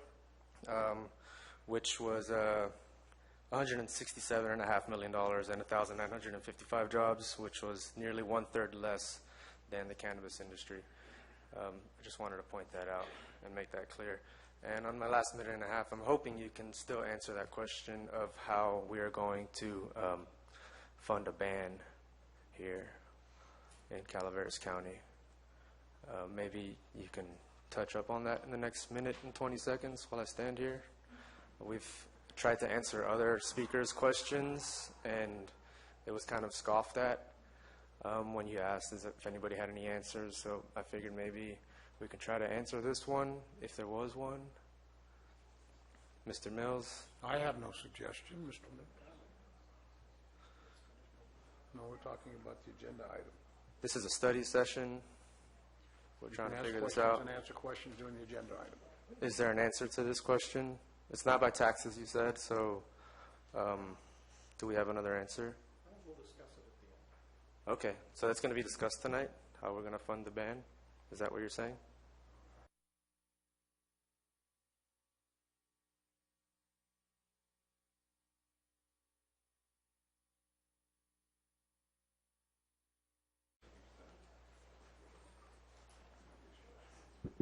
Okay, ladies and gentlemen, we have a little announcement to make. Unfortunately, our IT is having problems with our live feed for our video camera. It will be recorded, but it will not be broadcast as live, but will be put on the website once we complete our meeting tonight. So bear with us on that. Little gremlin got us. We're going to go back to public comment. Is there anybody wishing to speak on the agendized item? Not me.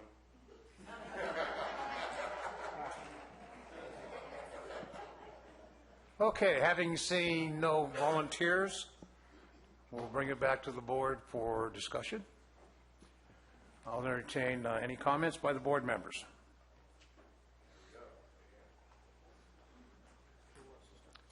Whose light's on besides mine? Sure. Supervisor Garamendi. And those I'd love to ask questions.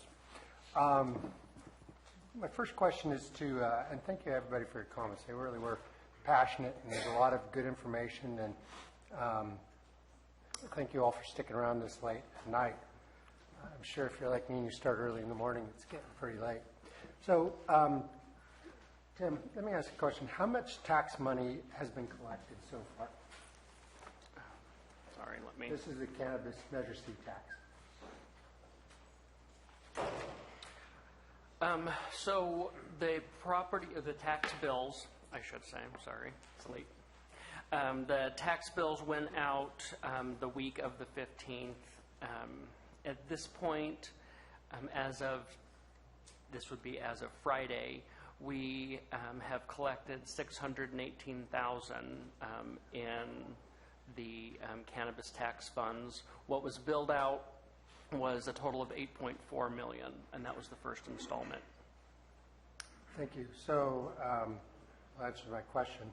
So when we talk about the $8.4 million that we billed out, that's for the first half of the year. That's correct. Okay, sorry.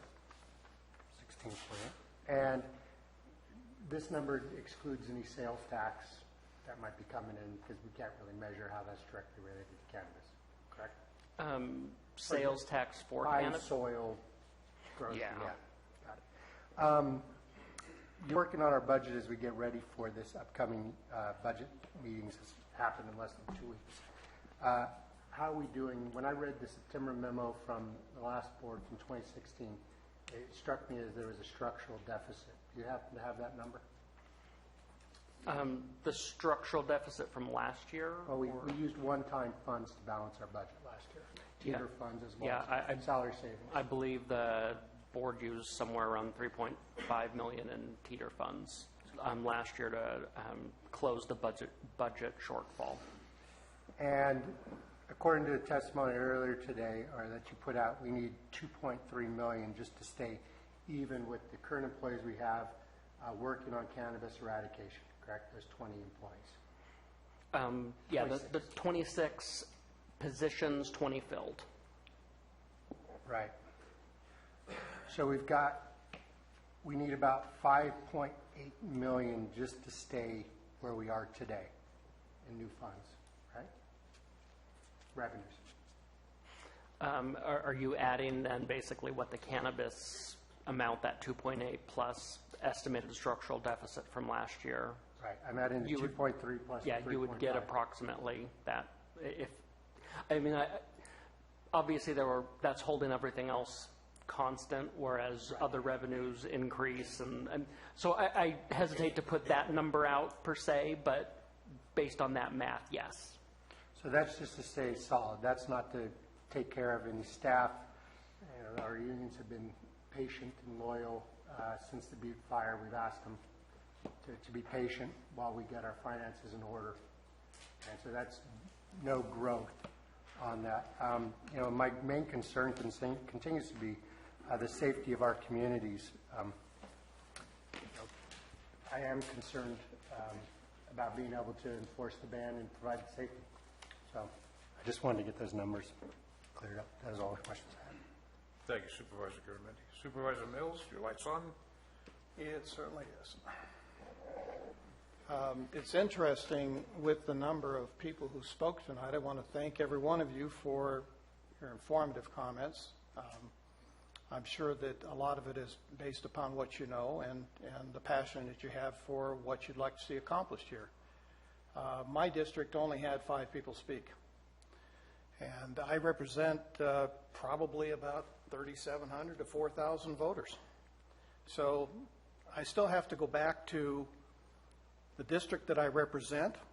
District 4 has spoken many times on this issue, including my election to the board, and I am representing their wishes.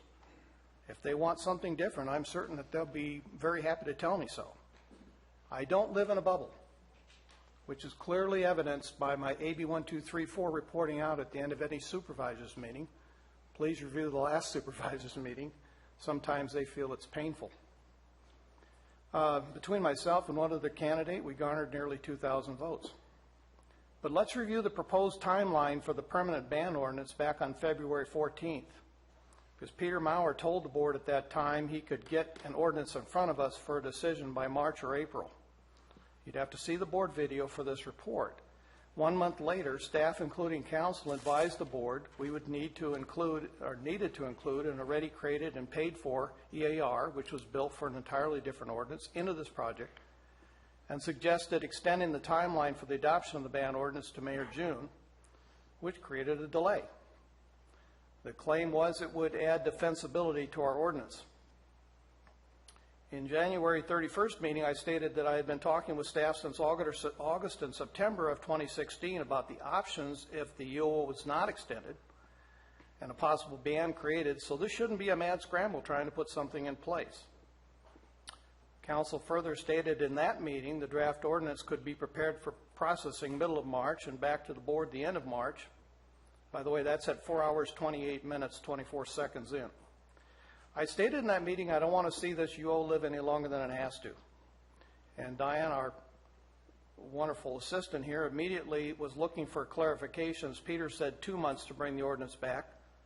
Council affirmed in that meeting if a permanent ordinance were adopted and effective in 3 or 4 months' time.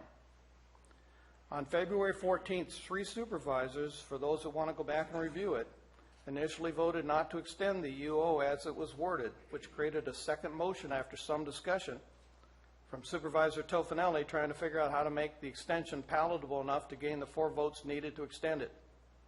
Supervisor Tofinelli made a statement at that time, quote, "I do not want staff to think they can take their time," unquote. My vote was predicated on removing the wording, the language of 1-year extension from that statement to send a clear signal to staff that they were directed to move the process quickly in putting a permanent ordinance together. And in that meeting, Supervisor Clapp was clear in only wanting a 2-month extension. At the Planning Commission meeting a few days ago, Peter reported a revised schedule was to have the ban ordinance before the Planning Commission in late July, early August. It's in the second video, 1 hour, 35 and 18 seconds in. And that there have been requests to extend the comment period an additional 30 days, but that would take board action and further delay the final adoption. That would place the ordinance before this board in September with a final adoption in October. Well, this is a completely different timeline than March or April than was originally presented to the board. And we were making our decision on whether to extend that urgency ordinance or include an EIR based upon the information that was given to us. Staff has now successfully delayed this ban ordinance 6 months longer than originally proposed, and it will allow another grow season while my rural communities tell me they continue to live in fear, outright intimidation, gunfire, objects placed in to disable vehicles placed in public roadways, noxious odors, as many growers have now realized that we are now tigers with no teeth to enforce even our most basic county rules, such as travel trailers parked for extended periods on property with no approved sewer or required permits. At the last frog jump, I listened to the tearful elderly people now trapped in their homes, surrounded by grows, fearful of their neighbors and the guard dogs, generators running at all hours, with residences that are difficult to sell.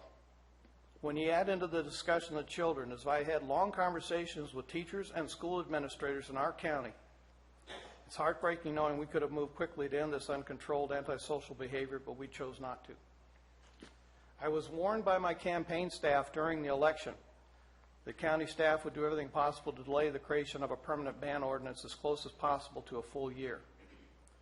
Without the UO, county staff would have been forced to move the process along quickly to create a permanent ban ordinance or give the board the ability to find outside assistance to get it done. Other counties, and I give Yuba County as an example, have not played as long with the creation of their ordinances, so I have to believe to some degree that there's some effort on the part of our staff to delay this decision out as long as possible, because I've heard the excuses of lack of personnel, lack of time, and lack of money, and I've heard those three excuses repeatedly. I'm having serious reservations about the staff's ability to deliver projects and timelines they propose. As was approved and directed by the board, and I'm beginning to think this is delaying might be intentional. Today, we have valuable staff time taken up in continuing to process applications instead of working on the general plan update, which will help to improve our economy. By the way, I have two major projects in Copperopolis that are waiting for that general plan to be done so they can start coming off the ground. And other services while these delays continue. The best example is we're now 9 months after the June 30th, 2016 deadline, and the majority of the applications that were presented have not been fully acted on. When staff knew they were incapable of processing the volume of applications back in June of 2016, remember it was 737 commercial, they were expecting 220, 230. And they did not come before the previous board or the new board to hire up the needed horsepower to be timely in completing the task of processing applications. To this point, there was no required timeline for the planning to complete the application process as approved or denied in the urgency ordinance. The same point applies to the creation of the ban ordinance. If staff did not feel they had the ability to quickly deliver as directed, then they could have easily have come to the board for assistance. They did not. I believe the board's direction from 3 supervisors on January 31st was very clear as to what they were wanting done and that it be done quickly. If this requires a closed session discussion on employee performance, then I would ask to please make it so. I was on campus the last day of submitting applications. In fact, I was back down over in the corner right here looking in the doorway. And there were several executive decisions made by our planning director and council not expressly authorized or approved by the urgency ordinance. As of this date, those decisions have not been brought before this board or the previous board for discussion or approval, as they did constitute a change in the process as clearly outlined in the urgency ordinance. Examples would be turning your application now and we'll take your money later. Taking commercial grow applications after the deadline. Personal grows told to come back later and apply and pay their fee. Accepting cash without checking for counterfeit. Or returning application fees where the board did not provide a mechanism for doing so. Further, back on January 31st, I asked for a complete cost accounting. This is where I was going to with what people were questioning. Going back 5 years, look at the first meeting, part 2, 1 hour, 30 minutes, 20 seconds in, to include all agencies that have been impacted, such as fire, water, roads, schools, welfare, HHS, property values. Give us the full picture of what costs have incurred in service delivery across all agencies and the property tax money currently being diverted that is paying for this issue. What services have we reduced or limited because staff is engaged in this issue instead of handling what they normally do? As staff has claimed much of the costs cannot be paid for out of application fees, those costs are being paid for right now by the rest of the citizens in Calaveras County. Let's go back to before the Butte fire and see the progression and the financial impacts to our communities and the strain placed upon our ability to deliver services. People claim this was the largest industry in the county. I disagree. Calaveras Visitors Bureau claims they have that title, but I believe all forms of government is the largest part of our economy here. At least those entities report out their income completely and expenses to the federal government, so we know what role they play. It's not a guess. Now, I may need to remind you that I have run corporate and agency budgets both. So the question is, how are you going to pay for it is a question that could be more correctly stated. How much have the taxpayers of this county been paying for it all along? I don't see a single department, district, organization, or agency providing public services in Calaveras County that has not been financially impacted in some way to handle this issue. The question is, how much and for how long have they been impacted? And I think that question needs to be answered first. Please remember that budgets are driven by priorities. We will be sure funds are in place to take care of what's important if that becomes the priority. It's not a matter of the dollars. It's a matter of where are we going to use the dollars and what is the priority-based budget that we're going to drive for it. The true cost of compliance has not been vetted out as to its effect on budgets of various departments and agencies. The focus should not be on continuing to take money for our taxpayers to perform these services. The money needs to come from those that are not in compliance with our codes. They should bear the full cost of their decisions not to comply. The strain on resources is deteriorating our quality of life here. We've just been unwilling to look at the costs. Additionally, I need to remind you that I did take the time when I was at CCWD to talk to the water boards, and I have the cards of Yvonne West, Griffin Pereira, and Trey Sherrill right in front of me. They're the ones that admitted to me, and you go back to the CCWD meetings in April of last year, where they admitted in front of that board that they were incapable of performing the inspections and the enforcement that was needed. I had an opportunity to talk to our Fish and Wildlife people here in Calaveras County, and they're told not to touch it. Additionally, we're going to be sending out our second-year bills to those commercial grows that have been permitted, but I question what about the billing of those that applied but have not yet been processed? Or do they get a free ride due to our inability to perform this basic work the way the wording of the UO is written? Number one, I will not agree to an extension of the ER comment period. I think the board needs to set a clear date as to when this ordinance is going to be done. I think the board clearly stated in February no options would be discussed. Number four, the board's direction was clear to staff and clear to all members of this board, as those are now the wishes of the board and it has spoken on this matter. All employees of this county have been given direction by this decision. We do not operate as 5 separate supervisors when there's an agreement made. We operate as a unified board to coalesce around the direction that at least 3 of us have made. Again, and this is the 3rd time I'm asking for it, I asked for a full and complete cost analysis. I started that on January 31st, and this has not been done, and it needs to be. I did not hear other board members agreeing that they wanted this information, and I believe that it's important enough that they need to have that as part of their decision at this time. Lastly, I think 17.91 option K is a problem. There are no dispensaries in our neighboring counties, probably for a reason. But it's something that was said to me by a supervisor in another county, that in the hallowed halls of RCRC and CSAC, we are considered one of the most dysfunctional counties in California and one to be avoided. That is our reputation, ladies and gentlemen, and I want to turn that around. Thank you.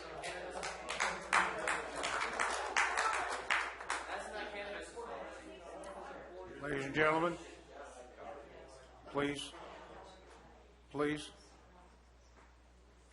Supervisor Clapp, any comments?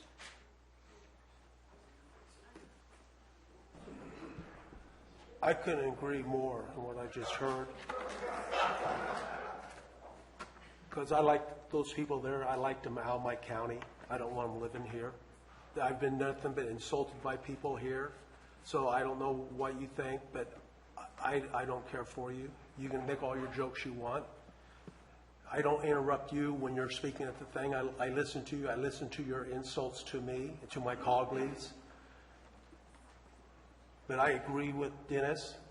I'm very upset with the way the county's running. I think I've let Tim know that quite well. I told Kim I like him to fire people. I think there's people in this county that needs to be fired. And I've got nothing from this county. Even the simplest request to get done doesn't get done. I go, this would not run in the world. This is the most dysfunctional place I've ever walked into. It's disgusting. I told Peter Maurer I didn't trust him to even do this. I go, this is horrible. This is a horrible way to run anything.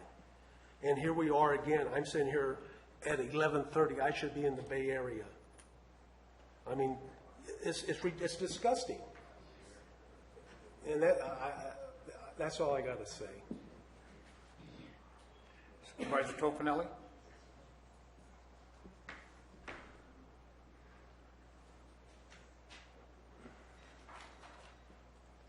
Well, I asked for this study session in hopes that I could hear new information and new things by different people or even the same people. And as I sat here tonight, from even both sides, I hear the same thing over and over. But there's a couple of things I want to address. A couple of people commented about the ordinance itself, about having to clean up their property when we get to that point. That's no different than any other business whatsoever. I own a steel business. I can't just pack up and leave and not be responsible for cleaning up the property to what it was before I took it over. That's the law. We have other businesses in this county. One is down in Wallace right now, operating a logging operation for the Butte fire trees. He is required, it's in his contract, absolutely required for him to put that lot back the way it was when he vacates it, or he will be responsible for it. So this is nothing any different than anything going on anywhere else as a requirement that you have to put the land back to where it was before you did your operations. That's just a simple requirement, and you can call it regulations if you want, or laws, or whatever you want. The grower side is always talking about regulations. I've been sitting in here since January. We've talked about since January 31st a ban.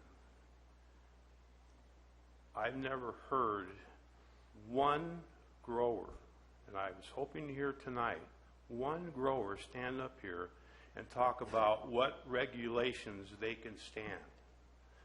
None of that was ever presented. The other side over here, the ban side, Mr. McNanus presented a bunch of comments on the ordinance and what they'd like to see and have done with the ordinance.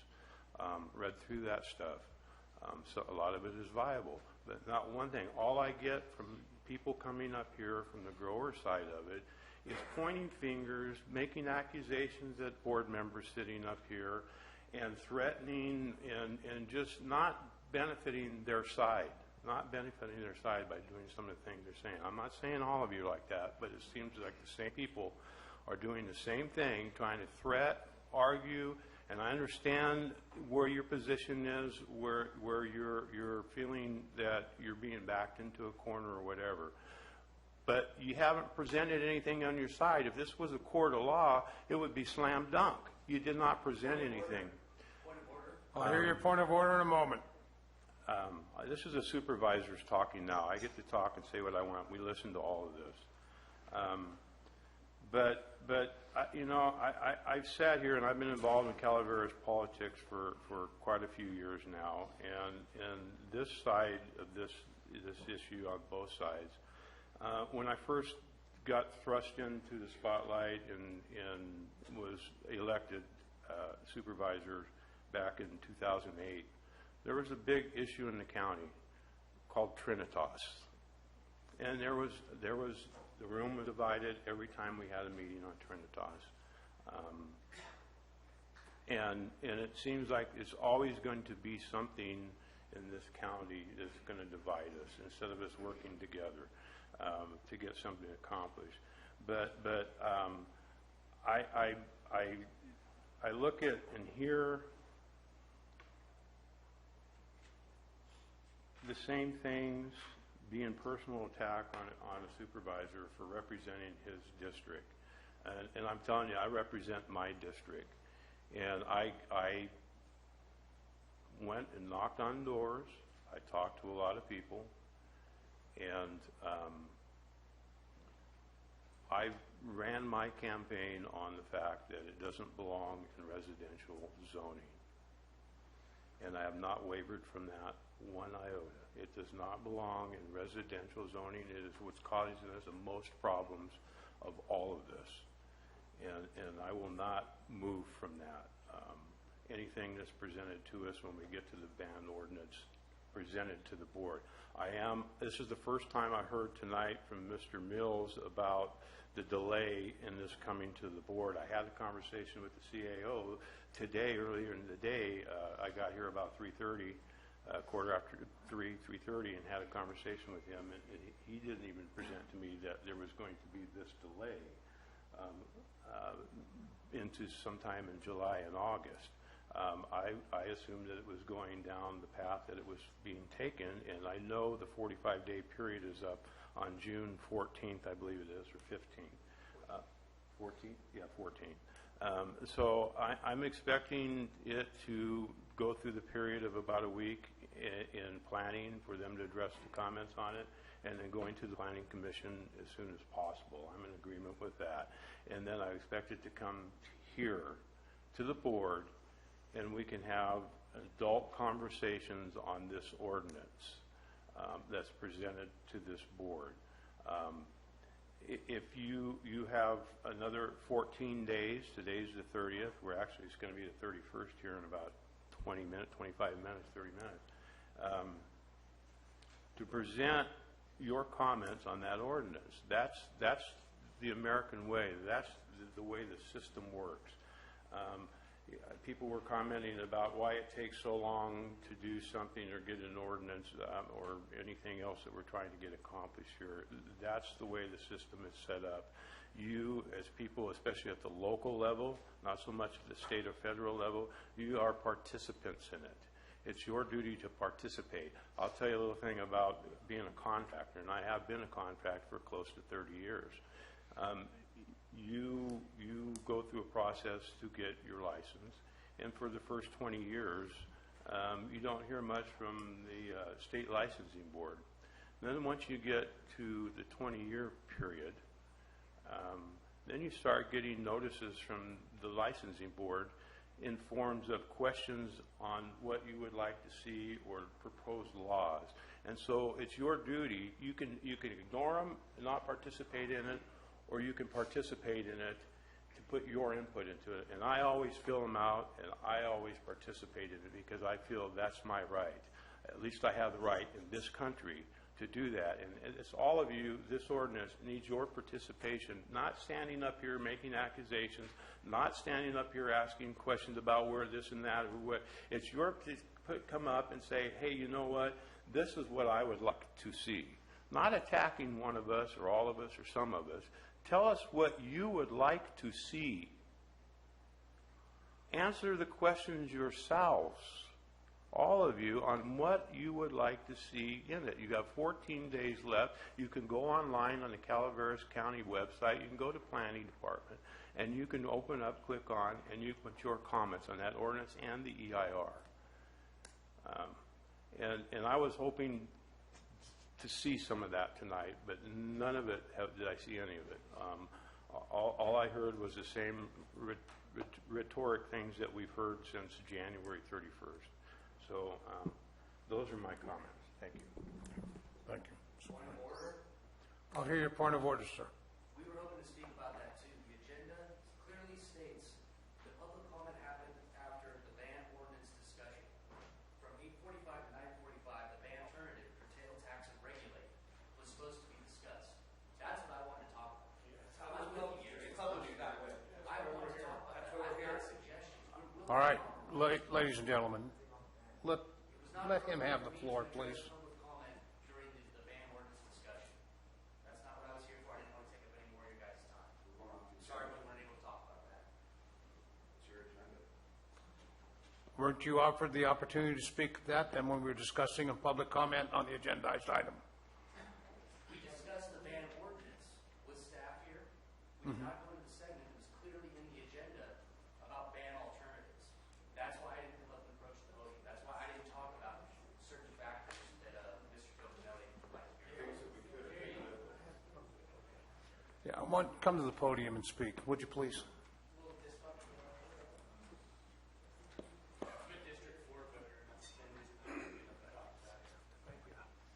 Mark Bolger, Mountain Ranch.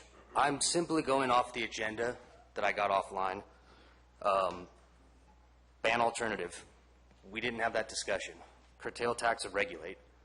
It wasn't pertinent for me to sit up here and talk about, which it's not a scorched earth ban. Let me clarify that, Supervisor Garamendi. It's the nuclear option. I mean, this ban ordinance it's not worth talking about. As a business owner, as a farmer here, I'm not going to talk about that. I'll gladly talk about a ban alternative, and I would love to give some suggestions, but we weren't given that opportunity. If we're going to have another study session, I'll be here, gladly. And I'm happy to talk anytime. The agenda was set up listing the items to be discussed during the public comment and here in the board, and I haven't made my comments yet. But Mr. Folger, you are correct. We have not discussed the alternatives, and it is listed in the agenda.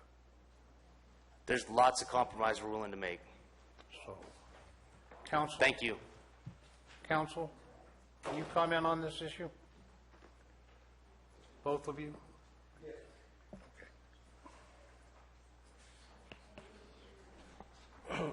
You got to give the people what they want. So if you're going to start doing it at 11:30 at night, you can, or you could move it to continue the meeting. We're all here, folks. What do you think? I think we ought to do it while we're here.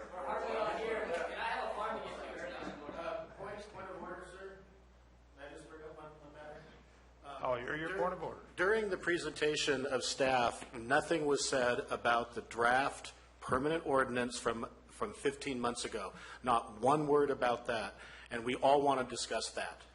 And we need an opportunity to discuss the ordinance that the EIR was done on. The EIR was not done on a ban. That was slipped in later. We need to talk about the February 2016 draft regulatory ordinance. We need to have that conversation.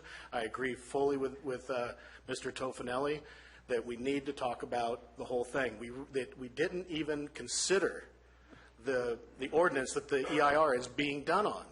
We only talked about the ban. So it'd be great if we can have a continuance. Let's talk about solutions and compromising.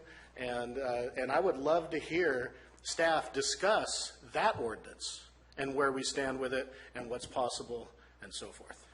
Thank you, sir. Thank you. Point of order. I'll hear your point of order. Bill McManus, while we're going through the agenda, if you look at the agenda packet, right at the end it says if this thing continues past 11 o'clock, this meeting will be adjourned and public comments will be taken up at a later meeting. We're well after 11 o'clock. Thank you.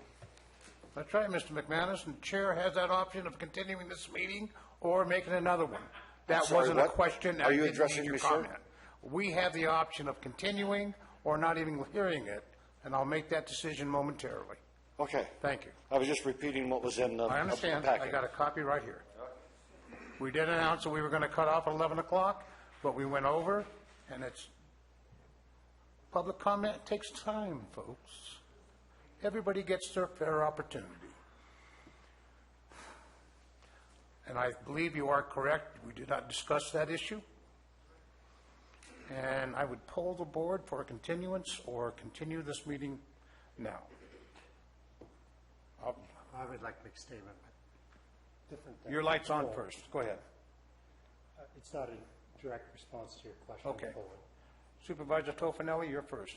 Polling the board to continue at a later date or continue now?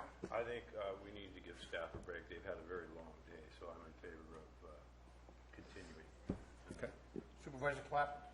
Yeah, I think it's very unfair because most people in my districts are elderly and they were upset that it was going to be late anyway. So Supervisor Mills? I like to still have it earlier, not late.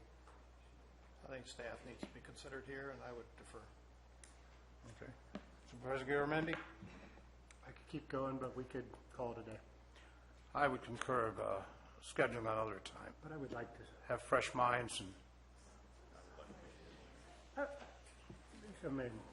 Chairman, before go we right adjourn, ahead, Supervisor Garamendi. you know, I do think that there's an opportunity, and I want, as we go home, I want the board to think about what kind of a compromise could be reached. I believe that there is a compromise, or as some of our public have said, there are alternatives, there's a third way, we can do this. But I want to take issue with one of the statements that was made by Supervisor Clapp. I do not think that this county is disgusting, nor do I think that people are disgusting. I think we are hardworking people and we can figure this out if we work together. I don't think we take our toys and go home, and I take great offense to that. I also take offense to any comment about the staff. We have a lot of really hardworking staff here in this county. And they have been patient with this government as we've gone through, as we've recovered from the fire. As we worked in the fire, we saw our staff. We are a small county. These are our friends. These are our neighbors. These are our family. And we see them all the time. And I just take great offense at attacking them. And I think we also need to think about, Supervisor Mills, you mentioned it's a priority question. We don't need more money. We need to choose what we're going to fund. You know, so what are we going to do? We're going to cut our libraries. We're going to cut our health and human services, our roads, Meals on Wheels for senior citizens. What is our priority? Obviously, we have the priority of trying to get rid of illegal activities and growers, but at what price to our community? There's a balance, and there's alternatives that can come up, and I hope that as we adjourn, we cool off, and we come back and we get to the work of trying to figure out how we do it. And if you want to tell me what are the priorities, where we're going to come up with $5.8 million, I'd love to see it, because our whole general fund is only 40. That's all I got to say. Say, I'll let you wanted to comment.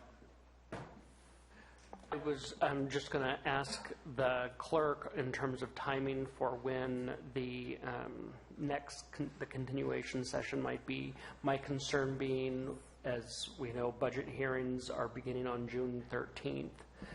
We also know that based on the 45-day period, June 14th. So I don't know if we want to look at trying to do a special session next week, if that is doable for the board, for the clerk. I'm just concerned about timing from the budget hearings and also the 45-day comment period. Okay. Madam Clerk? So the way that I see it is that we are continuing this meeting, so there isn't going to be agenda preparation, so we would only need to call a special meeting with the 24-hour notice. Is that correct, Council? Yes, and we have a closed session on Tuesday, too. So if you wanted to slot it into Tuesday's calendar, that seems like a good opportunity. Do we have any idea what our agenda looks like for Tuesday's meeting? Are we talking about Tuesday the 13th? Oh, it's an open. Or are we talking about? Oh, it's an open meeting. It's an open day. You know, I didn't know anything about that. Yeah, she doesn't know about that. Yeah, we have special closed sessions, but after that, can we continue this meeting then? Of course we can. Of course we can. But remember, you're continuing the study session only. Study session only. But you have to close out this meeting. That is You have to correct. close out this meeting by making the No. conclusory There will be a comments. continuance of this meeting. We are not closing out this meeting until we have that specific issue addressed on the agenda. So we are talking about next Tuesday, June 6th. At what time? I think it's going to take 10 o'clock. We didn't make a decision on the timing of the closed session, so we Right. can do that right now. We can do the closed session at 8 and come in here at 9. Closed session will take 2 hours, 1 hour, do we know? An estimate? That one won't take very long, an hour, most, at most. How about 10 o'clock? Give it 2 hours in case we go over. Something sounds good like that? Chair. Okay, so Staff. just to confirm, we're talking about next Tuesday, June 6th. Closed session is going to start at 8 o'clock in the morning. That's right. And the rest of the study session conversation is going to happen at 10 o'clock That is correct. here in the board chambers. That's proposed now. Staff, will you be able to attend that meeting? There's one. Two. Sheriff? I'll be there. My replacement starts on Monday, so, You going to charge it? Okay. I think the agreement was you would still be here. All right. Ladies and gentlemen, One point I'd like to add. this meeting will not be closed. We will continue this meeting on Tuesday, June 6th at 10 o'clock in the board chambers, specifically to discuss the item listed on the agenda of the alternatives. And at that time, there'll be a consultation with the board members once again, and you'll be able to have public comment on that issue only. And we will allow everyone a chance to speak at public comment regarding that issue only. Is that perfectly clear? This is not school, sir. If there's a No. point of order, let me know. Point of order. I'll hear your point of order. Is Mr. Mills going to explain to us how he plans on funding the band this evening, or will we wait till that other date? You'll have to wait. You'll just have to wait and address that in public comment, sir, when we discuss the item on the agenda. So can we address that again? Because we addressed it earlier today, and he said he was going to tell us tonight, but I guess at the next meeting, because we were only allowed to address that other thing, can we address that again at the next meeting? No, we're going to address that specific item in the agenda item regarding the alternative measures to the ban. What about the I'm not, sir, one at a time, and I'll answer one more question. Go ahead. What about he said that he was going to explain to us tonight how he had planned to pay for the band. He's been alluding to this plan for months now, and he told us that he would tell us tonight how he was going to do it. That's up to him, sir. Can you please explain that to us now, Mr. Mills? That's why my light was on. One of the things that I'd asked for early on, I believe it was in the January or February meeting, was to have a workshop, a retreat, if you will, to allow the board a chance to get together to decide what their priorities were. What are your goals over the next 2 years? I think it's very important for us to know what our goals are so that we can align our budget with what those might be. And without that, and then maybe this is what you need to do, is take a minute, get on the internet, and look at priority-based budgeting and understand what that really means. And then if you have questions, maybe we could do a one-on-one conversation to get some clarity for it. I don't intend to dance around in your head at midnight when you're trying to go to bed thinking about this item. It is fairly simple. It's fairly straightforward.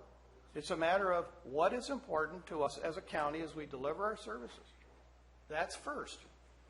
But what does it cost us to deliver those services up till now, because we've been taking money out of the general fund to do something which was not a priority, because we are not in priority-based budgeting right now. So I'll talk further on it. I do want you to understand it, but I can tell you sometimes it takes 4 to 6 hours to just have a short course on budgeting before you can really wrap your head around it. I don't mean that demeaningly, but you really need to understand what budgeting is about, because agency budgeting is very different from what you see in corporate. Okay. All right, ladies and gentlemen, we're almost complete to our postponement. I have yet to make my comments. Number one, I joined Supervisor Garamendi in the degrading of our staff. Supervisor Mills, I don't agree with or concur with his statements. I think our staff and our employees in this county do an outstanding job with what resources they have. And I am not going to discuss my position on the special issue on the agenda item until the meeting, but I have a position. And I'll let you know that at the 6th meeting at 10 o'clock. Staff, any further comments? Board, any further comments? This meeting is continued to June 6th, 10 o'clock in the chambers.